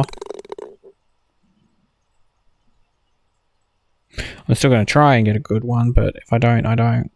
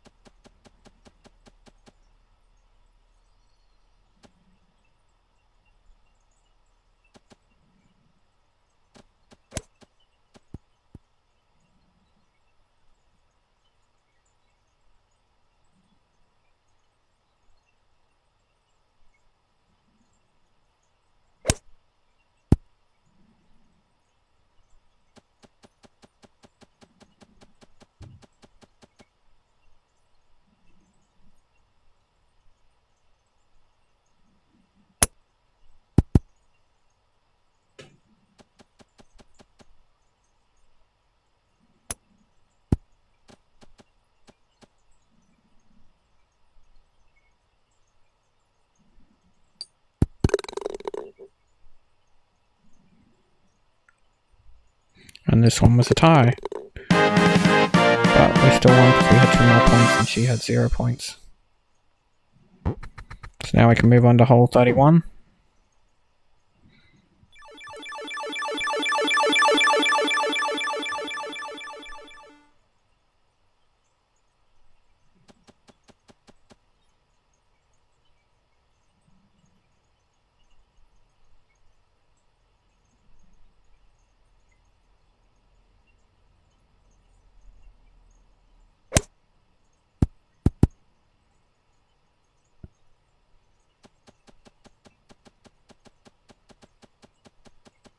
So this part is of a doozy. So there's the water, there's ice, there's the rough, and then there's the non-rough.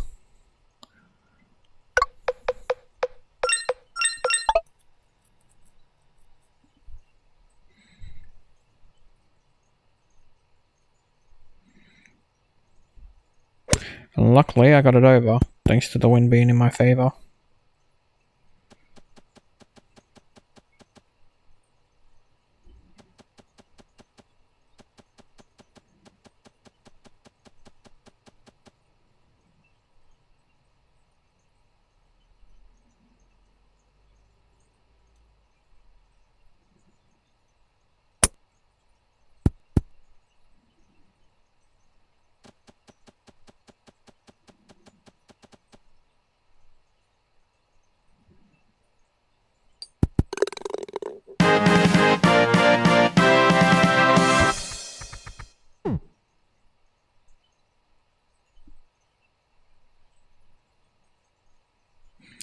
And thankfully I landed on the 100%. That was nice. Now we can head straight to the hole 32, which is just here.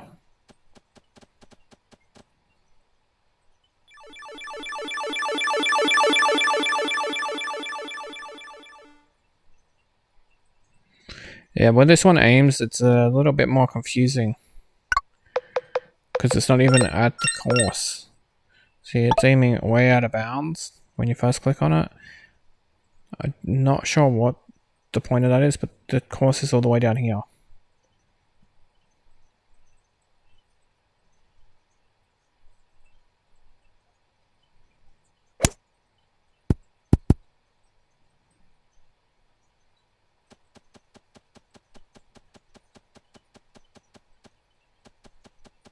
I think I know why it does that. Maybe it's aiming straight. Maybe it's like an auto thing that aims straight for the hole, even though the course isn't set up like that. We have to get right on the edge here so we can get to the next area, because the rest is all out of bounds. So if we land in that, it's not good.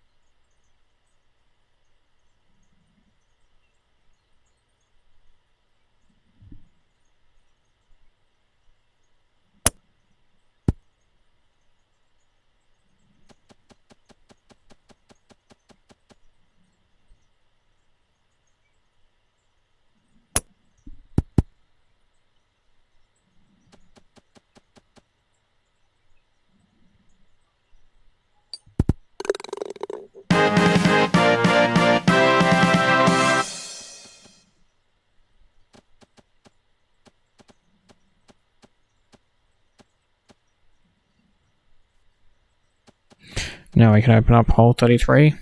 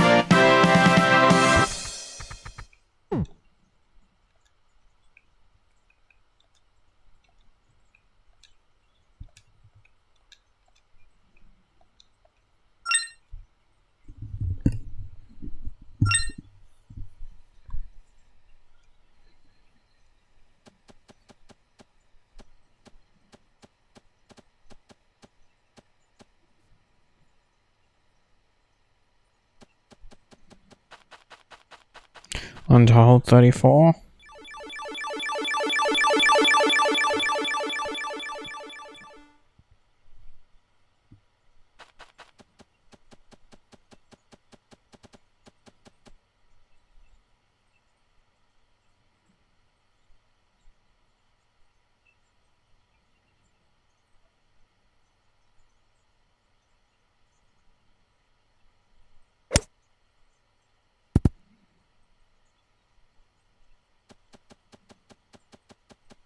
For using the ice to bounce, that was a pretty good shot. I was happy with it.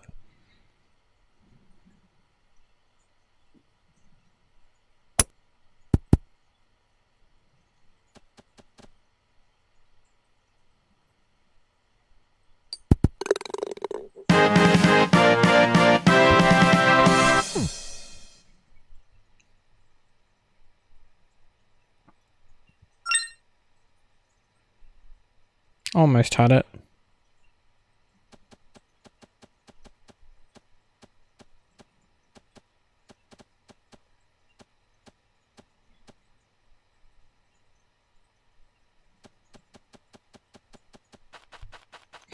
On to hole 38 now.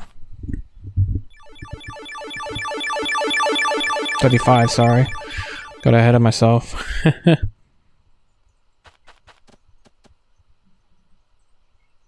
This one's fairly straightforward.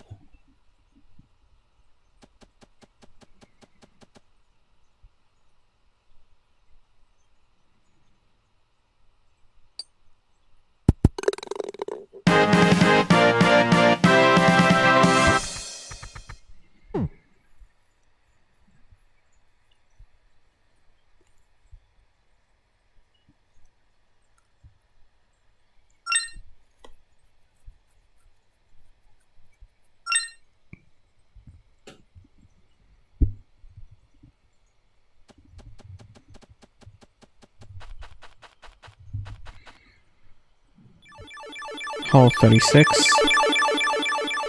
And this is the boss hole, basically.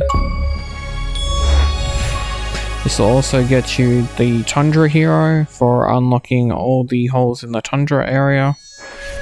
Or the ice area, as I like to call it.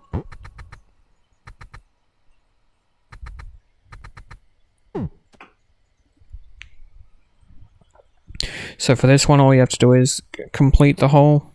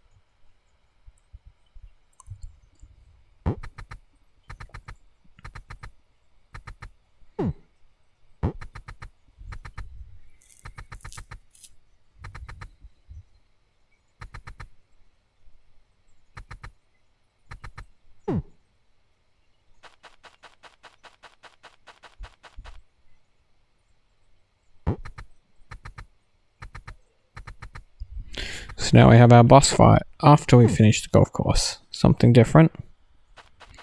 So basically what you want to do is run around in a circle to a degree like I'm doing. I'm actually following a set sort of path. I'm keeping down below to the ground for a reason. When he lands, you'll see these purple golf balls appear. You have to push A on one of them and then aim for his head. And then just flog it straight into his head.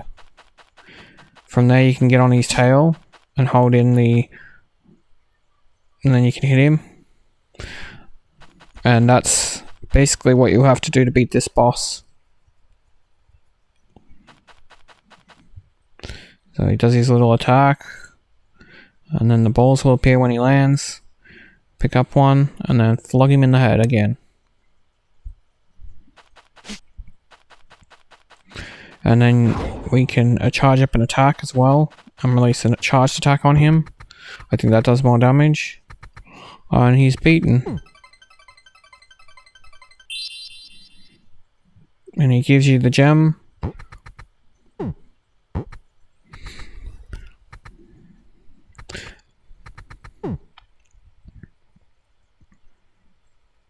And for an extra reward, he gets to take us on a trip.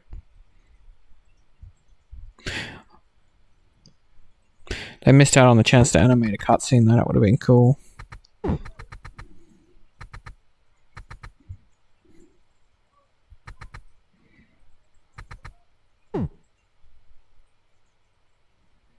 So now we're in the area of the shadow that the boat was under. And this area is interesting, let's just say that. Collect that stopwatch part. This is the stuff you can buy in the shop, and the balls and stuff are here. The red guys heal, and those guys, with the boulder looking guys, we actually have to kill a fair bit of them, because we need to collect the mechanical parts they drop. As you can see, one of them dropped there.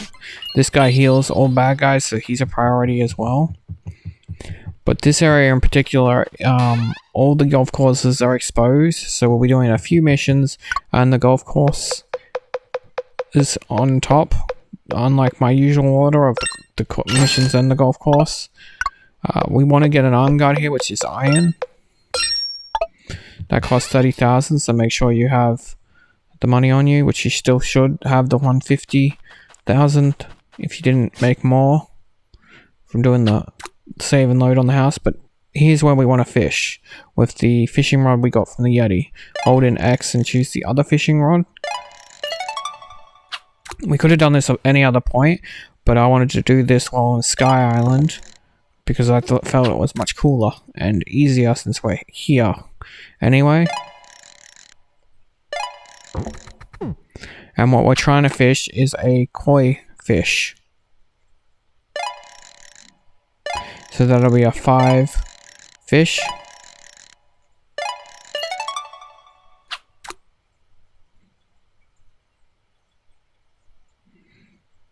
And we just got one then. We also need, I think, a 3.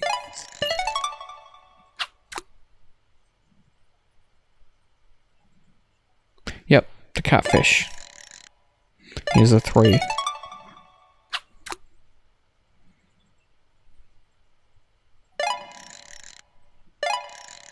And we keep getting bass on 2.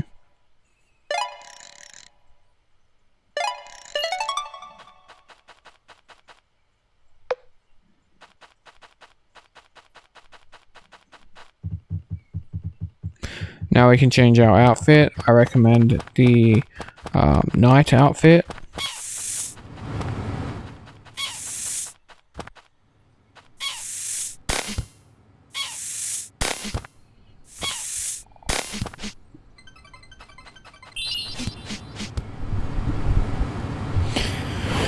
Up here is where we can create stuff in case you need to, but you shouldn't need to.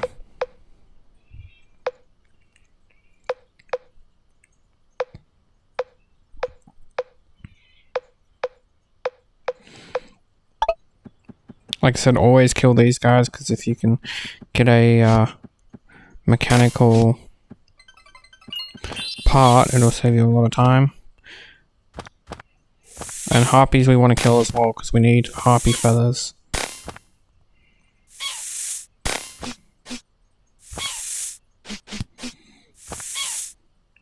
And the healing guys, just because they're annoying, because I gotta heal everyone.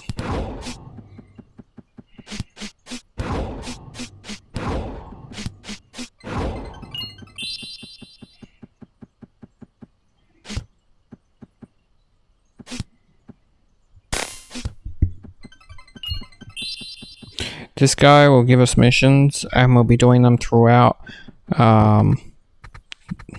doing our holes as well, because basically he has one of these dungeons for every hole.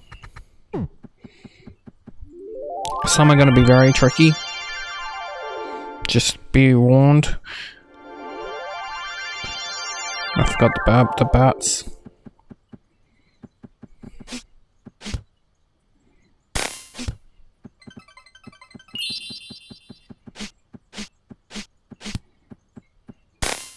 And that's that one done. That was the easiest one.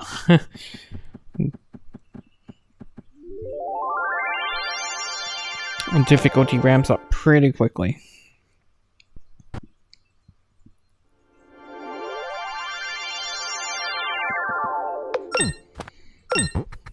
And we got our first golf course. Hole 37. You gotta be careful that it doesn't fall off the map, because you're on the Sky Island now.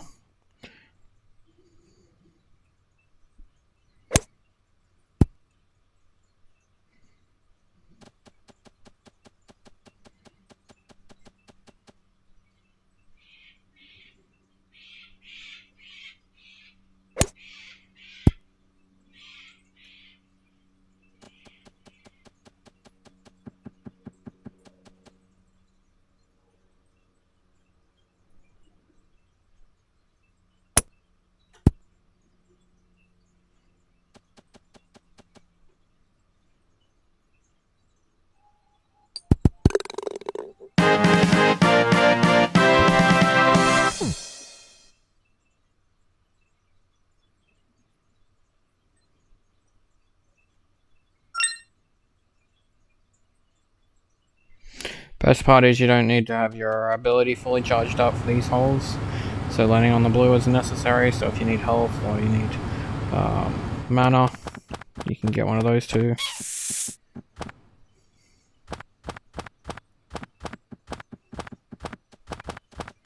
So this one you have to shoot a bit far, so that way you can get past all the stars and stuff.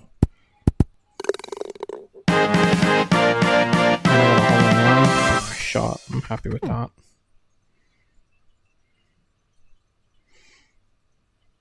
Having the wind not against me was definitely helpful.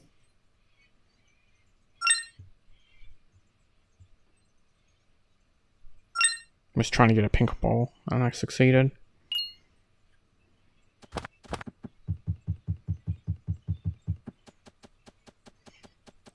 The dungeon master is here.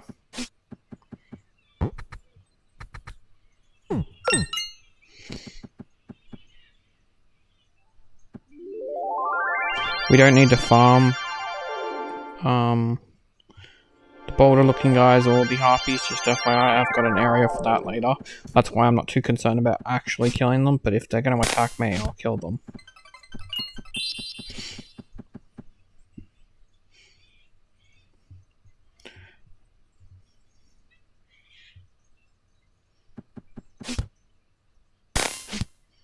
Another nice easy hole, you just have to land on the button.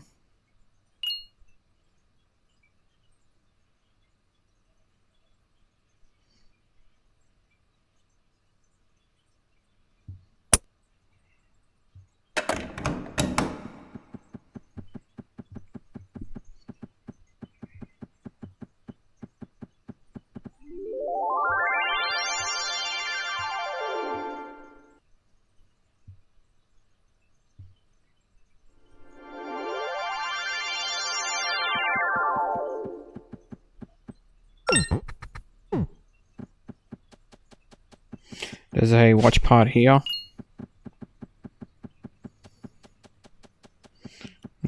to the next hole.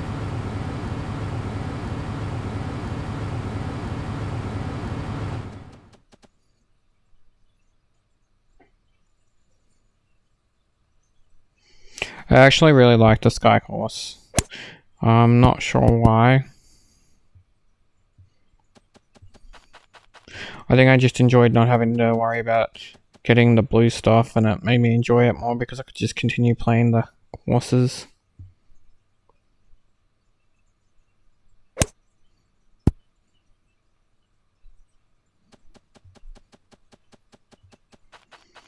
Before I go and hit the ball, I'm getting us a new quest from this person.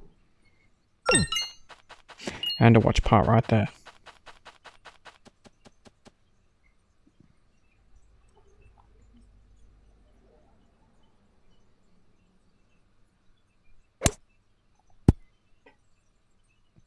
Almost landed out of bounds.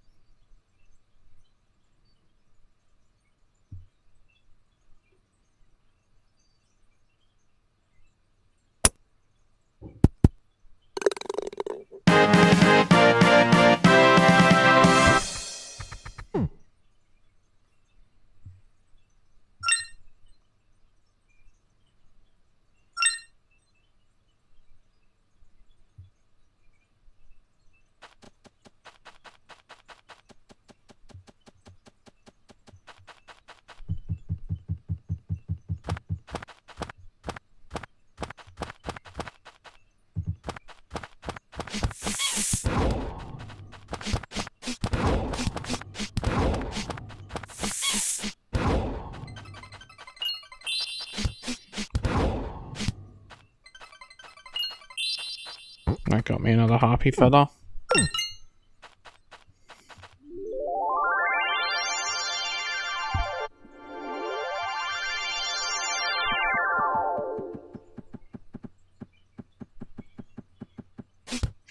This bit's a little bit tricky because you're not allowed to fall off. Well, you can fall off, but you don't want to fall off is what I mean, because it will hurt your health. We have to hit this button here.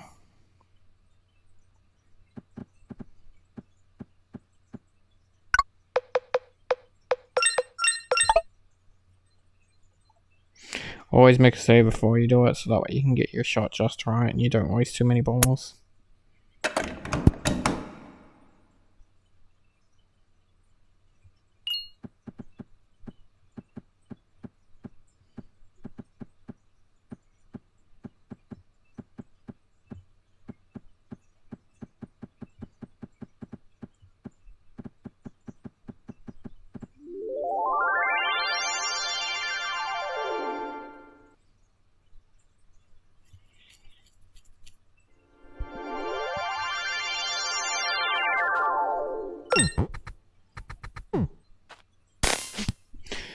I'm going to take out two of these guys though, because it's not often two spawn.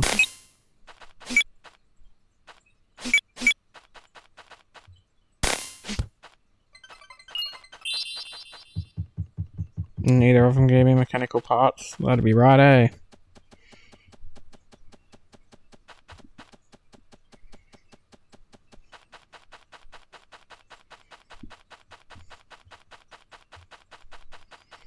Alright, we can continue on to the next hole, hole 40.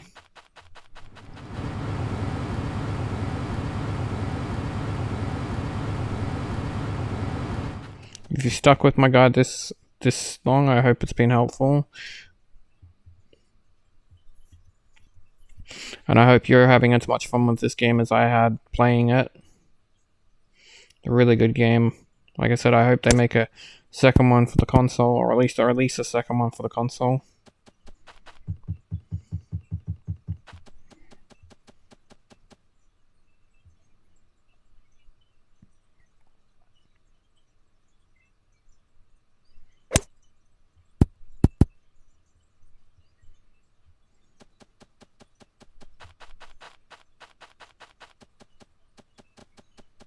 There's another crafting bench there, if you need to craft anything.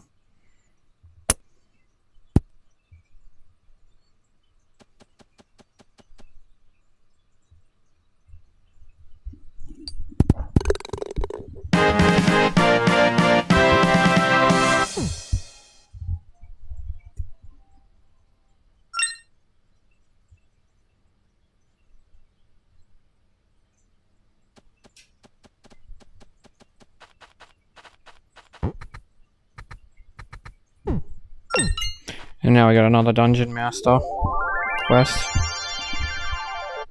Dungeon Maker.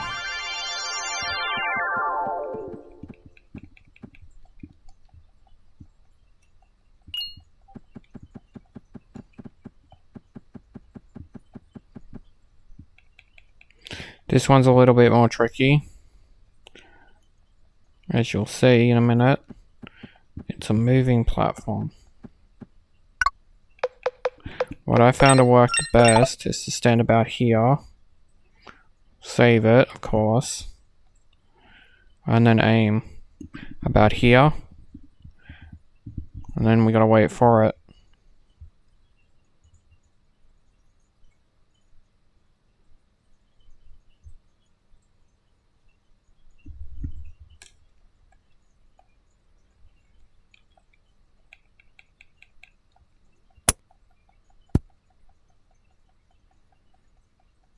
Now fire.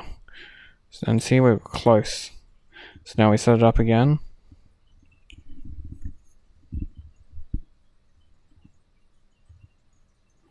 When it comes back, we'll fire again, and hopefully this time we'll get it. And there we go.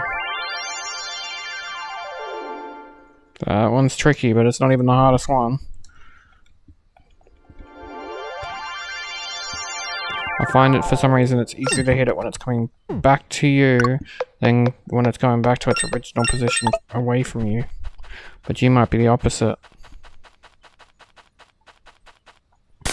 That's one you definitely want to save before you waste all your balls. Whenever I see two of these guys, I will attack though, because there's a chance for mechanical parts and you need more than 15 of them, so any opportunity to get some.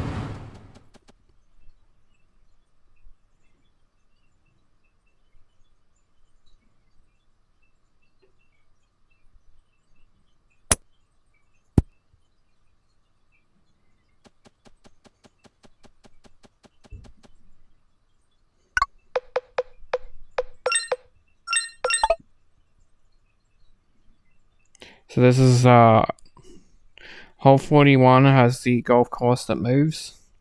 So what I like to do is position it in the middle here and then wait for it to start moving back.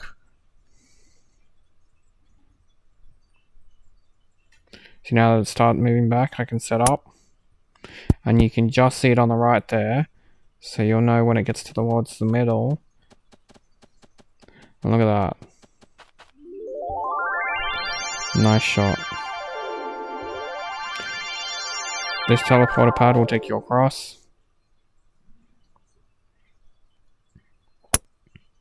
And then we can put the ball in the hole if you didn't get a hole in one. Well, a hole in two, because you need 2 shots.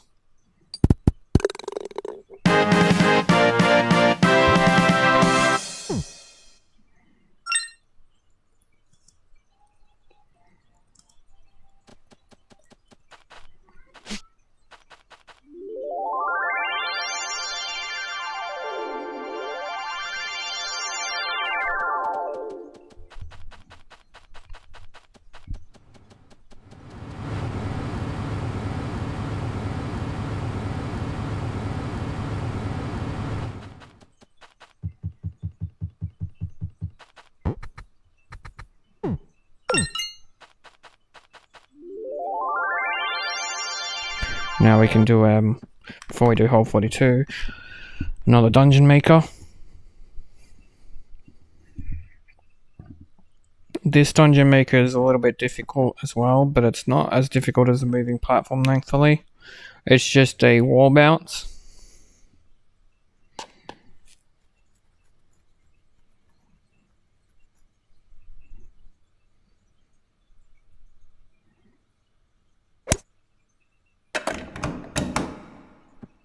So I like to extend it as far as possible when I aim in a certain spot, and then bounce it off, and that gets it. Hopefully you'll be able to match up the spot with where I positioned it. It's sort of hard to explain, but it's just sort of just below and just above the part that blocks it.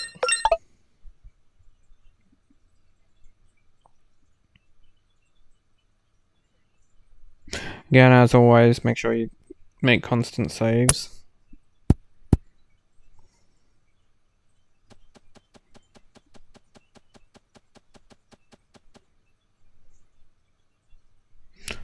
Oh, I really like those close out of bounds shots.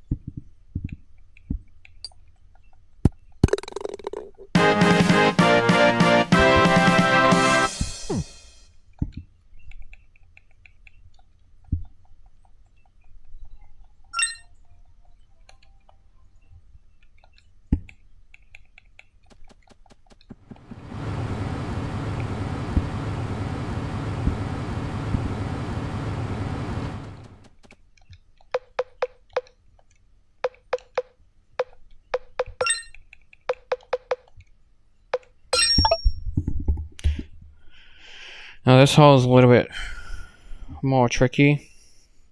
Because the wind was against me and you can get a hole in one, I added a long distance ball.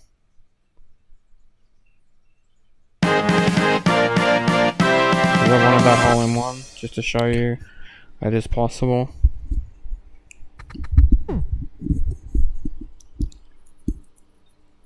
If you haven't got a green or pink ball, I would suggest trying to get that. Because soon we'll be getting an achievement with all the ball colors. The only ball color I'm missing, I think, is pink and purple, which I just got pink.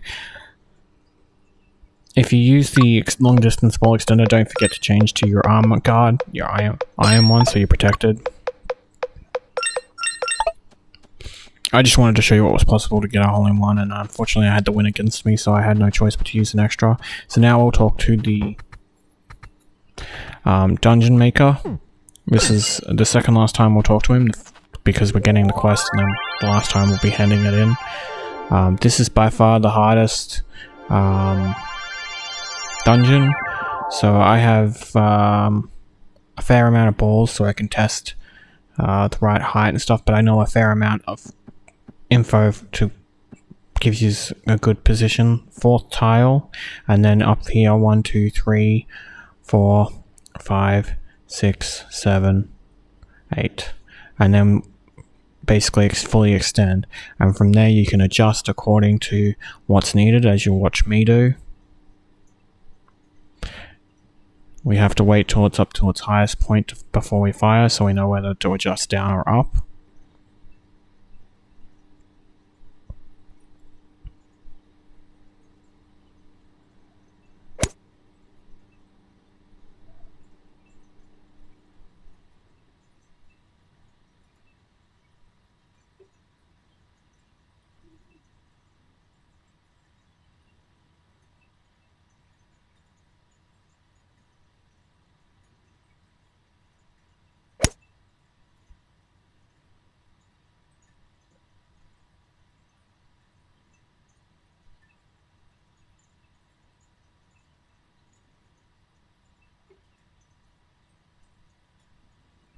Alright, so for this one, we went over it. So that's the perfect spot. That's exactly what you want. So now you set up and you wait for the button and you watch the wall on the right, and just as the button passes the last tile of the wall, you fire.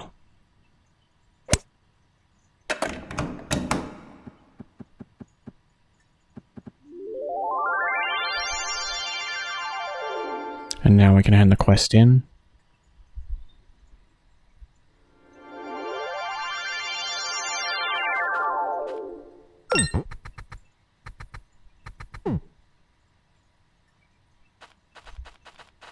And then we can get our reward.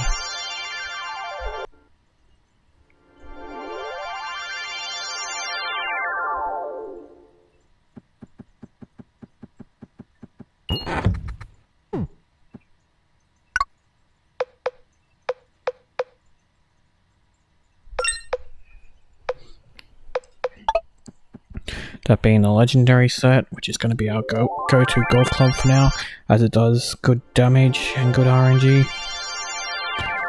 Good range, I mean, not RNG. So for this course we're about to get to, it has an interesting thing that if you hit the ball on any of the squares that are the wrong square, the ball will fall through. So we have to hit the first ball on this one here, and I was actually trying to get it closest to the furthest point, but I got it closest to the closest point. Not exactly where I would have liked to hit it, but it landed on it, so that's all that matters.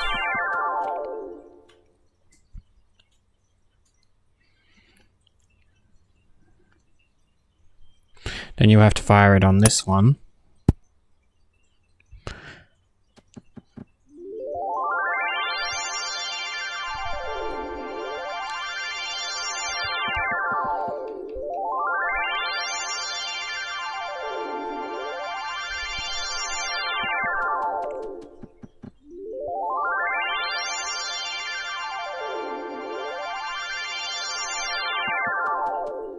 And now finally we can go towards the hole.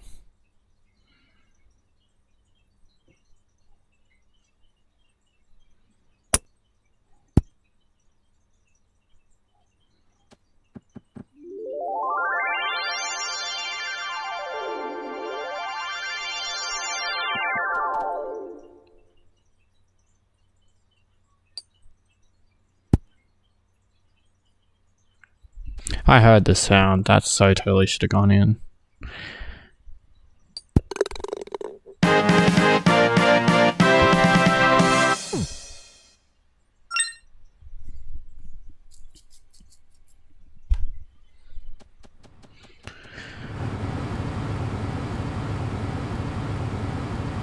Oops, I forgot something. Luckily it's an easy fix. So we want to go back this way. Any of these don't matter, but I'm going to go with the third one because we never got to go on it.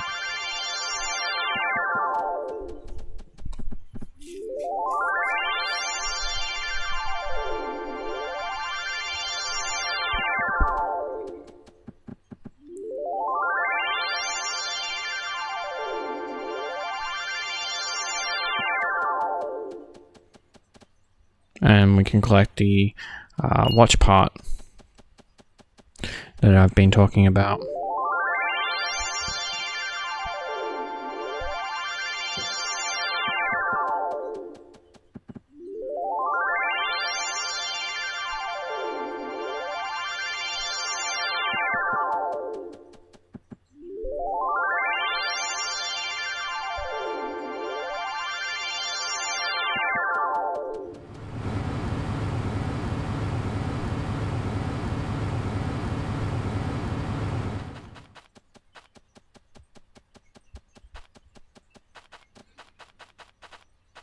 Now before we actually start hole 45 we have to hit this button and this button, and then we have to go around and hit the next button. But this area here I'm going to talk about a little bit. This is the area that we're going to use to grind out the 10 mechanical parts, not the 5 extra we need, but the 10, because you need 15 total. Technically 16 because you'll need a 16th for a golf club, but that's later. And the 3 harpies and the, I think it's 5 red imps you have to kill, because we need 3 harpy feathers, because even though we've got a harpy feather, you should have one, hopefully from the harpies you fought. We need a 4th one for a golf club. And this area is perfect for all that. The 5 mechanical parts we can get from another section, so we only need to get the 10. The black bear, we have to kill one of them, so feel free to kill this guy. As I said, we have to kill every bad guy once, and this is a different bear to the starting bear. Luckily I was able to go around him. So I thought.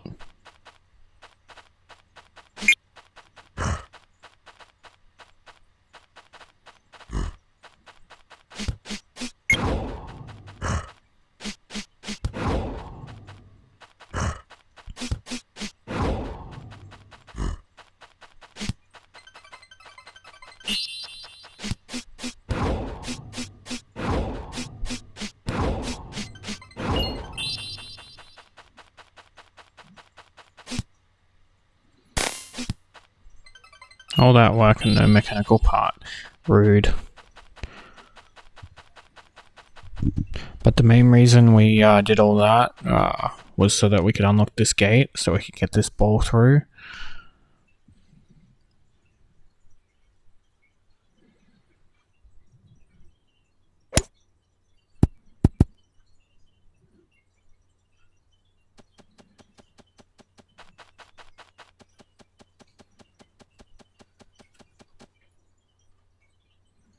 And then we have to hit the ball over here. We can't open that gate, so you've actually got to get into the hole. Because the gate opens after you score the hole in.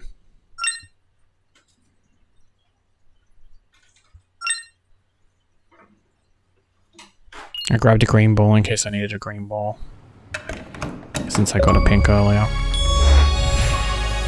But that will get you the Sky Island hero for unlocking all the Sky Island holes, which is ironic since they are all already unlocked.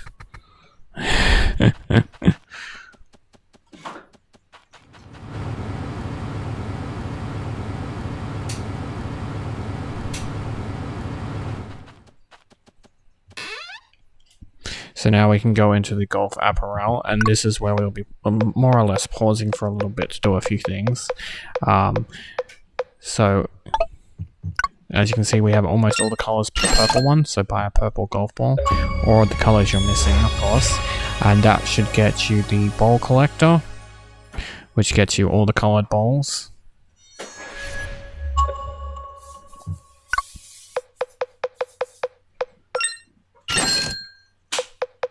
So now we have to buy DIY sets. So what we want to do is buy the red dye, the blue dye, the white golf balls, and make a bit of money.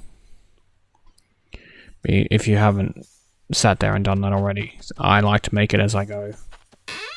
If you come over to the shop, you'll see that the shop is stocked with stuff you can buy if you need anything.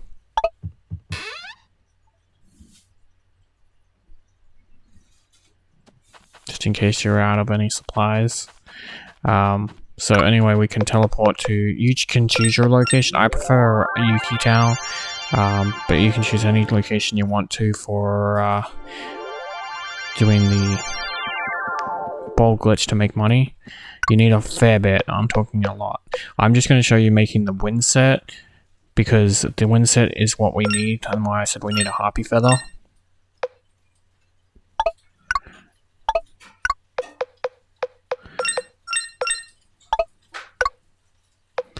And then I'm just going to cut me actually grinding out the purple balls, because you guys don't need to see that.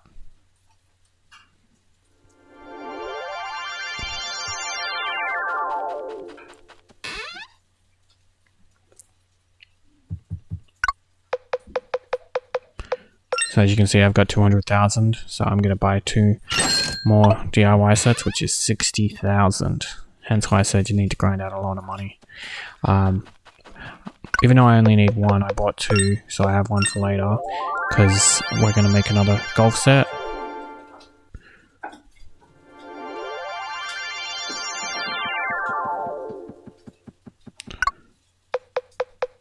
The golf set we're making is the bowling set.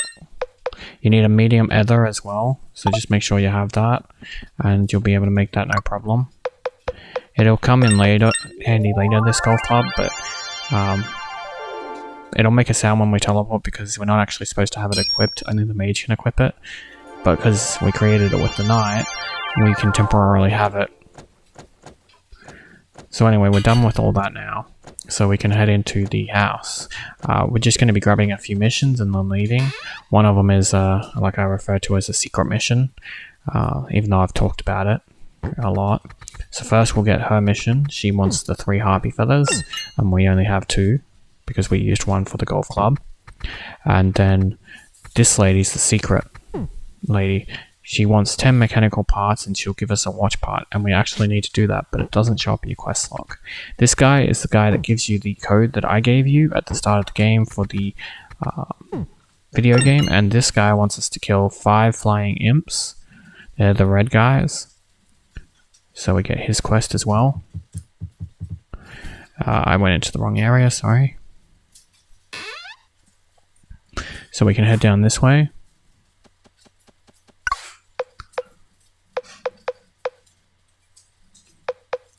See how we have 5 mechanical parts? We actually need 10 for her, and then 5 for that quest. So this area is good to grind out the 10, but I wouldn't recommend it for the 5 because we have to go down a few holes to get to the person that actually has that quest. But it's your call on that if you want to grind out here. I'll show you the other spot later. But this area will give us the boulder guys, and if we can try to avoid scaring off the bear.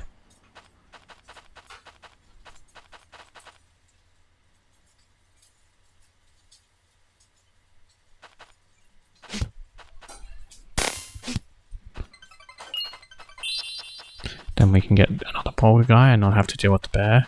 The main reason I don't like dealing with the bear is because it doesn't matter what health you've got or anything, your damage never does much to him. A harpy, sweet. Sometimes you can get double teamed, so just be aware of that. Hence why I showed you the health and stuff, because if you wanted to grind out some money to make sure you got a bunch of them, you could do that and not have to worry about getting double teamed. And these are the guys we want, the red imps. You need 5 kills, so I'm lucky with this one. I got 3. But I just wanted to show you the area once. I'm going to be skipping ahead so you don't have to watch me keep fighting them with all the items stuff already done. I just wanted to show you the area once. We've already talked about it before, so you'll know it.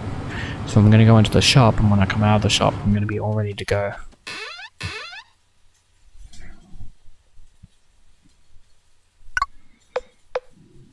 And as you can see, I now have the 3 harpy feathers, the flying imps, and if I scroll down, the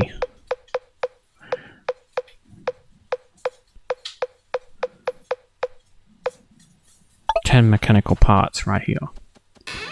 So we can go back and hand in these quests. So first we'll talk to the watch lady. And there we go, she gave us the watch part. That was the last one we need. Hand in the harpy feathers. And tell him we killed the flying imps. So now we can head further down to go get and hand in a few more quests.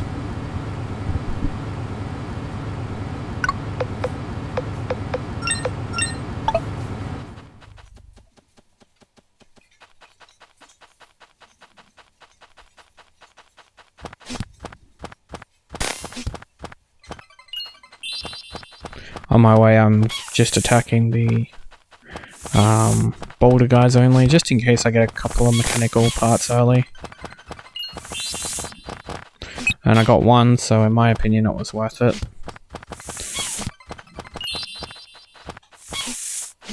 I got a second one. So I got 2 for my trouble. That was not bad. I'm happy with that. There was no need for me to do it, I just wanted to do it, so that way there was less for us to get later.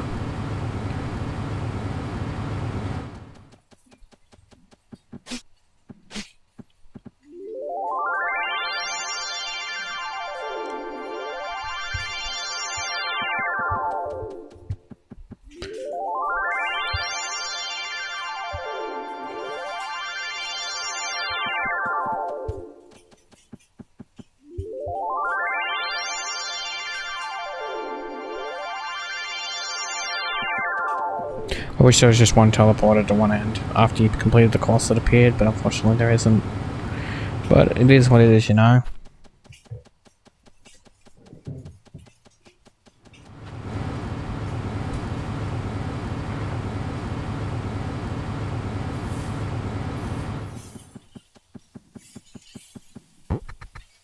So this is the watch guy. Well, so we can accept his mission and then at the same time hand it in.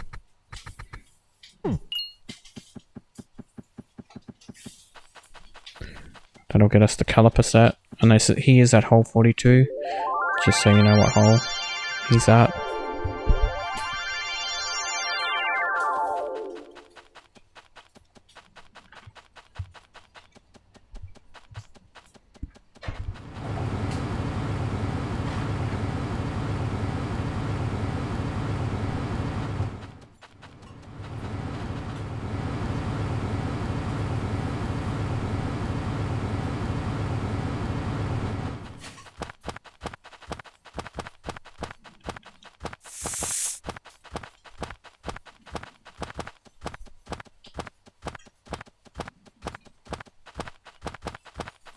That harpy does not want to quit.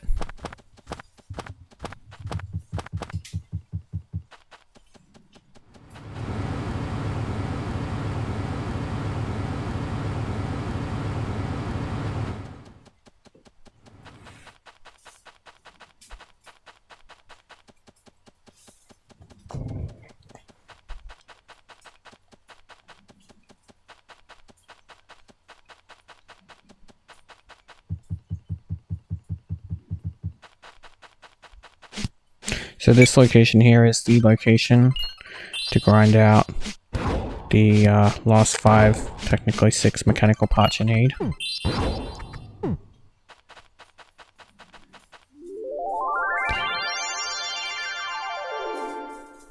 going to cut it so that I get to the last 5 that I need. The 5th one that I need, so that way you don't have to watch me fight again.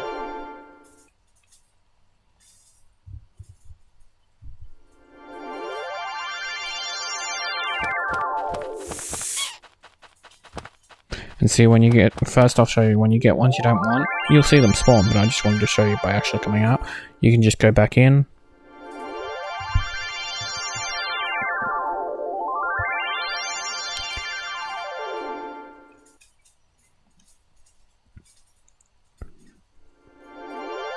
And it respawns new ones.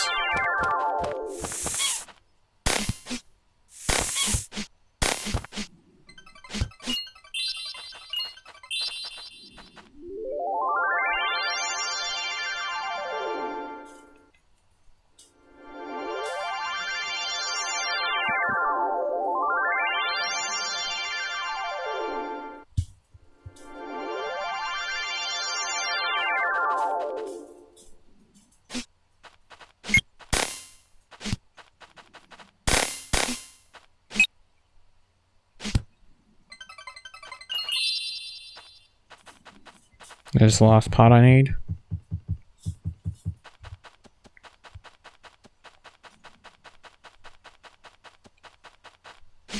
And on the left here is the quest giver, hence why I said it's a good spot, because it's right near him. And with that's the last quest, so we can head back to the entrance where we got the quests for the, for example, Harpy, Feather, that place we're going to, the one where we had to hand in 10 mechanical parts. A little bit of a long track.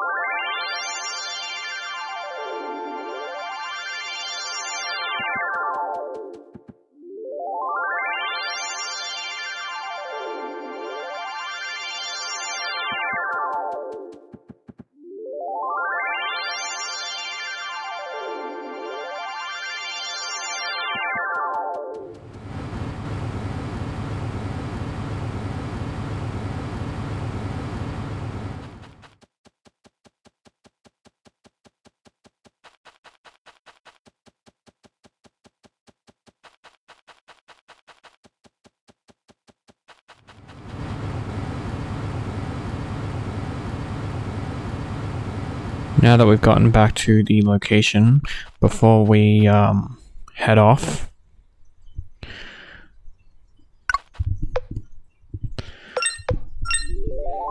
head to Mercadia, and we're going to get the fishing stuff out of the way.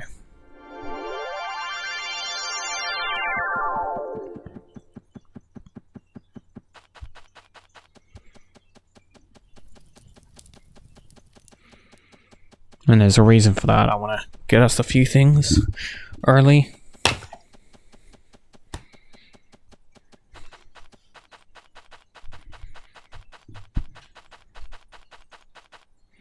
So, we can start fishing here. There's a reason I'm here too. We will be talking to that guy in a sec.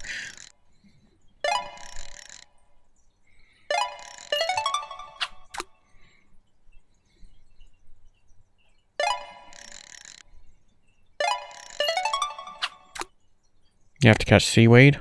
I changed spots because I was having no luck. But once you get 5, that'll catch that guy who you're after.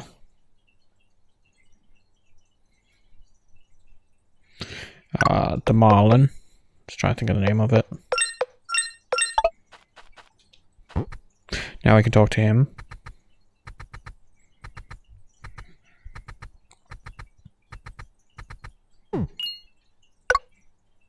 He gives us a great fish book. That's in key. Click A on it, and then we can see all the things we're missing. As you can see, we're only missing 1 fish. The golf ball fish is the other 5-star fish you can get other than the marlin. I must have not included that, or for some reason, but I'm just explaining where to get him. So he won't take that long. He's another 5 fish. But the one we're missing is in the swamp, so we're heading to the swamp in Doku Town.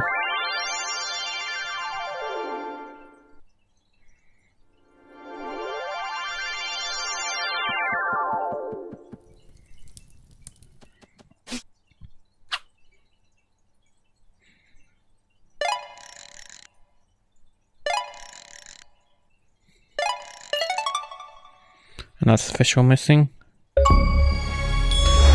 Once you get all the fish, that'll be Fish Master. Fish all the fish. Now what we can do is go back to Mercadia.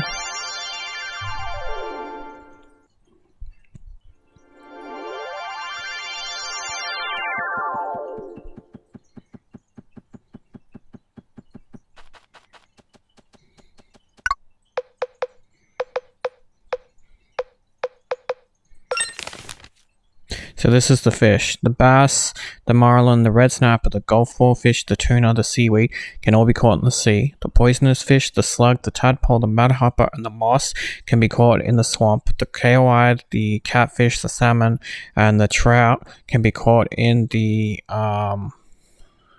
river kind of thing. And the carp gets caught during the fishing tournament.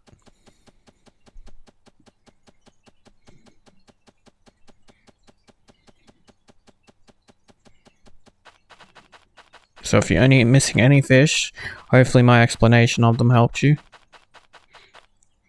And then once you've got all the fish, hand in the book to this guy.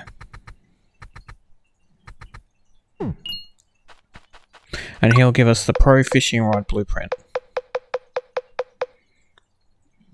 So we need mechanical parts, titanium set, and I think it said spider silk.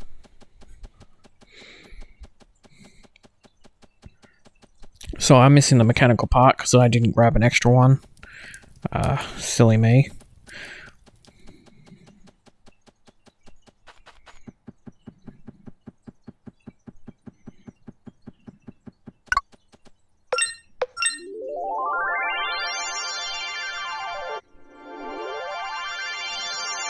So basically I just cut getting a part so that way you don't have to see me get a part. Because we all know where they are. So yeah, spider silk, mechanical part, and titanium set. So you'll have to buy another titanium set after you craft the pro fishing rod.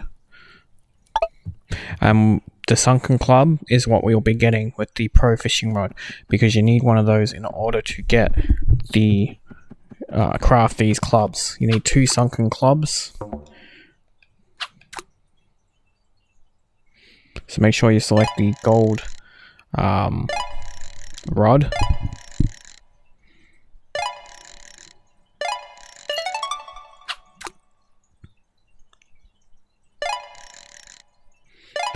There are other things you can catch as well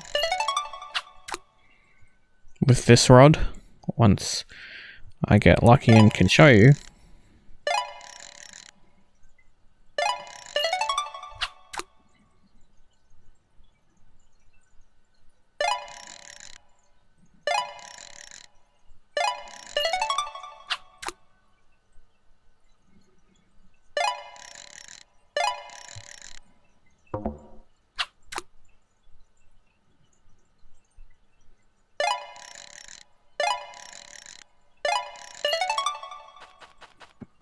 So I was having no luck, so I decided on going to a new location.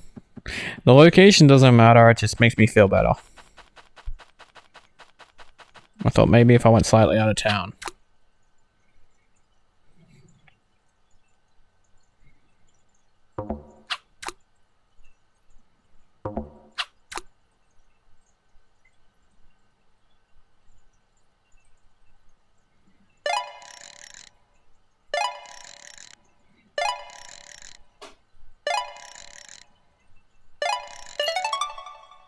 But there's a sunken club.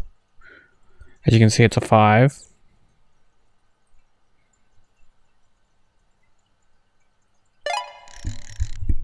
And after a while,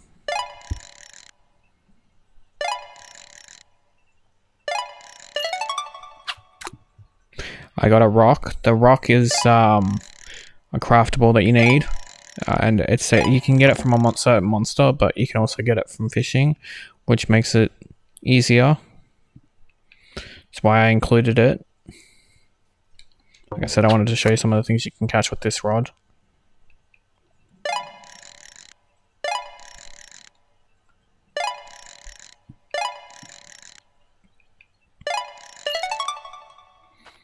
And I got my second sunken club, which is what I wanted. You can also fish out mechanical parts, and I think once I even fished out a I wouldn't call it a vase, but the empty jar thing that you can fill with water. But this is what we wanted, the sunken club for, to make the caliper set and the heavy set. The ancient stone is something you can fish out, which is what that is called. I couldn't remember the name of it. So now that we made those 2 clubs, we can head to Skytown.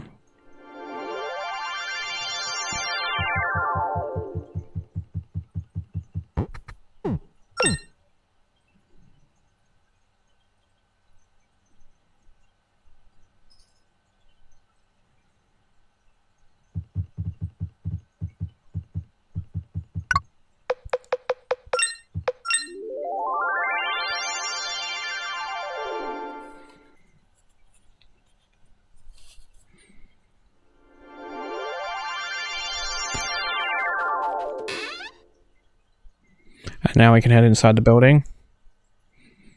I included myself healing so you didn't get lost, because I did go to the first town, and I thought if I showed you going to the first town, you might follow and be like, why is he at Sky Island?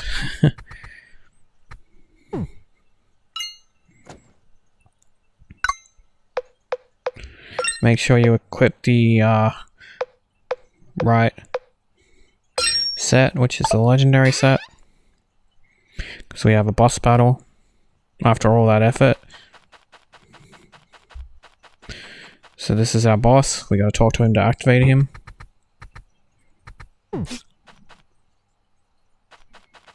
So he'll do that attack that confuses you, and then he does a laser, and then what happens is he'll come to strike you again and then fire rockets. And this is the part you gotta work out. Watch where that little aura is coming from. See how it's coming from the second one? You gotta fire a ball onto that one so that you can disable him and hit him.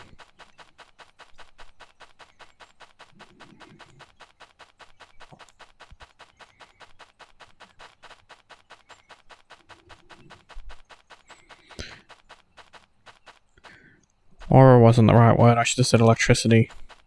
See, it's coming from the first one now. See the line that's flowing to him? That's where he's healing.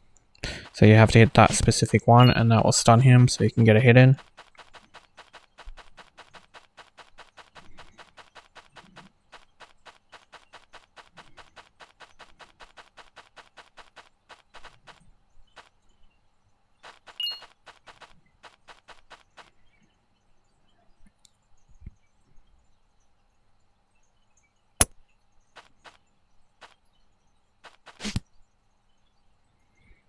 And that's the boss defeated.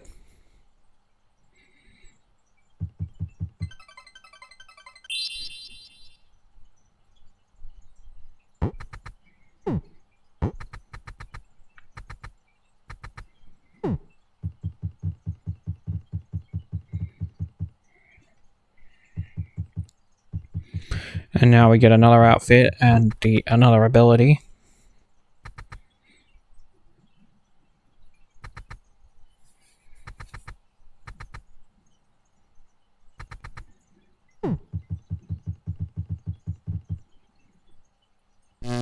You hold it A, then release it, and it releases an electrical shot.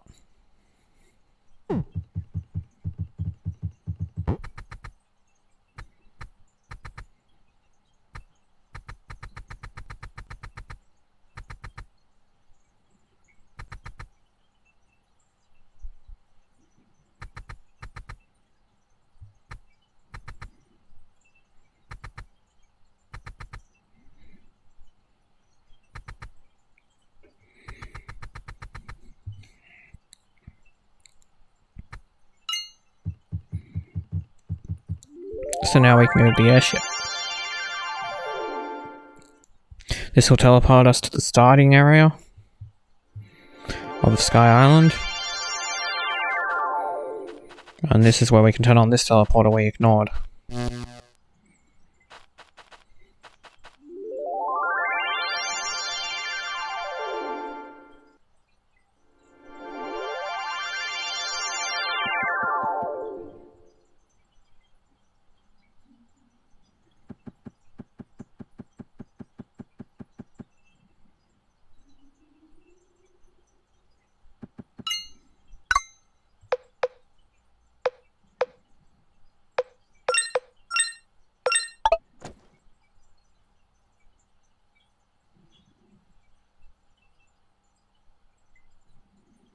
Now from here we want to go all the way right, because we're going to get another achievement.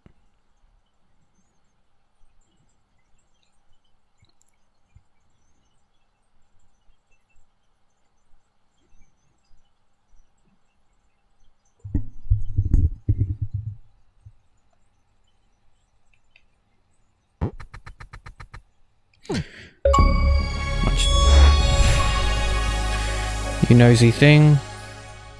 Get to the edge of the map.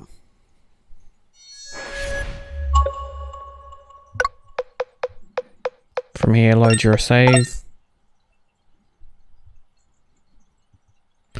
So that way we don't have to go all the way back.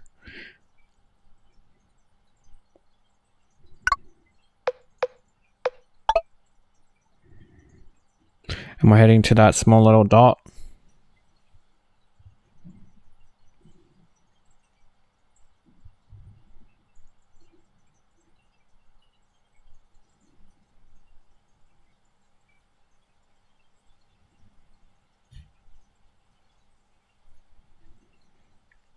Land it here. You can't land it where the building is. You've got to land it in the middle. Right here. Hit A to land it when you can. and activate the teleportal. We can travel to Mercadia.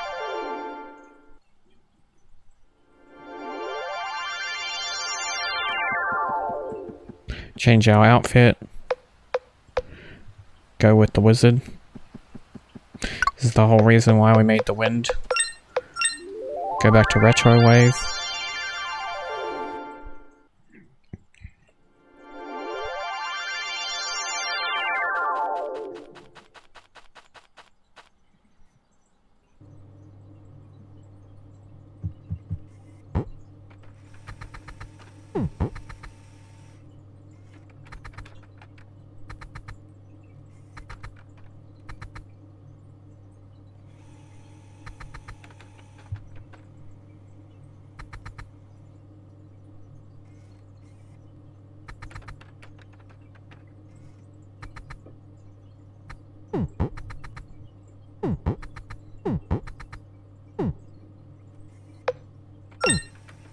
So you want course list, hole 1.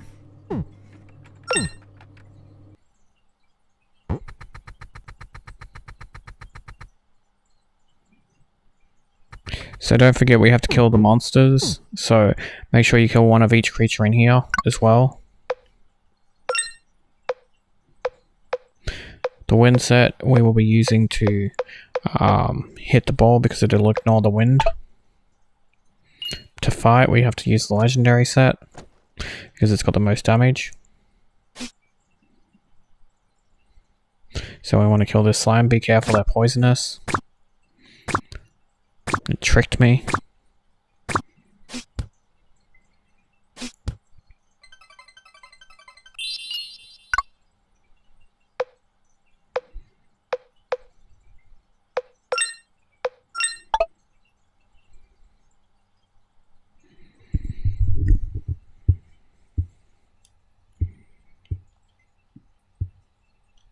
Just checking if there's any other creatures other than the slime. I think this area's only got the slime though.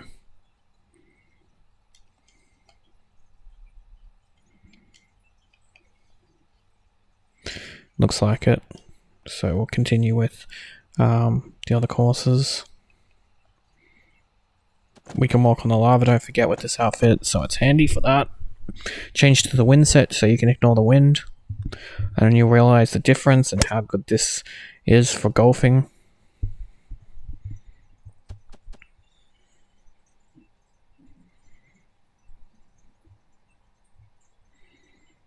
All that effort paid off.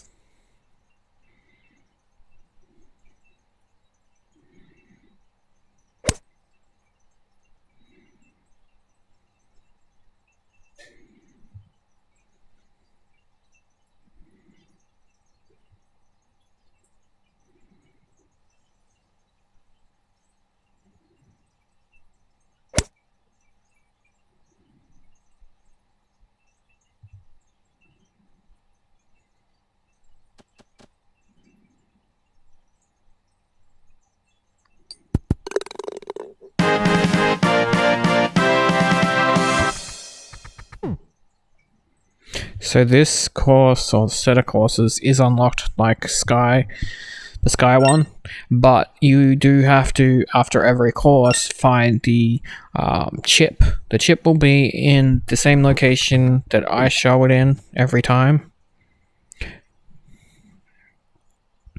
And there is purple imps around, so I'm going to kill one of those quickly.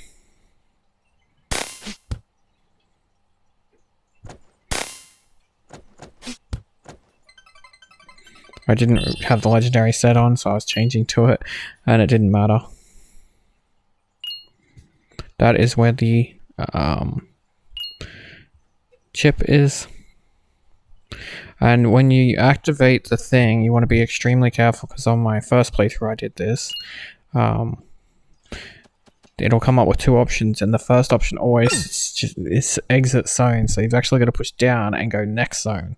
If you push A to exit zone, it doesn't ask if you're sure you want that, it just does it, and it's quite frustrating.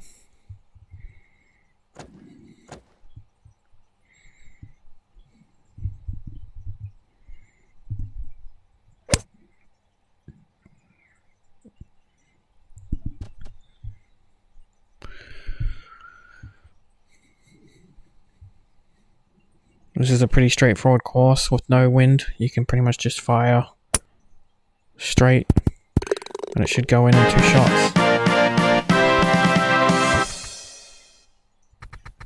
And you can see the card on the right there, near the tree. And if you can't see it, I'll show you it anyway. This one actually shows up in the windscreen, which is awesome.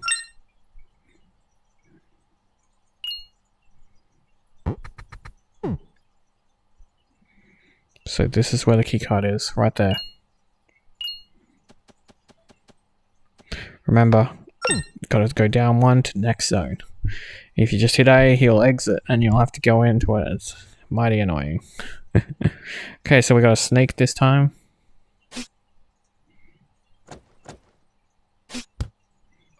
Change into my legendary set. 1 hit, nice. Snake, slimes, we don't want them. Because we've already got one. I'm actually looking for an odd monster. You'll know it when you see it, and it's like a fish. Change to the wind club again.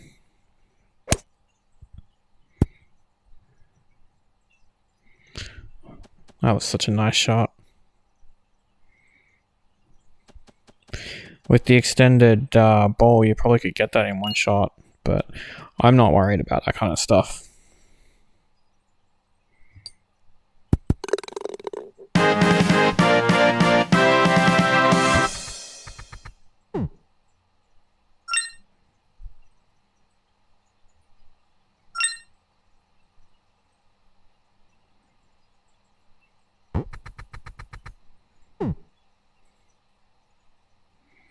So now I gotta look for the keycard. This is how I look for the keycard. Like I said, the keycard will be in the same spot for everyone. So once I find the keycard, you'll know where the keycard is and you can head straight there.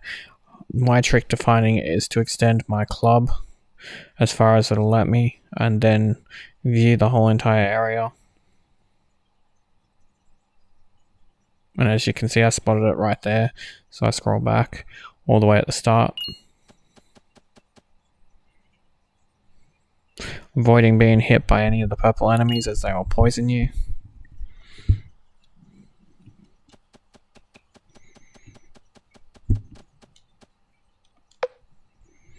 Now we go to next zone.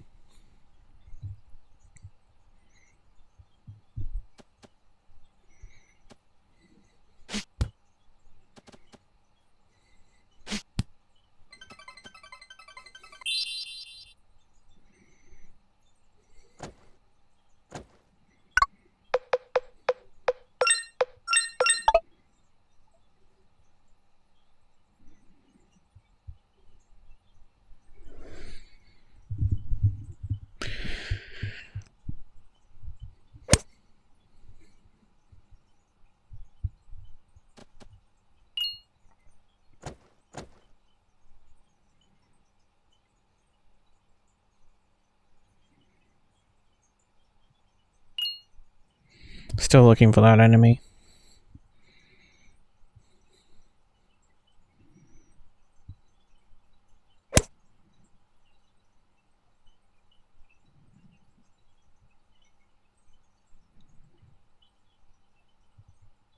Avoid the swamp as it slows you down being in the swamp.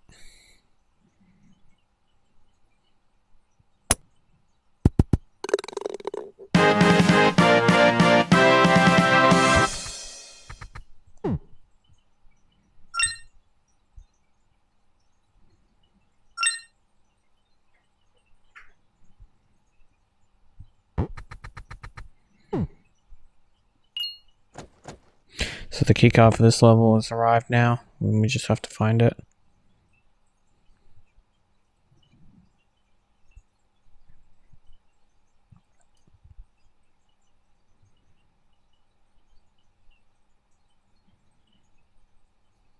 There it is, right there in the middle of the swamp.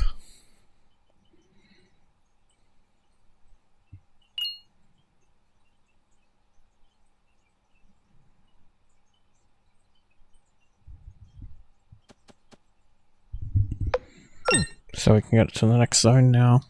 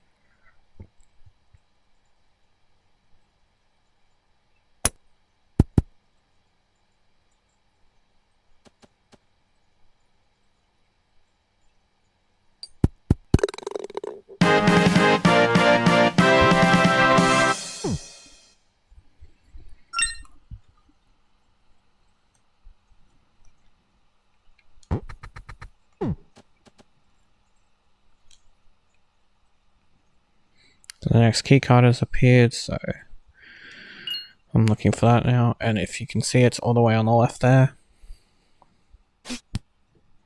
We've also got a purple frog, and we need to kill a purple frog. So the frog has been killed, and we can move on to the next area.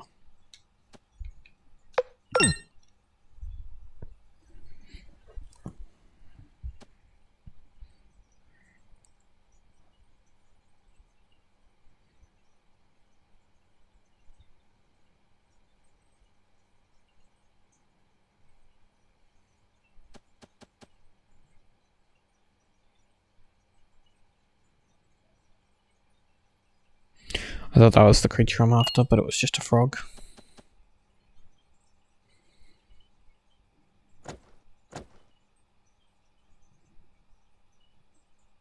So you want to land more or less in the rough, so that way you're close to the swamp.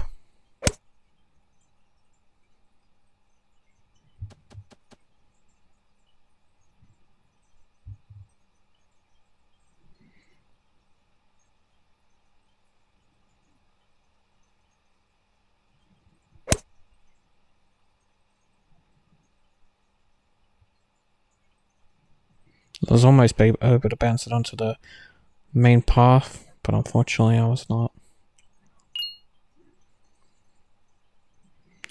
Hole 51, and we still haven't ran into the creature yet.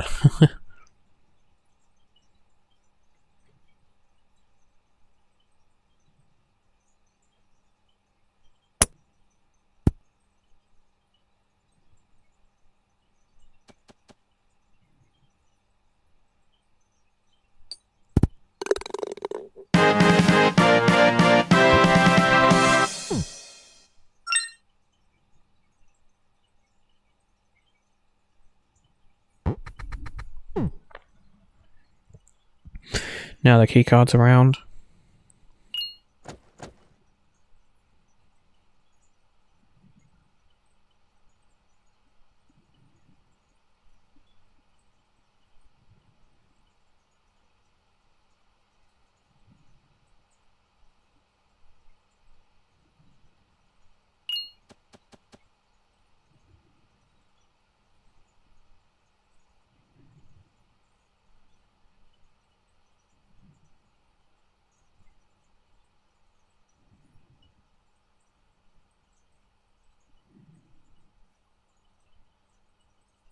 And there it is there. Pretty much where we started.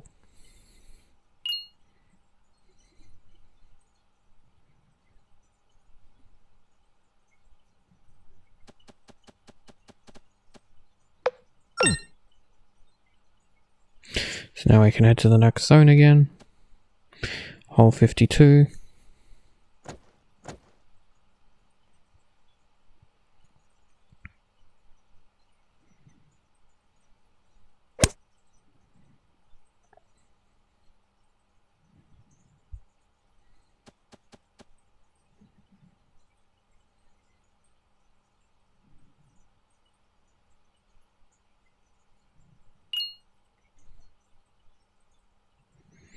There's some weird glitch happened here when I got out of the ball. The frog is pushing me and I can't move. I was glad I got this on recording. I love glitches like this. Something you just never see again. I'm not sure the cause of it, but as soon as I touched the wall there, it let me move again. I couldn't pause it. I couldn't do anything. Once I got out of the ball, that's literally what happened.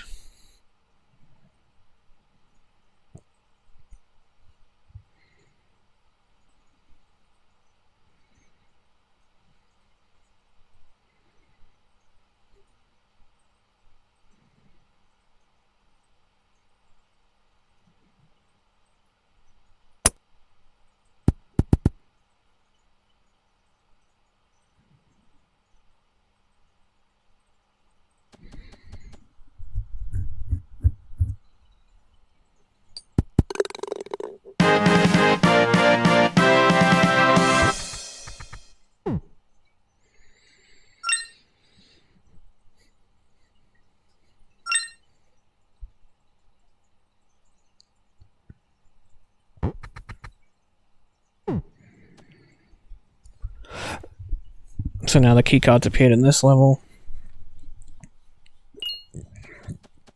And hole 52 is finally where the enemy appeared that we were after. It's a fish that goes underground, as you can see. You basically gotta wait for it to pop back up. Then it will come for you. And then it'll go back underwater. And since it's not moving around this time, it's like glitched into the spot I'm in. I'm just flicking my thing waiting for it to come up. And then I realized it didn't have the legendary set on, and that's why it hasn't died in 2 hits. But what you're supposed to do is when it actually does come up, you're supposed to get it to come towards you while swinging, as you saw there, and that's how you actually hit it. It's the best strategy I could come up with for that fish.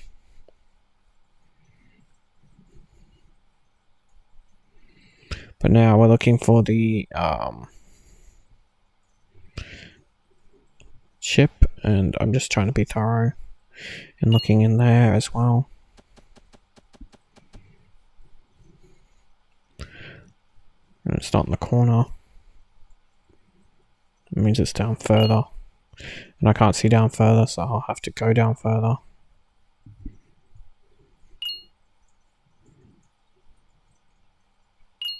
There we go. It's in that swamp near the palm trees.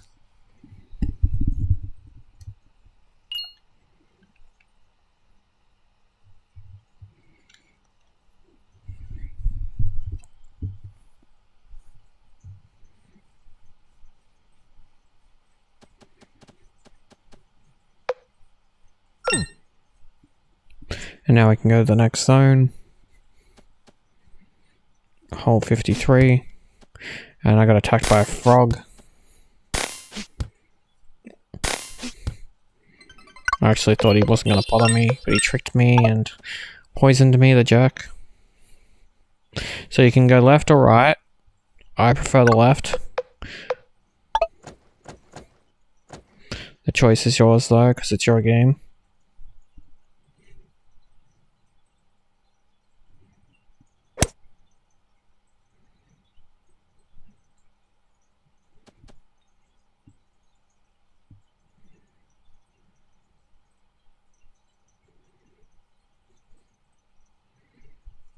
See, this area is out of bounds, so what we have to land on is the rough.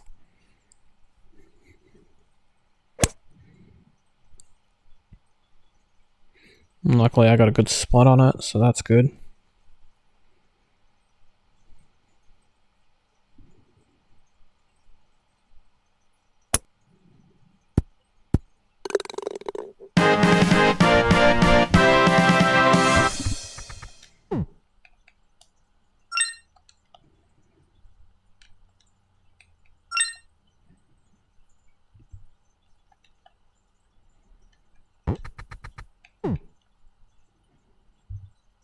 Now we can find the key code again.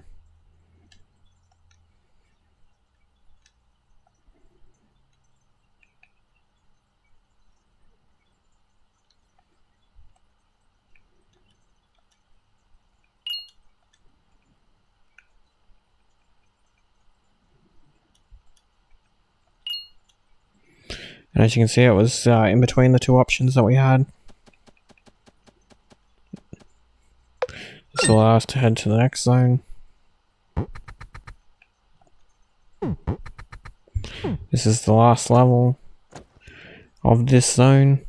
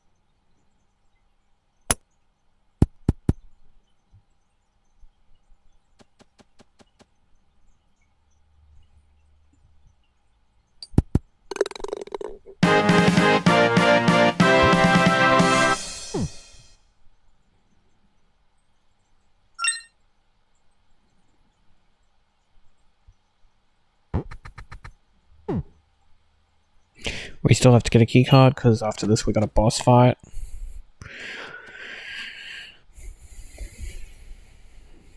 Don't forget to save it too, because this boss fight is annoying.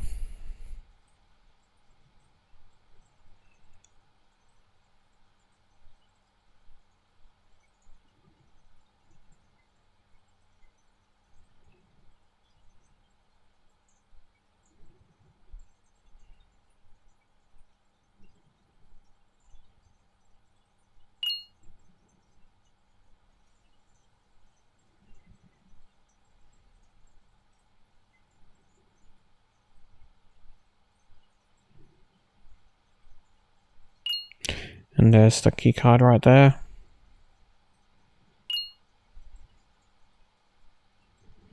So with that, we can head to the boss fight.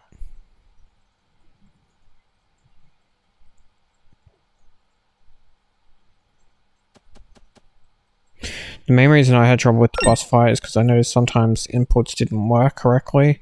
Because some of the inputs you have to hit at like at the same time and everything. This will also get you Retrowave Hero for completing, well, unlocking all the holes in the Retrowave area, even though they're already unlocked again.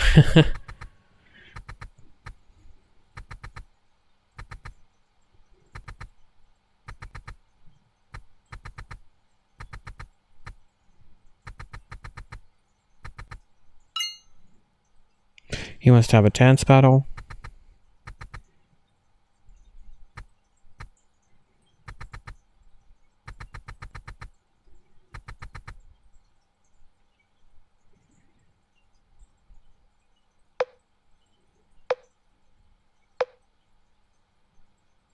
So it's right, which is RB.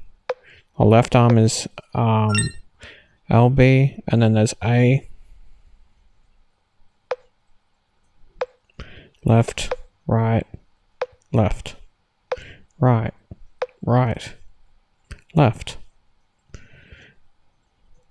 Combinations are possible, so you could hold both of them at the same time, or A to turn around as well.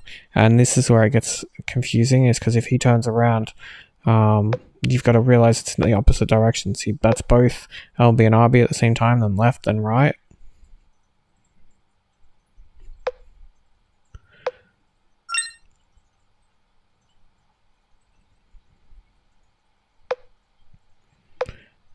Both again, right, left, both again, left, left.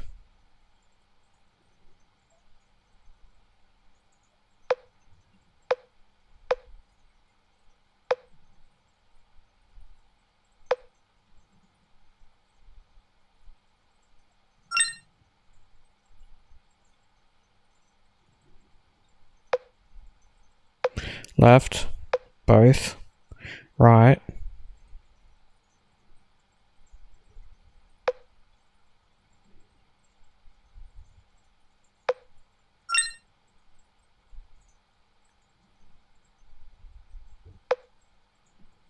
So it's both, left, left, both, right, left.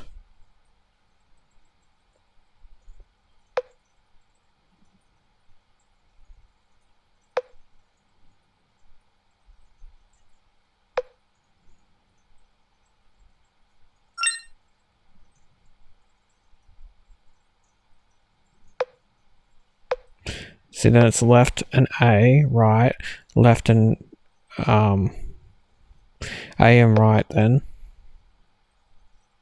See, A and left, then it's right, then A and right. See, because if he turns his back, it's the opposite direction. So if it's left and he's back, then it's right.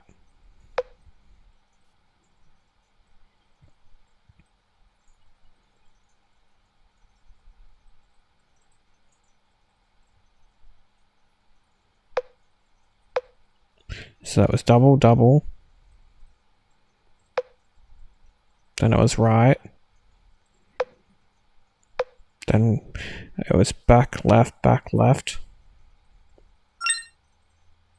Then left.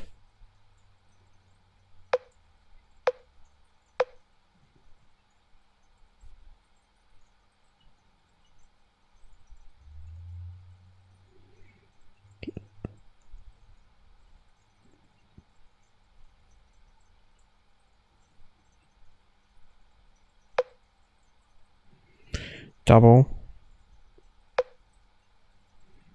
backwards double, and then backwards left. Right, backwards right, then left, then double, then right. And by double I mean backwards double. Right, backwards left. No, it's backwards right, sorry. Then left.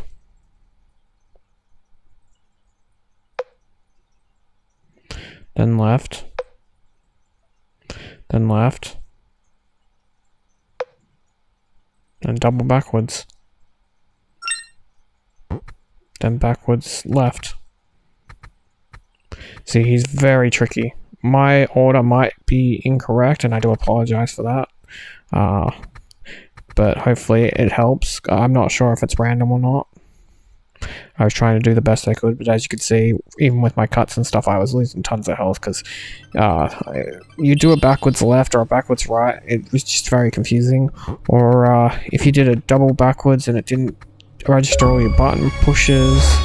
But anyway, we got through it and we got Golf Savior, which is for getting all the gems. So congratulations, we did all the courses and all the gems. Now we can do some fun stuff.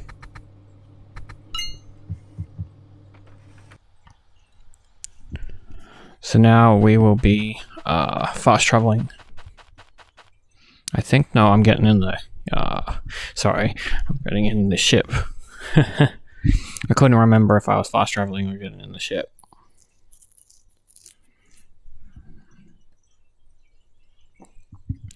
Okay, now I do actually remember what we're doing. I'm pretty certain we're going to the first island. Yep, that's what we're doing.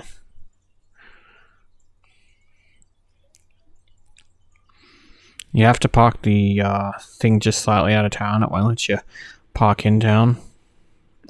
So if you just park about here, you'll be good.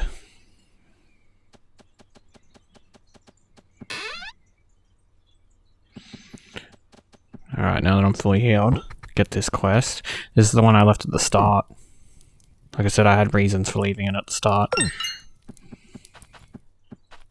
Because we still have to do this guy. I figured we may as well do 2 quests rather than just go back for 1.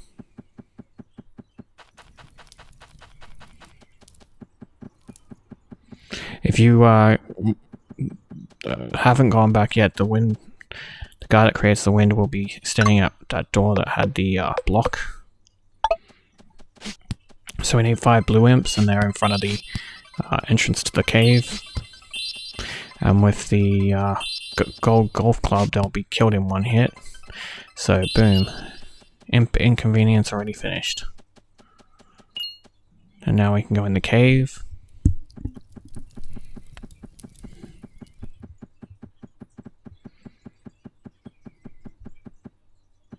The spider will be back, so be aware of that. He requires us to kill him again.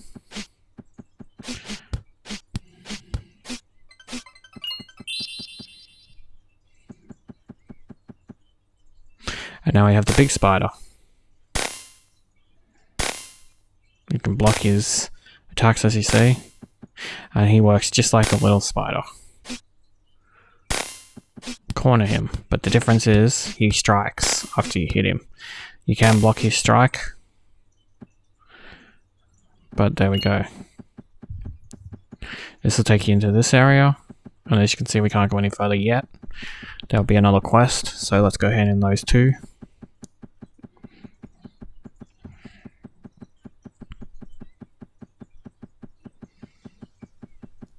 If you did the imp one already, you would already known what to do. But if you didn't and you're following my order, then at least now you can get to do it.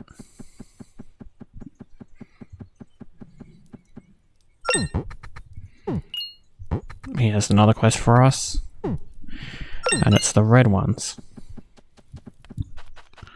And the guy over here has another quest for us, And it's explore the ruins, because they've done even more digging. So the red imps aren't over here. They're all blue imps. But there's a chest with some ether in it if you didn't pick it up yet.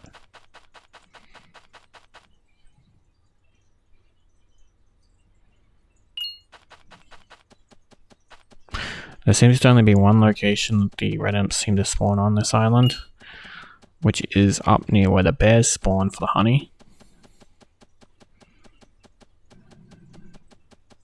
So yeah, as you can see, there's a red imp there. 2 strikes with the legendary golf club, and they're gone. So to get more to spawn, what I do is I run around like this. Because as you can see, another one spawned. If you go away from the location a little bit.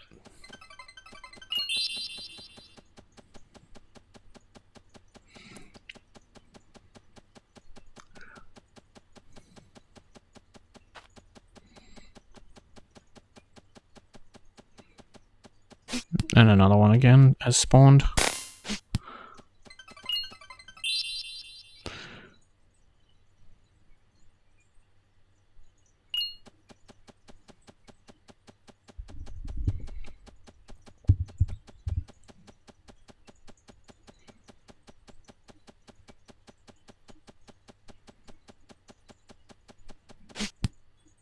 And the last one.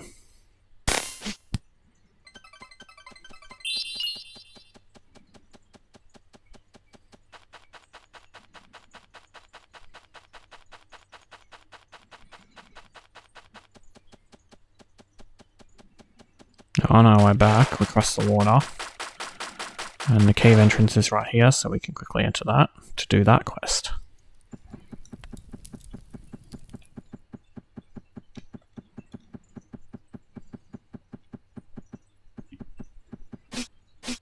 Again, that spider's back, so we have to deal with it. Otherwise it follows you and it annoys you.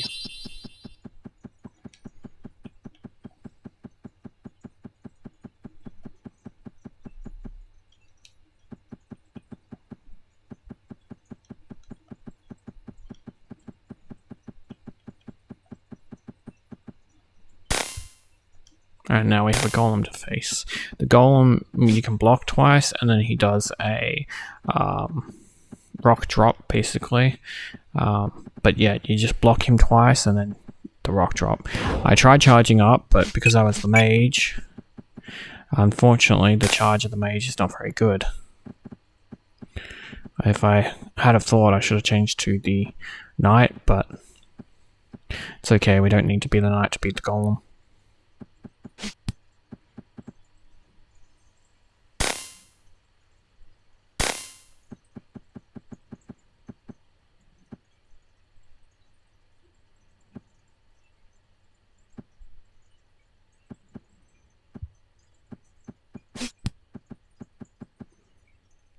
There we go.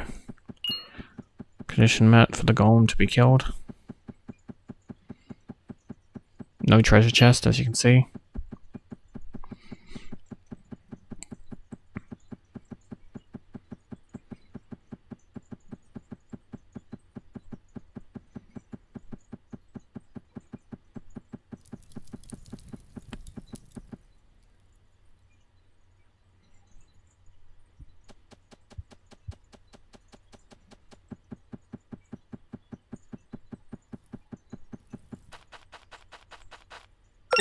And we can hand in the ruin.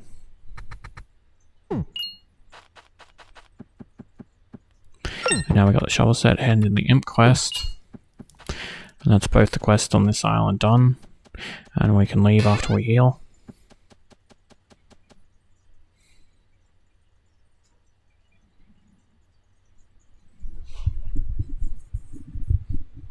Now if we go slightly off from there, you may have noticed I avoided this building to begin with. This is what I like to call pre-prep. So we're going to be doing this now, but we're not going to be getting our reward till later, if that makes sense. Because if we do it now, we don't have to do it later, but we still get the reward. but in my opinion it saves a little bit more time. So in here's a dragon. And because we played Retro Wave, he wants to challenge us to play Retro Wave. So we have to verse Ivan the dragon. And luckily we got our win set because we're the mage. This is why I never actually changed it out. But if I had a thought with the golem, I probably should have because I could have just changed back. But no biggie.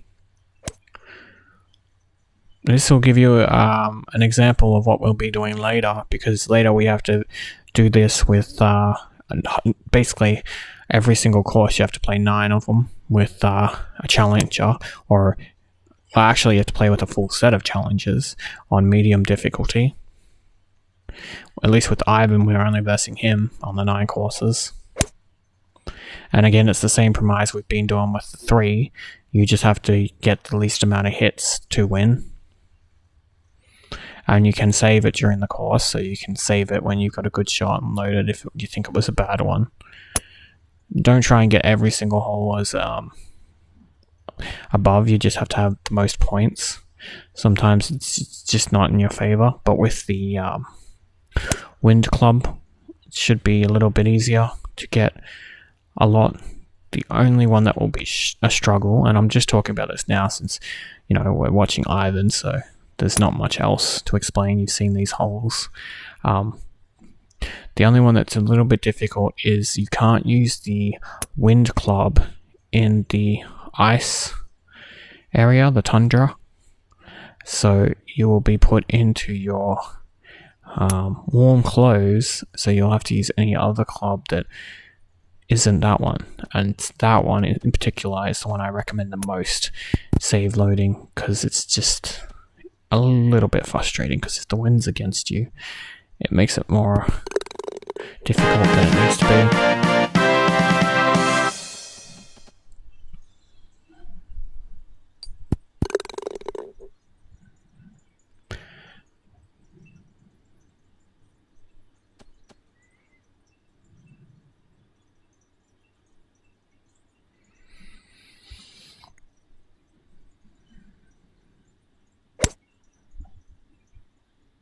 Ivan's design as a dragon looks really cool. The only thing I dislike is that he's so big. If his ball's near your ball, it's very hard to see over him.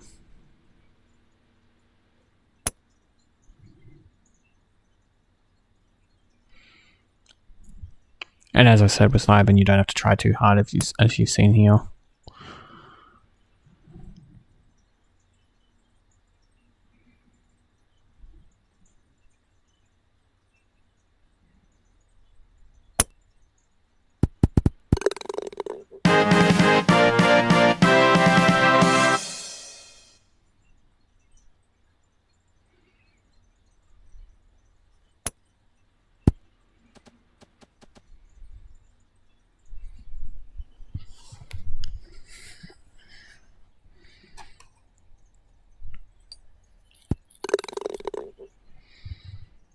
So that's 2 points for me, 0 for him at the moment.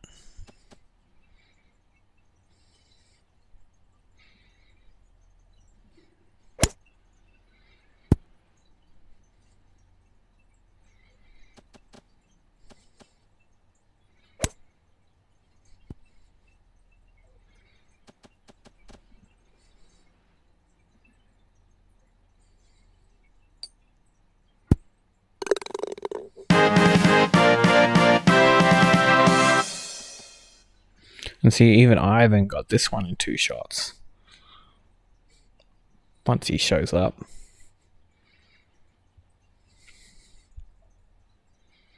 There he is. Taking his time. Yeah, you could have just flown over here. So no one got a point that round. It was tied.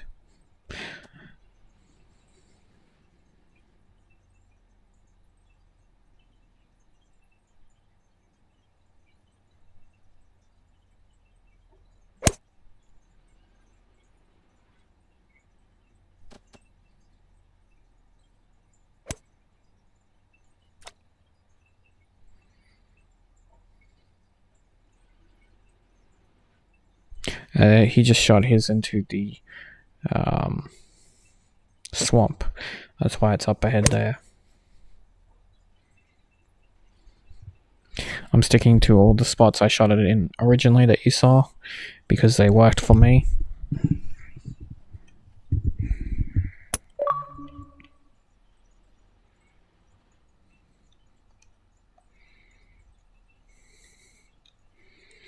Just ignore that pop-up. Unfortunately, those are messages and stuff you cannot stop sometimes.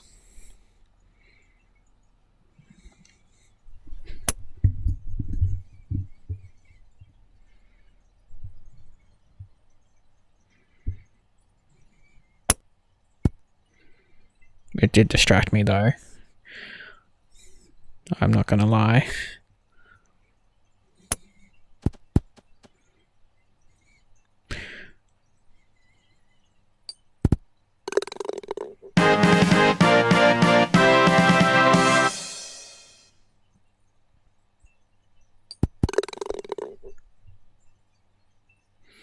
But I still got a point, so it wasn't a total distraction, which is good. Puts me at 3 points to him having 0, which I'm happy with.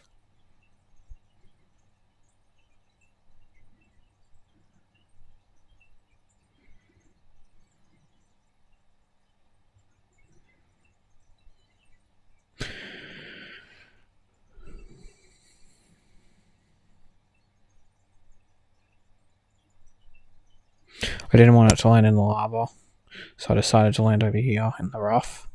I figure I should be able to get it into the spot from there. And I even got it right next to it. I couldn't believe that.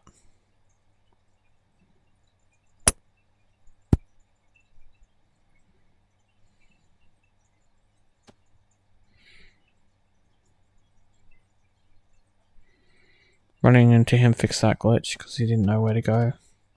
And I wanted to fix it before I had a problem.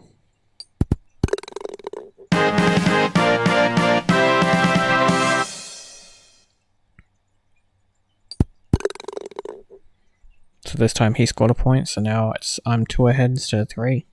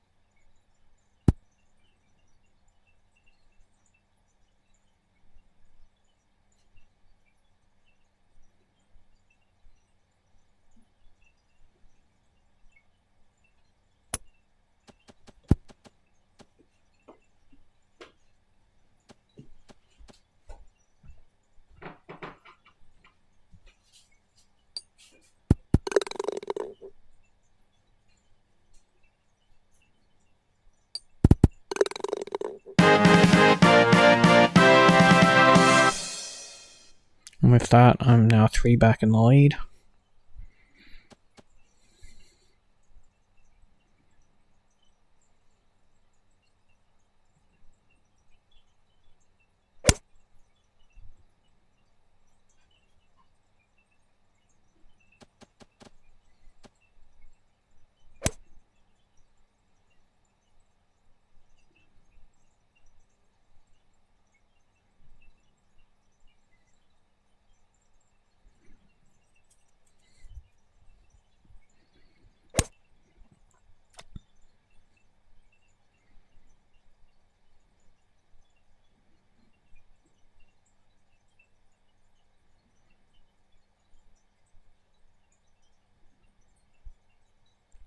And unfortunately, I'm going to have to sacrifice a shot because I just don't have one to get across the river.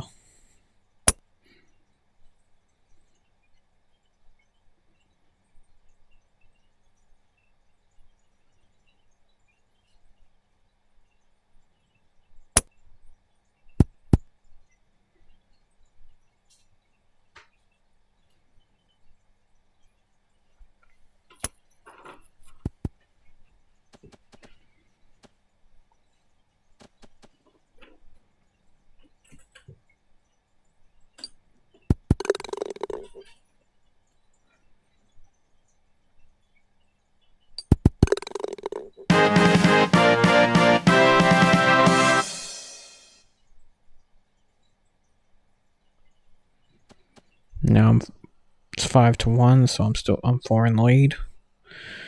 So I don't have to worry about losing, at least.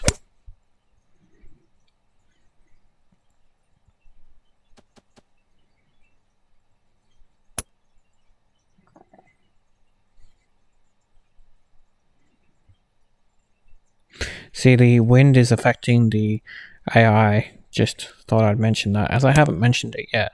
But that's why some of his shots can be really good and some of them can be really, really bad, because if the wind's against them, then it's not in their favor. That's where, if I had a thought, you could always use that wind bag to change the wind direction against them while you're using the no wind thing, but that would require save loading because you'd have the results are random.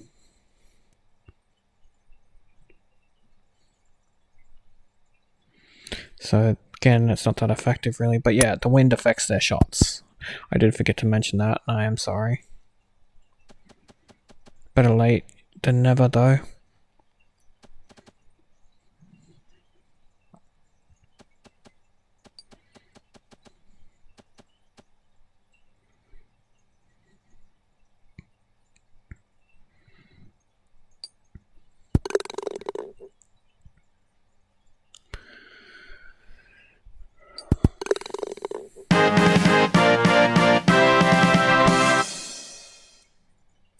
So now it's 5 points ahead in the last hole, so there's no way I'll lose. So I can play as bad as I want.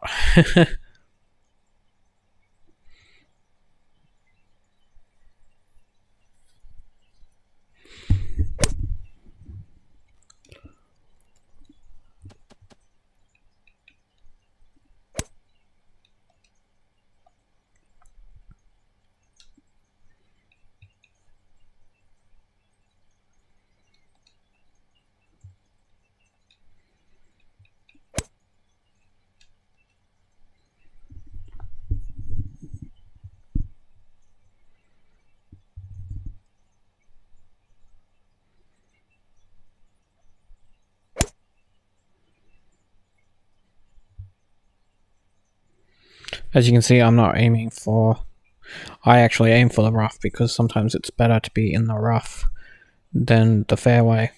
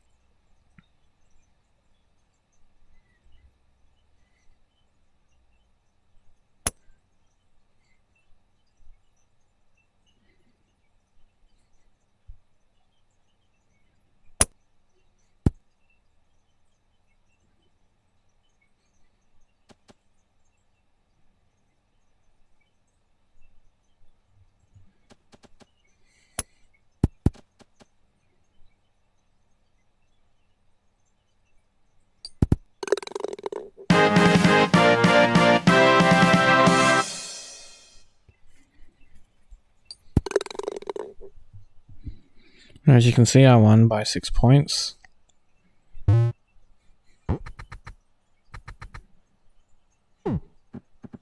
And as he said just then, if there's anything you ever need from me, don't hesitate to ask. I will be cashing in that favor later.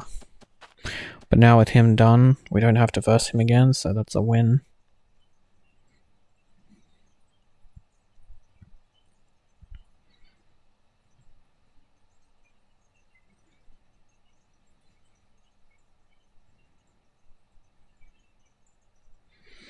Now we want to head to the second island, where Marikita is.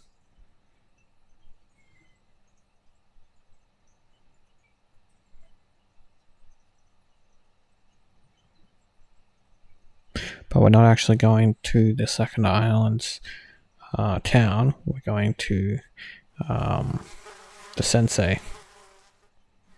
He's just down near the parrot. Right here.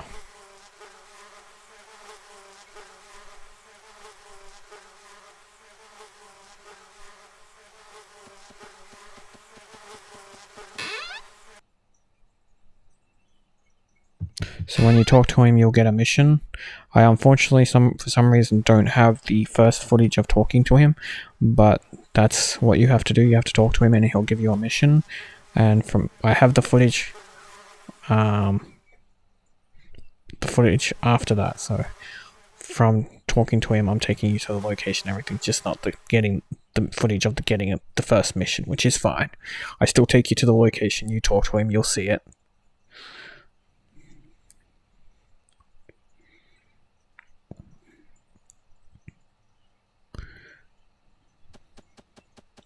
But what we're supposed to do is go this way into the golf club. And before you do anything, hire a golf cart.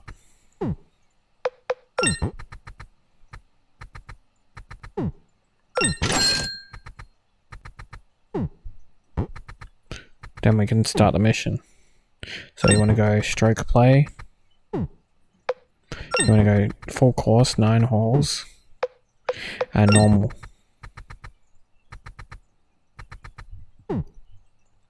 For the sake of time, I've skipped to the last hole on every course, so you don't have to watch like Ivan the Dragon, because that just teach you that one I included just to teach you, basically, or show you, not so much teach you what to do. And it's pretty much the same thing with all the holes we played, and that's what we'll be doing for a little bit, because that's the mission objectives. And hopefully you can pause it on my card of the goals, and you'll see what goals you have to beat, because I'm pretty sure that that's pretty much the same. Some of the AI are tough, as you can see. They get 3, some in 2, for a total of 30. I managed to get 21 shots, so I won by a good lead of about 9.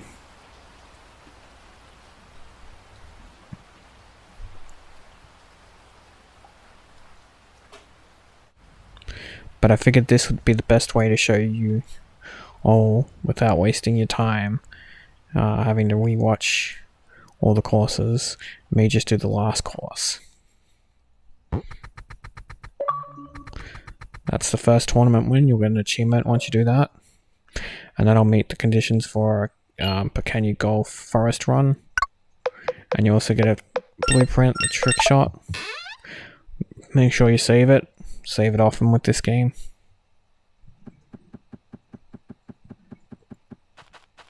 So now we can take the airship, back to the sensei.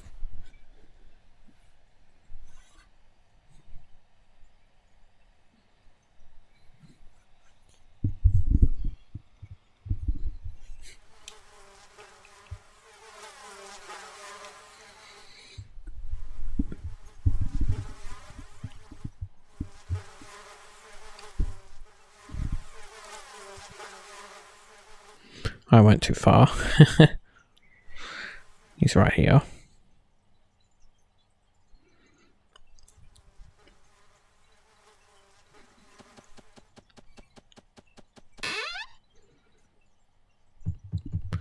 And now we can hand in the quest.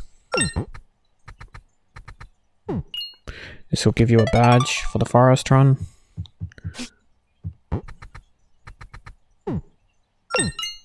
Now we have to do the swamp run.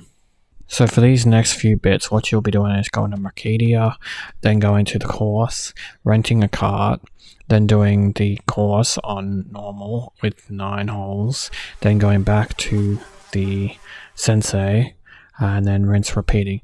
With the Tundra course, I recommend saving it often. There was a bug I had during it that if I encountered it twice that I couldn't progress because the AI wouldn't hit the ball, so I warn you on that one. But basically, once we've done all those, I will speak to you again, because there's no need for me to talk. I will be cutting to the last hole of each one so you can see, but at the end of the Tundra one you do earn a large mana and health that you can apply, as you will see me do.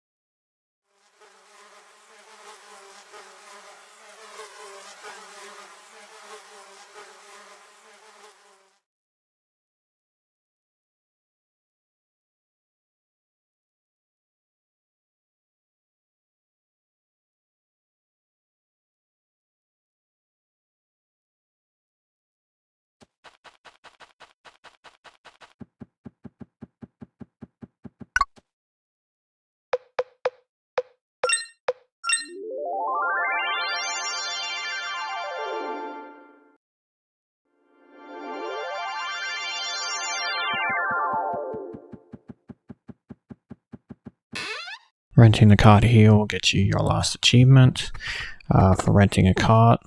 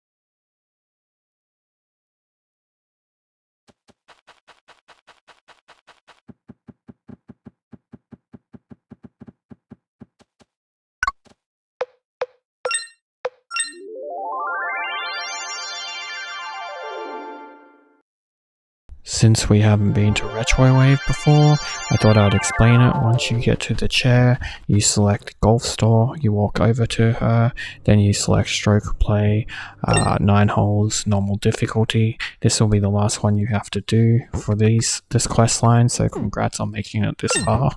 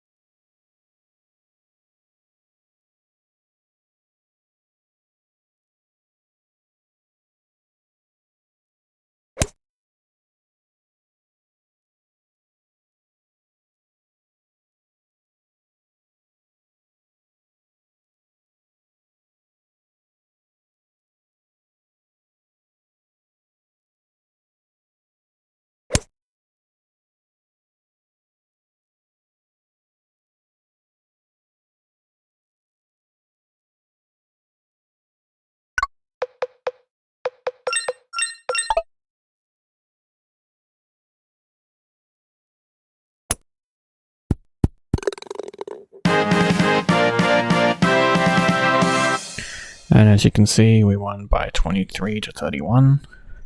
And this will also get us an achievement. Golf Legend for winning one tournament in each area. So, congratulations. We can now exit and head back to the sensei.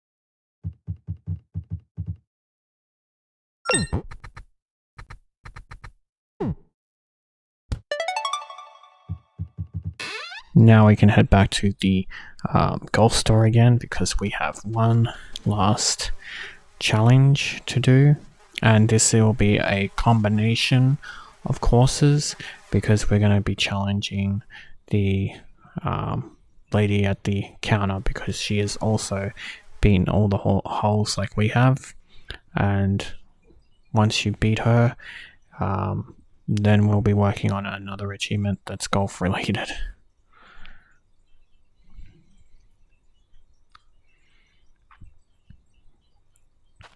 Luckily, we can challenge her in Mercadia, and we get teleported to the other holes. Suggest talk.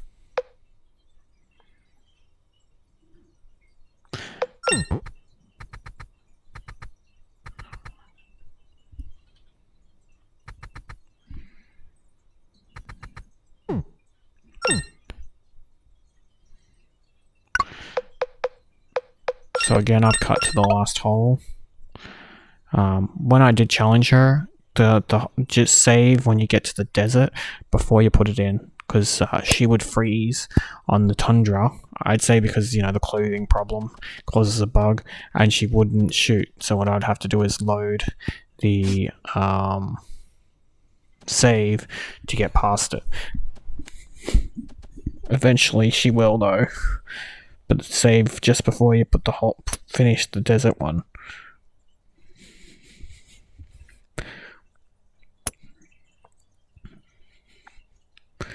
When she makes many mistakes, I save it, even if it's not for me to make a better shot or anything. It's just so that way I don't lose those kind of mistakes, because it's a guaranteed point for us. And I would advise that for you as well. If you see her make many mistakes, save it.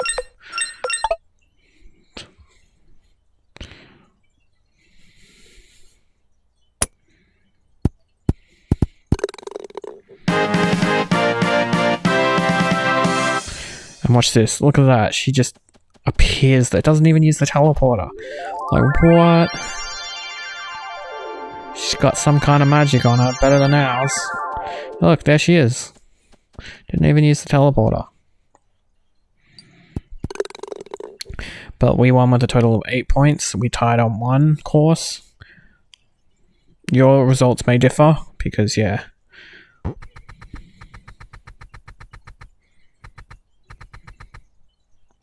So now we're going to go for another achievement. We want match play. And we can play the lowest, 3. And we can play the easy difficulty. We don't need any harder. And yes, play as her.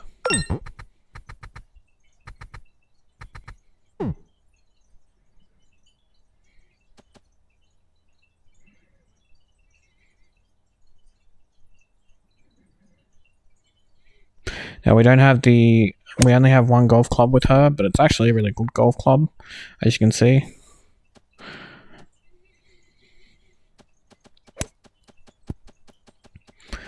We can't use the wind golf club though, unfortunately, so. But they're on easy AI, so it's not too difficult.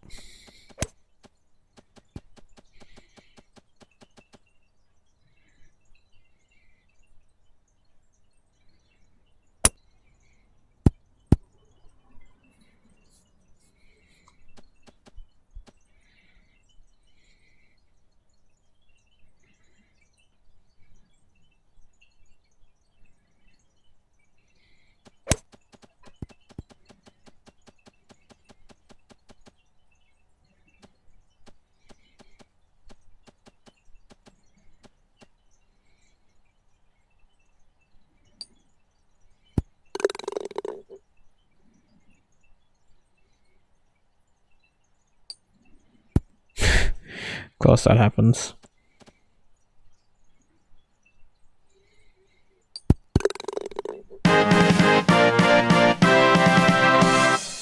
But as you can see, I won by 2 points. That's why I wasn't concerned that I lost that one. Well, tied actually. And for that you get Challenger. Win 1 match play tournament.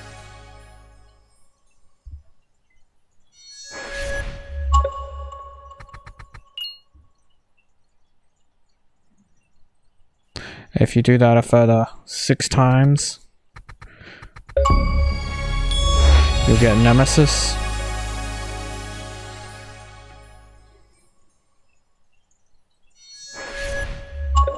And that's for winning 6 match play tournaments.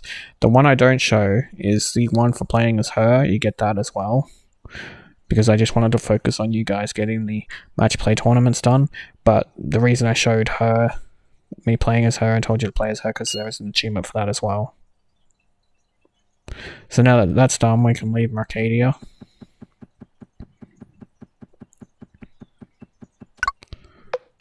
And go to Sky Island.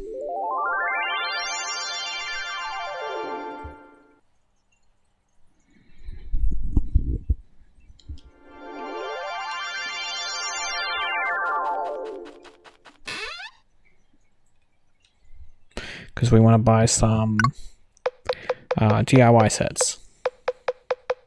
And the titanium set, of course. So make sure you got the money as well. If you need more, remember, make purple golf balls and then sell them for profit. I do like that they allow that. Some games try and stop you from making money, but this game needs a lot. So the fact that they left a way for you to make money, I really appreciate it.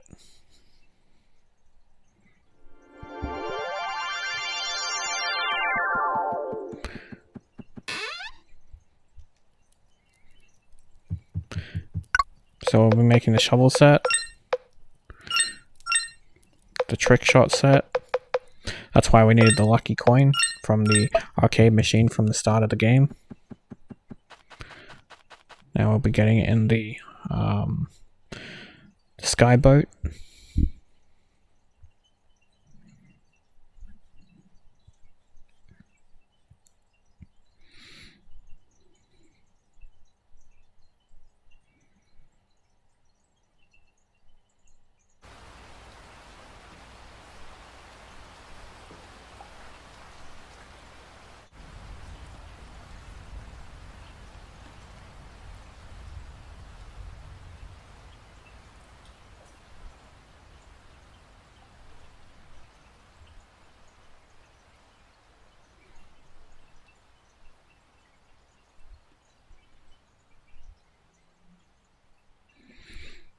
And where we're heading, sorry I got a little bit lost, is to the swamp area. Because now that we have the ghost, the no wind club, we can go to hole, I think it's 11.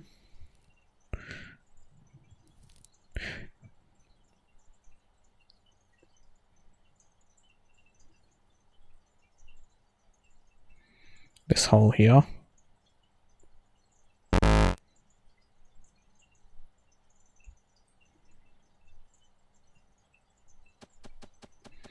Yeah, hole 11. Place our ball. You don't have to move it at all, as long as you got the no wind. Straight full power, straight shot, and every time you'll nail a hole in one, and we're doing it for that soul set. If you don't have it.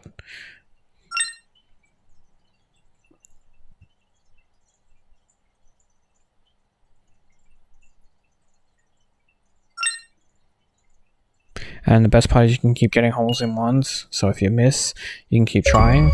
But this will get you a nice roll for getting the soul set.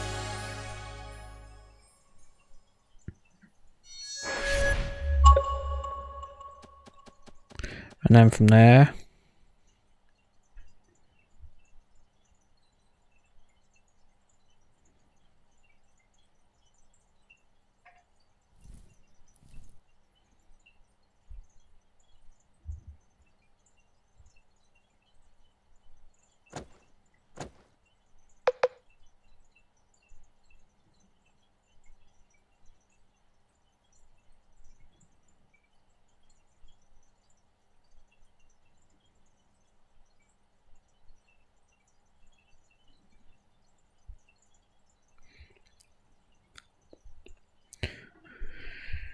head over here to this like fire kind of island, Eternal Tower.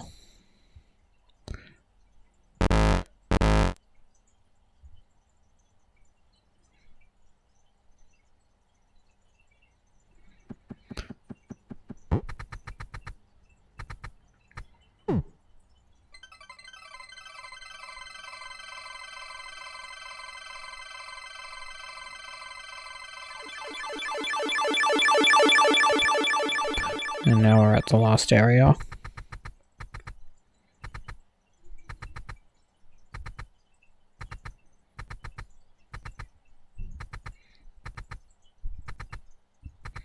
And with all those gems we were able to destroy our barrier.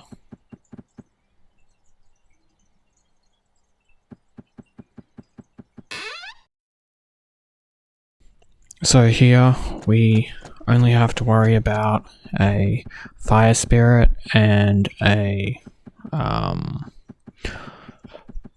water spirit I'm going to go with. Might be air, but I'm pretty sure it's water. Make sure you have the legendary club equipped and follow my pathway, so that way we only have to fight 2 enemies. So this is the air enemy. You want to try and get her to fire upwards, so you can go around it. Be careful of the one that's above, because they can fire at you. It's really annoying that they can fire through the objects. The fire one's more dangerous, because if you touch it, it's like the slime cactus. As you can see, it will hurt you.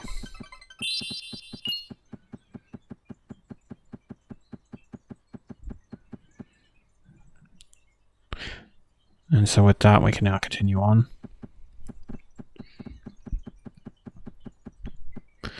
So this requires the mage, why I'm also the mage again.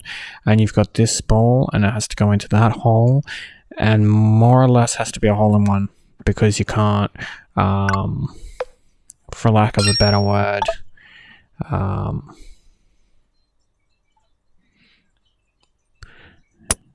what's the word? Hit it and then let it just sit.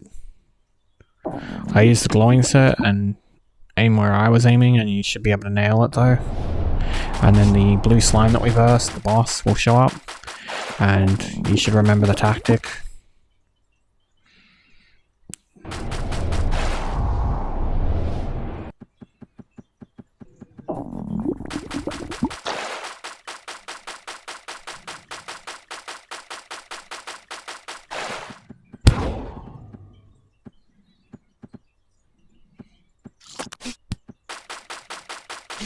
Wait for him to form, and then wail on him.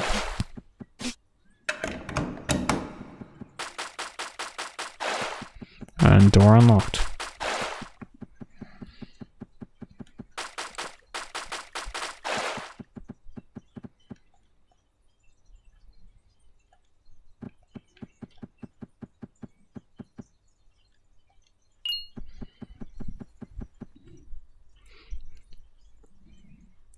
So this one, we basically have to get the ball into the location, and what will happen is each time we do it, a bunch of bad guys will spawn, not where we are, but we have to go to them, destroy them, and a new ball will spawn, rinse, repeat, until we can reach the exit. Good thing is that if you miss like that, you don't have to waste one of your balls. So then you can keep trying to get the right position.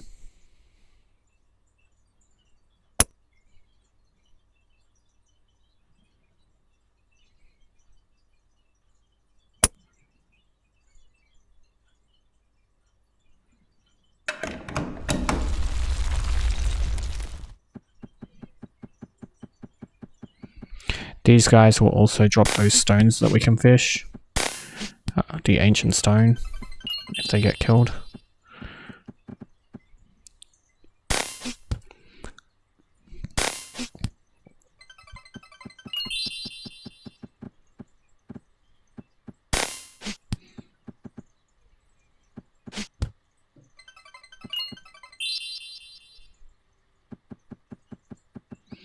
And now we get the next ball location.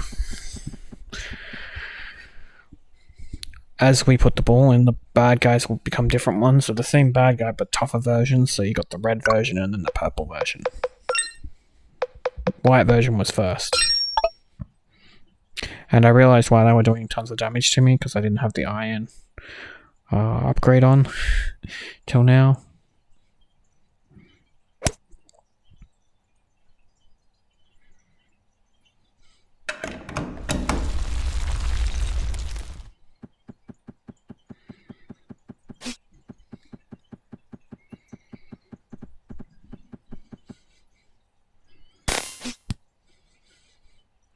I try and separate them so that I can basically beat them one on one.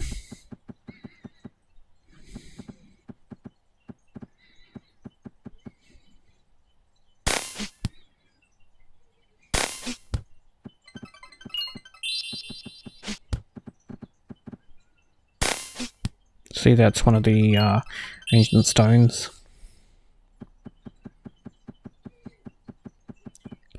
And another ball appears. I'm pretty sure this is the last one for this area.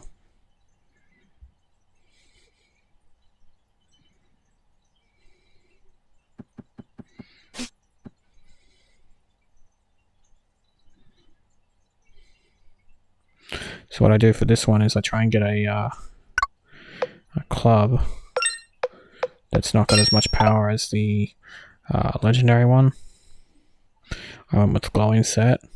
And see how it just lands on there, because it's got less power. It should stay on there, unlike if I was to use the legendary set, which has more power. And as you can see, that worked.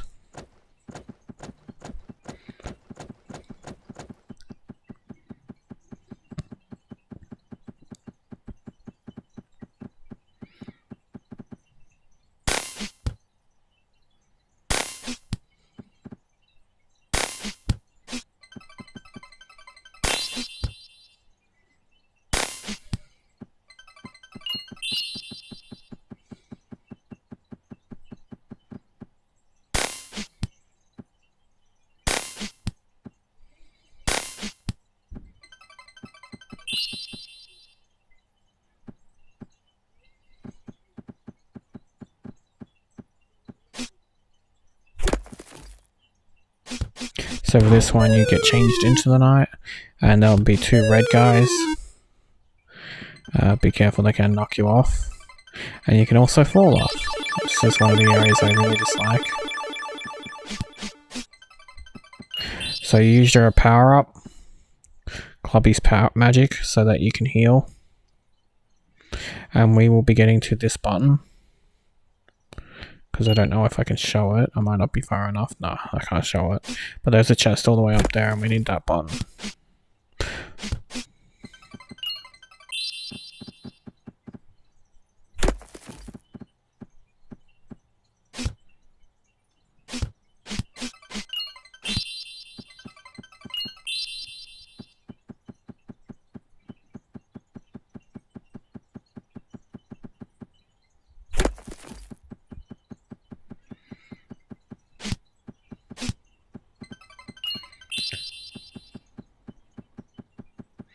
Alright, there's the chest.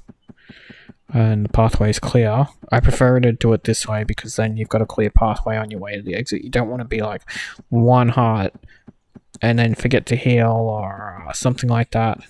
And then all of a sudden, got to do it all over again from a save. No one wants that.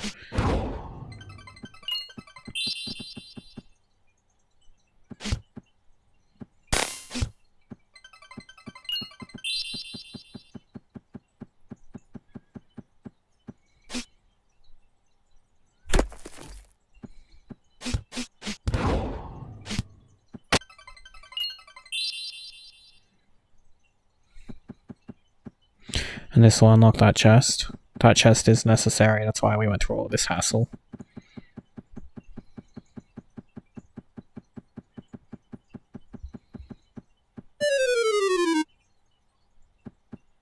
And thankfully, because we killed all the bad guys, all we have to be careful of is falling off the edge.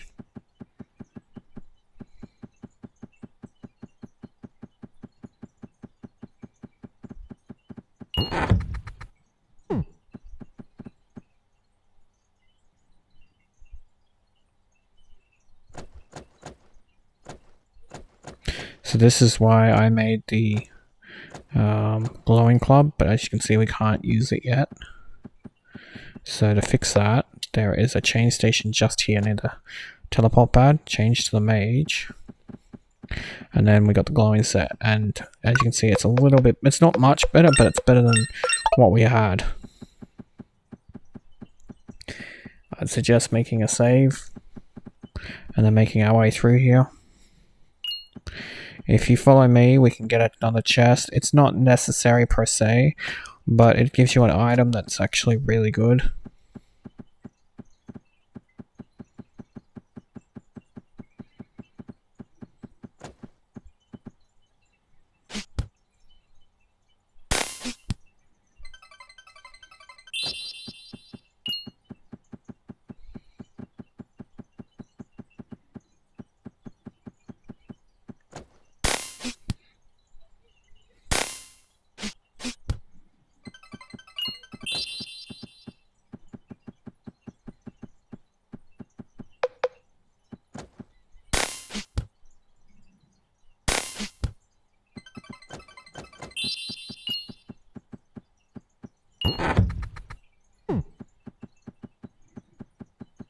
And you found the safe journey charm. It's a very handy little ability item.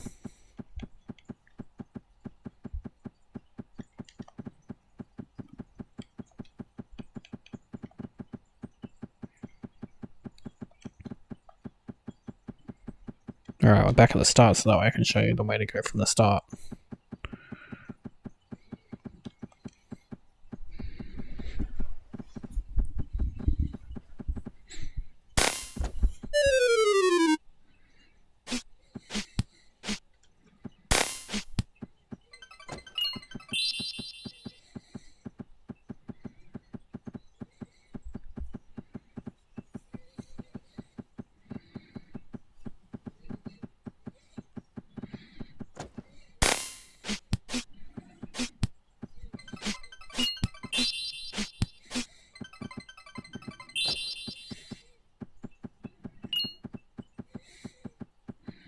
Then there's a third one up there, as you know.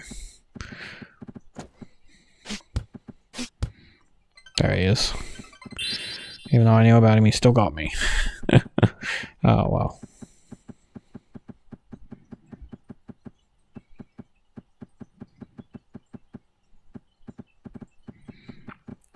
You want to be careful here.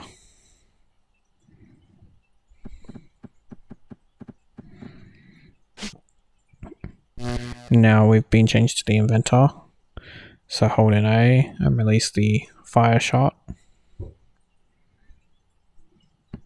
This will activate, well, actually turn off the protection. I like to go a really good distance with this, because if you're a really good distance, as you can see, it's just there. You can extend out and land directly on it with full power. Thus, you don't have to worry about any misses or anything.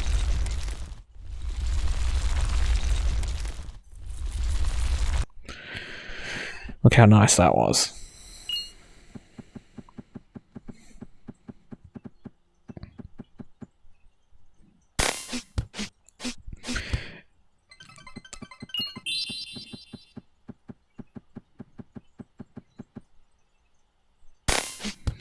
As you can see, I'm trying to draw them out one by one. There's a mix of all three different types, the red, the white, and the purple. We just haven't seen the purple yet.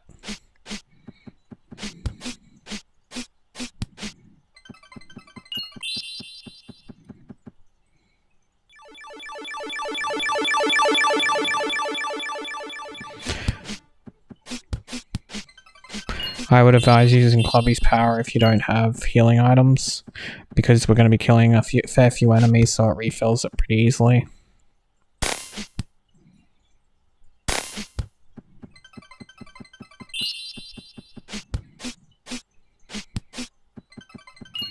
There's also another way we could have healed, but that way I haven't shown yet, and it's using one of the items we got from the golf tournaments.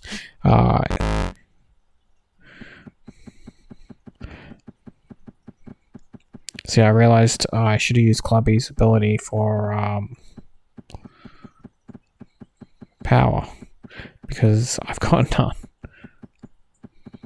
A little bit of a flaw there.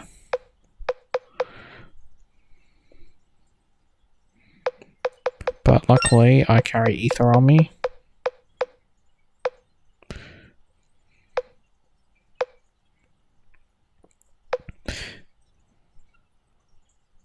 See, the step counter would have actually, or the I Love Golf would have actually healed me, both of those. The step counter is much better, because you can just run at a wall. This is what I'm hoping will heal my mana, but it doesn't, unfortunately, as you can see there. And I'm just like, well, that's no good.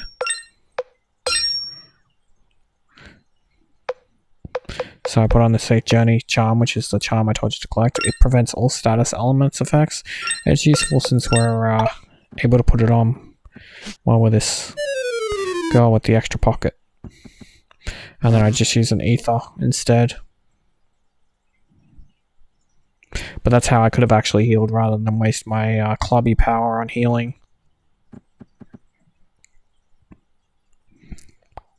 Again, distance is your friend. Because you can land directly on the button.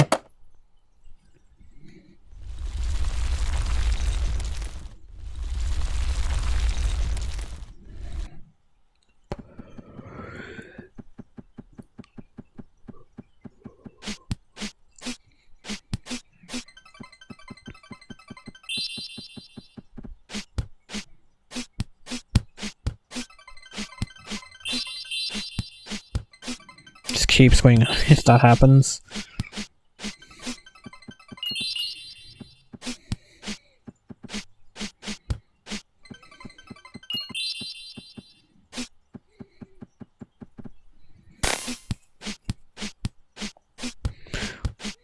This is why I told you to put on that charm, because these guys would poison you.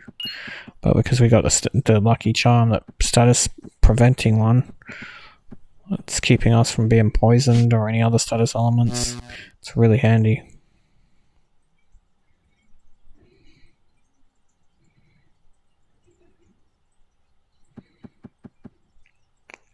This takes off the last button.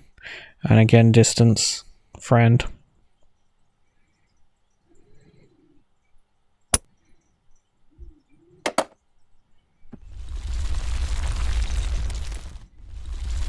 And I even get to keep the ball this time.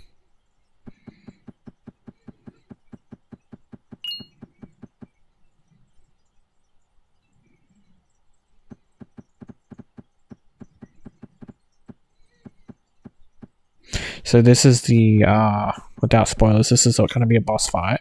So I'd suggest buying as much healing items as you want, if you don't already have a bunch from this machine here. You can also buy ether if you need it. And then save it. Number one thing to always save it.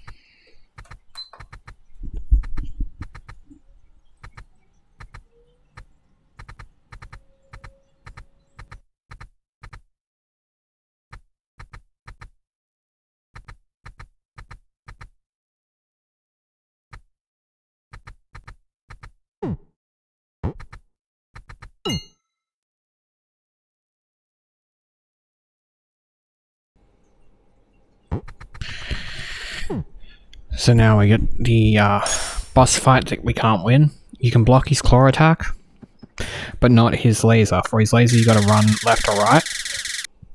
Then once it fires, he'll claw attack again. Then he'll fire from the other laser from the other one. Again, left or right. And then here's the trick to survive without as little damage as possible. Go under his shadow. So when he does the two laser beams, and then follow the movement of the shadow. I found it much easier to do it that way. And we basically have to do this for a while. I won't say anything spoilerish, because no one wants that, but we can't attack him. We can't damage him, so there's no point wasting any time or effort. Just keep dodging and avoiding the lasers.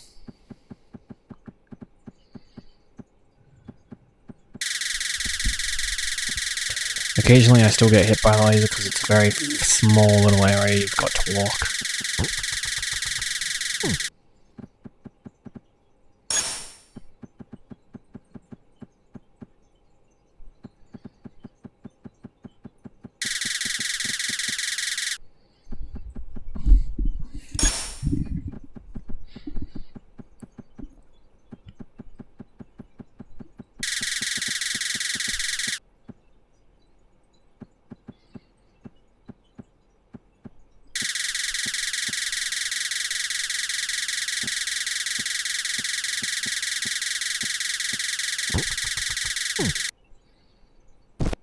And there we go.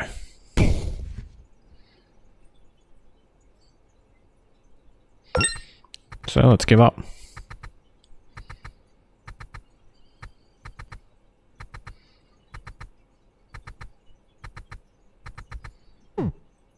Psych. The hero never gives up.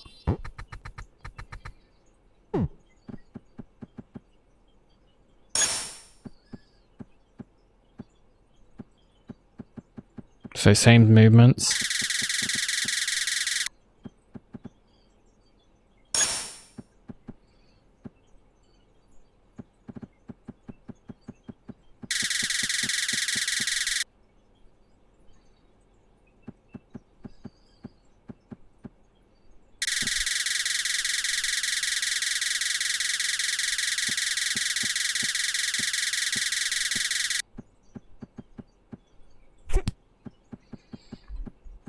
you use a charged attack, it's more power. That damage-wise. That's why I did that. It's also why I changed to the knight, if you noticed. I'm sorry I didn't mention that I changed to the knight, but I figured most people would notice. Or watch ahead. I know some people watch ahead.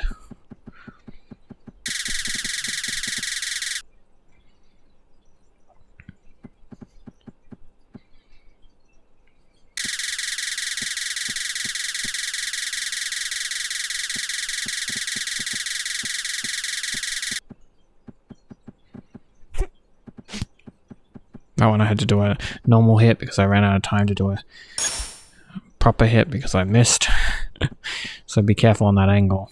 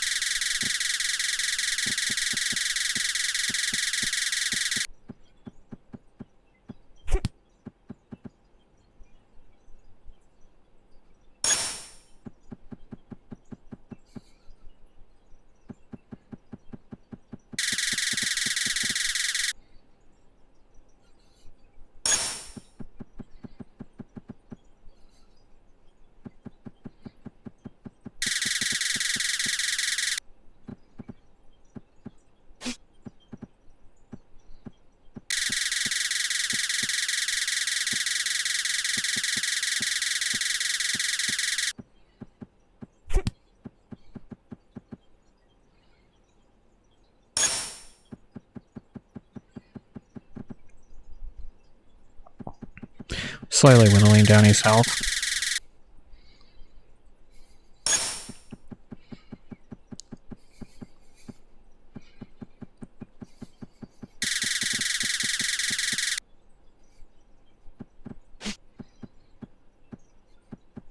As you can see, I've been pre-preparing my attack. When he does this, I went the wrong way and went straight into the laser then. And then I've been facing him straight so it doesn't miss.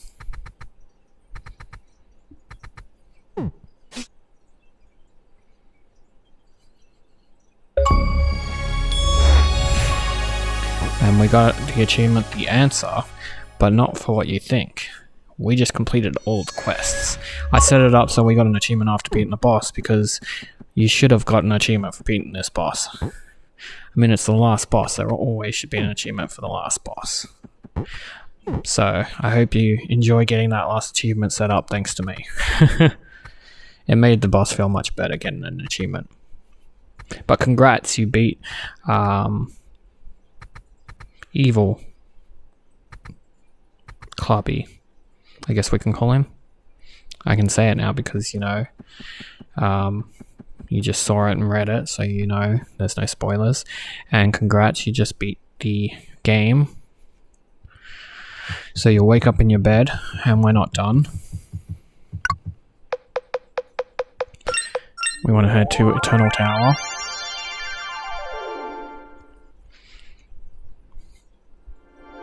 Got a few things left to do before we can call this game. The reason we headed to Eternal Tower was literally just to get our flying ship back. Because they didn't take it back to the Starter Island, they just left it on Eternal Island. But that's fine.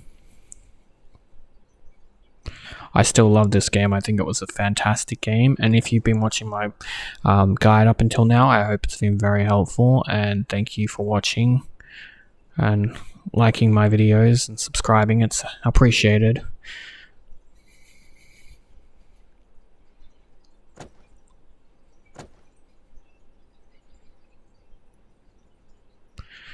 we're heading to the dragon, so head left, and his island is here. This is why we pre-beat him, to save ourselves some time.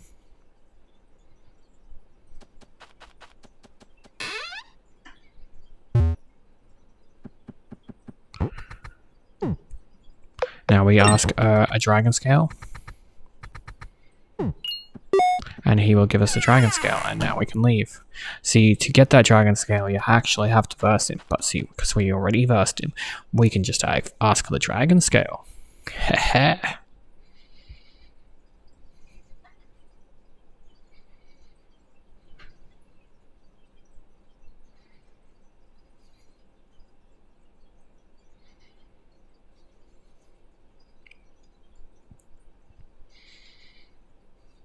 Now if we head to Mercadia,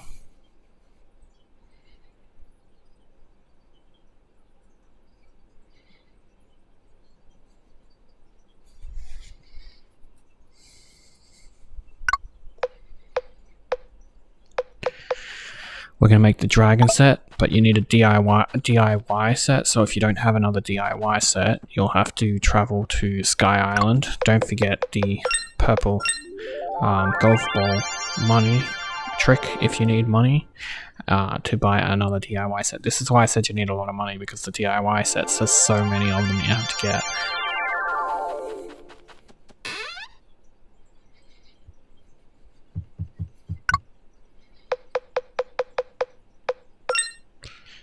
I'm buying 2, which will leave me with 70,000, and another titanium set. You do have to buy a titanium set every time you use one for a golf club, because you do need a titanium set in your golf club set. So you will be buying a couple of titanium sets, ironically. So now we can head back to Mercadia, and we can make the dragon set.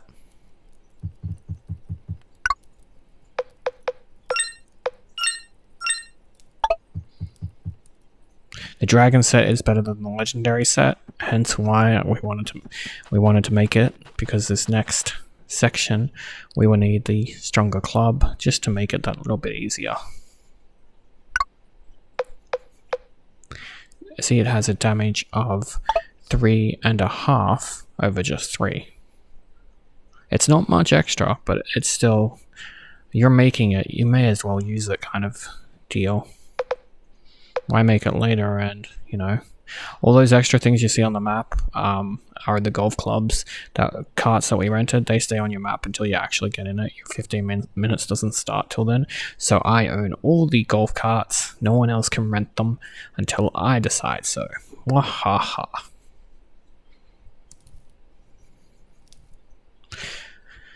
We're heading to a pretty far off island, but it's a hidden sort of island all the way up on the top of the map, so it's a little bit of a flight.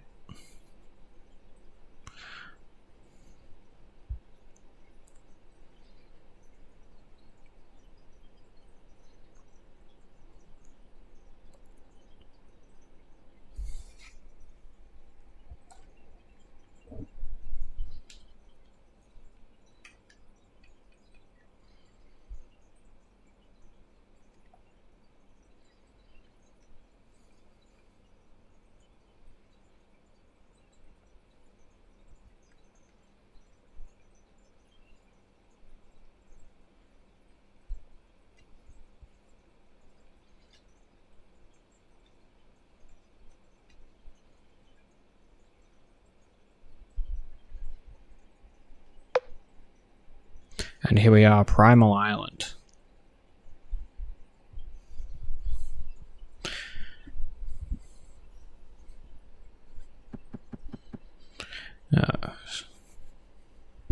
So there's a trick to it. So when it comes up and it's red, opposite direction after you beat the bad guys.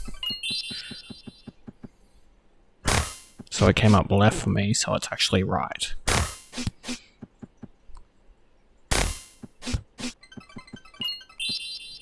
So we head right, and now it says down with white, so we go down. Red's a lie, white's the truth.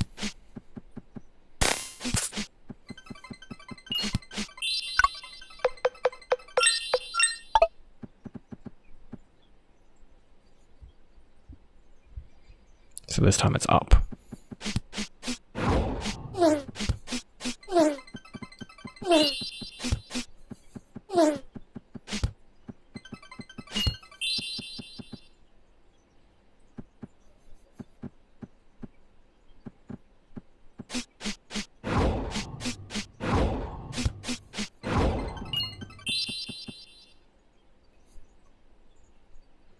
And it's up again.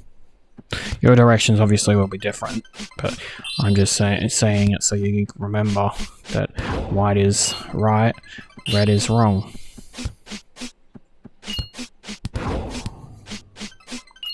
It did take me a little bit to figure that out. I was going in circles for a while in my first playthrough, and then I'm just like, this doesn't make any sense.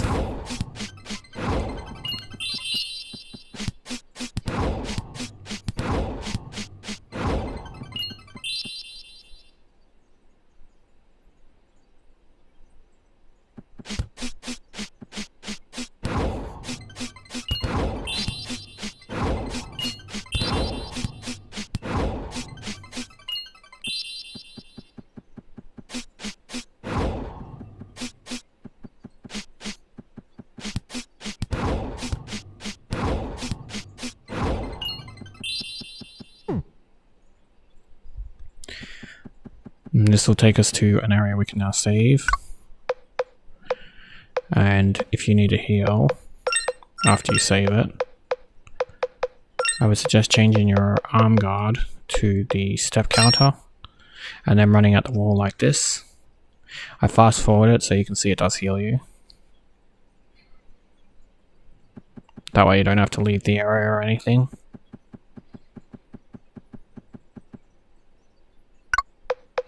Then don't forget to change your arm guard back after you save it again. So that way you can take good damage.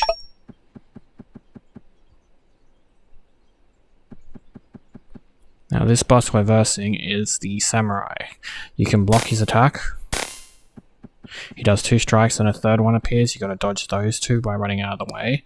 And then they play the guessing game of who's the real samurai. Charge up your attack and then attack the one that's legit. And then he'll strike twice, then 2 will appear, then you dodge their attacks, and then rinse repeat.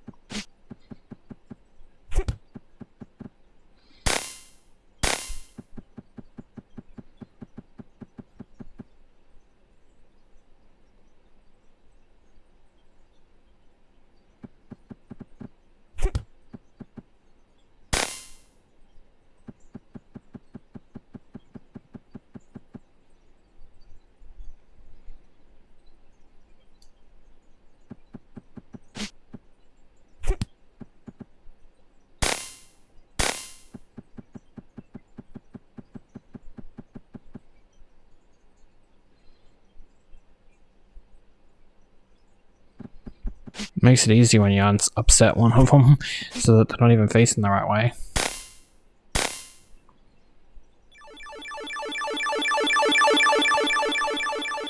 Using Clobby's power to heal.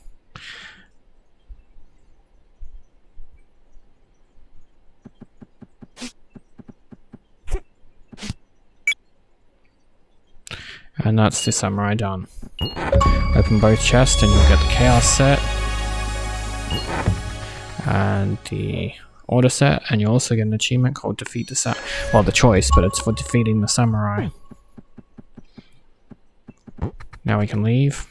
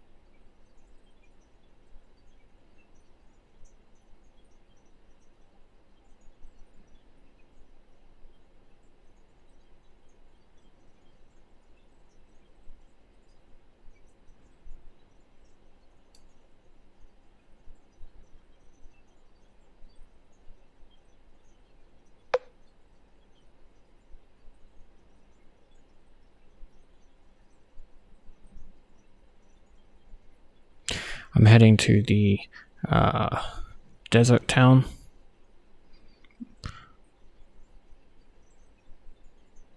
Mirage. Just because it's the easiest town to get to from where we were. Now the set I recommend you make, and there's a reason why I suggest it, is the Chaos set first.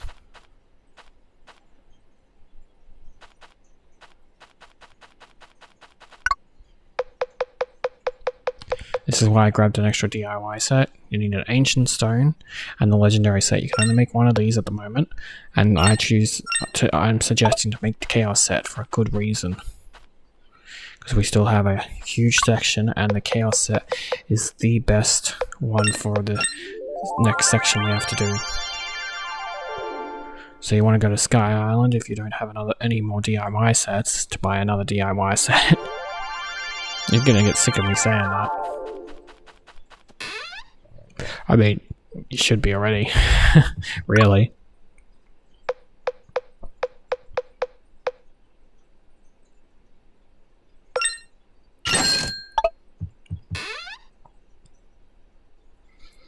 Should be the last DIY set we need, I'm pretty sure.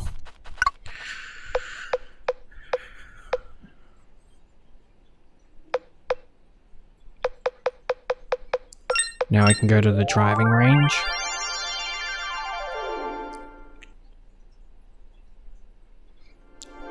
You remember that building we passed that I said that we would come back to that you didn't need to go into yet? Well, now we need to go into it. And you'll pop an achievement for Science is Fun, and that's for unlocking all the creatures in the museum if you fought every single one like you should have, because I've mentioned it numerous times. So now this is the fun bit, and I haven't edited any of this out because I feel like it'll help when used to it. But we have to challenge every single one of these creatures to a fight.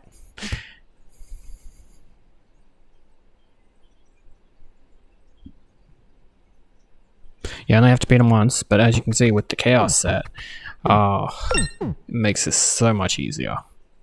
Hence why I said choose the Chaos set out of the two. 2 hits for a bear. I mean, 2 hits. That felt so good.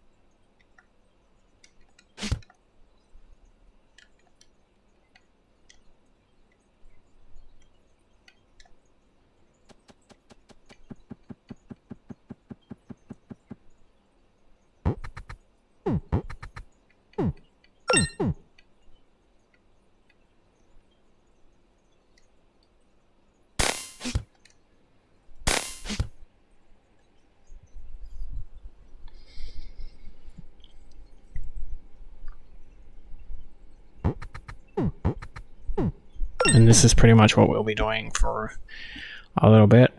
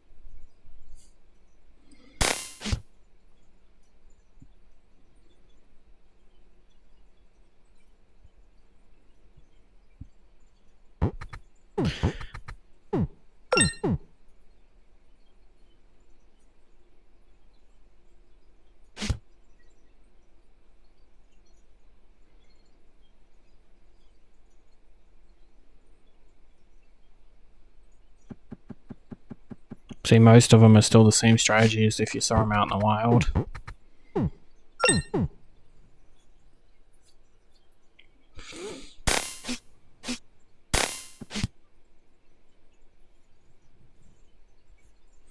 Just be aware some attack straight away, so be ready to block.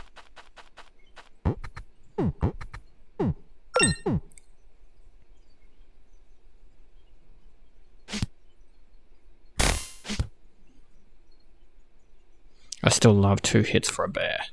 So great.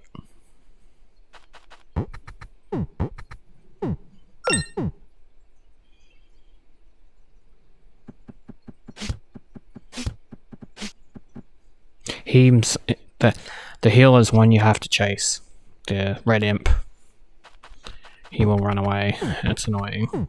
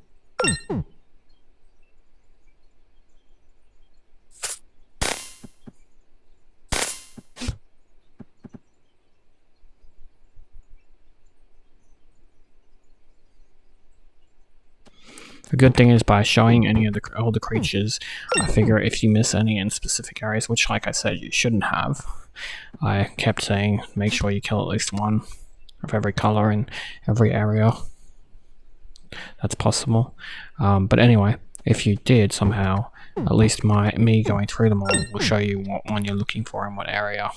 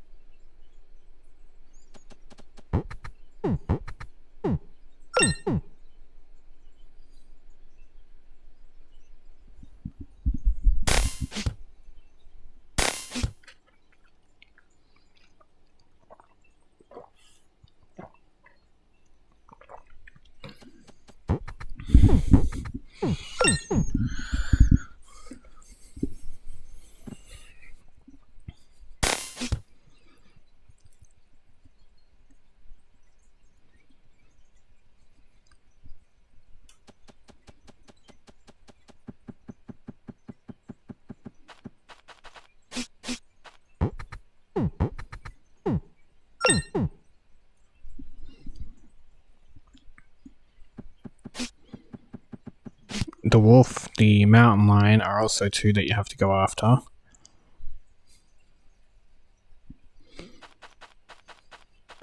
And remember how I had said we had to kill a goat a second time? It's technically not a real goat because it's, this goat, but still, the tactic's still the same. I say go to a back area like this, that way you can get the hit on him. He's actually pretty strong otherwise. But only 2 hits thanks to the chaos.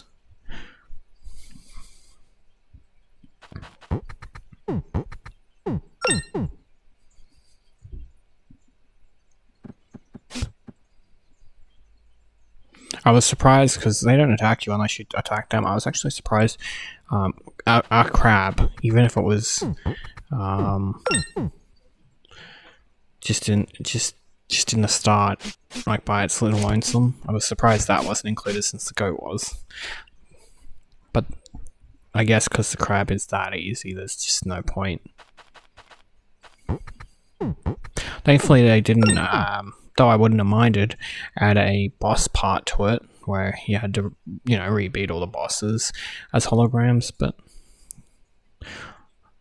just doing the bad guys is fine.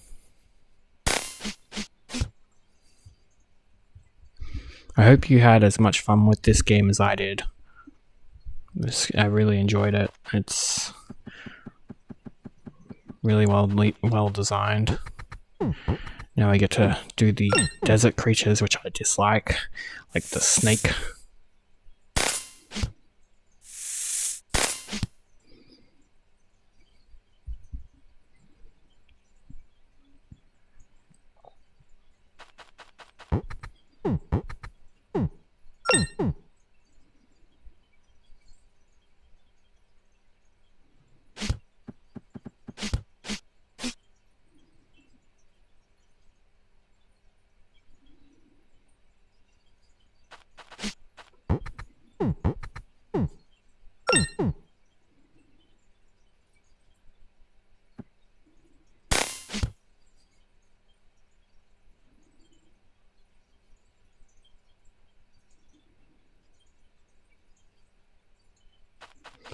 That's the desert. Basically all the areas done except for the cave area. And the cave area has about 7 left. So we're almost done with the holograms. At least it doesn't take too long. Got the spider first.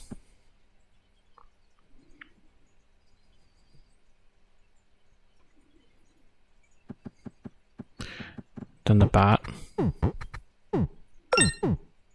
Then the skeletons of the 3 different variations.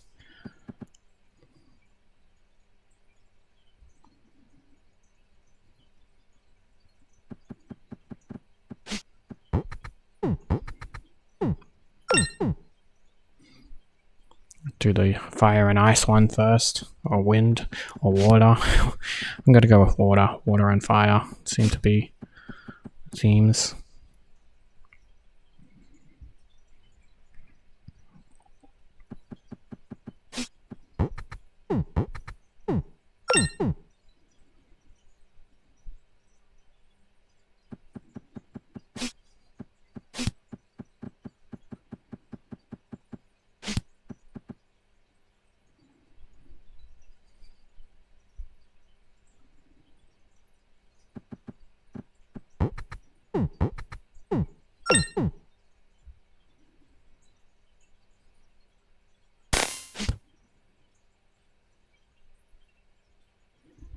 Hopefully with this chaos set was a monster you enjoyed beating that annoys you in the game.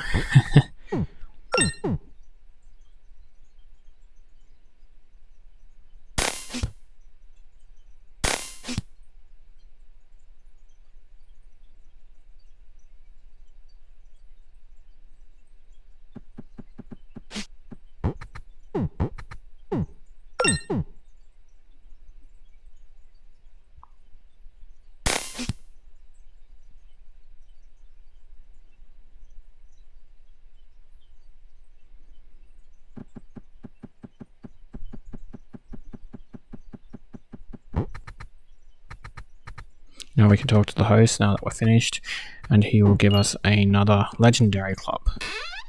There's only 2 legendary clubs in the game, and unlike the titanium club, we don't have to have one in our inventory. So now we can make the order set, DIY set, ancient stone, and the legendary club. Travel back to Miraji where we have our ship.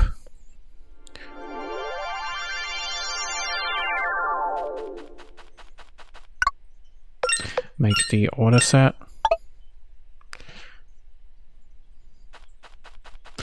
And then from there, we can go to Marketia.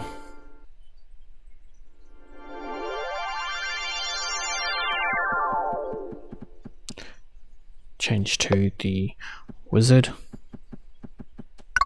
Go back to Miraji.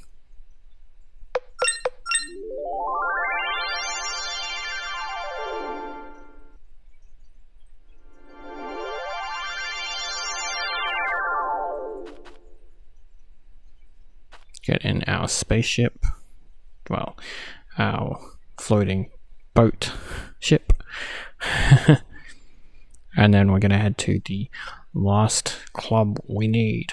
I deliberately didn't get this club because it's a useless club and I didn't want to backtrack. I just wanted to get it at the end. That way it's out of the way.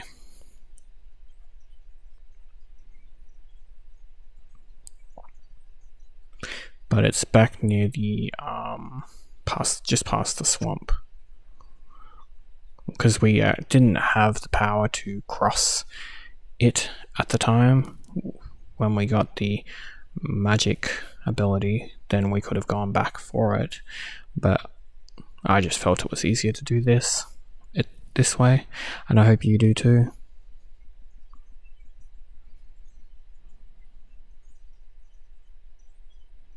But this cave right here is the cave we want.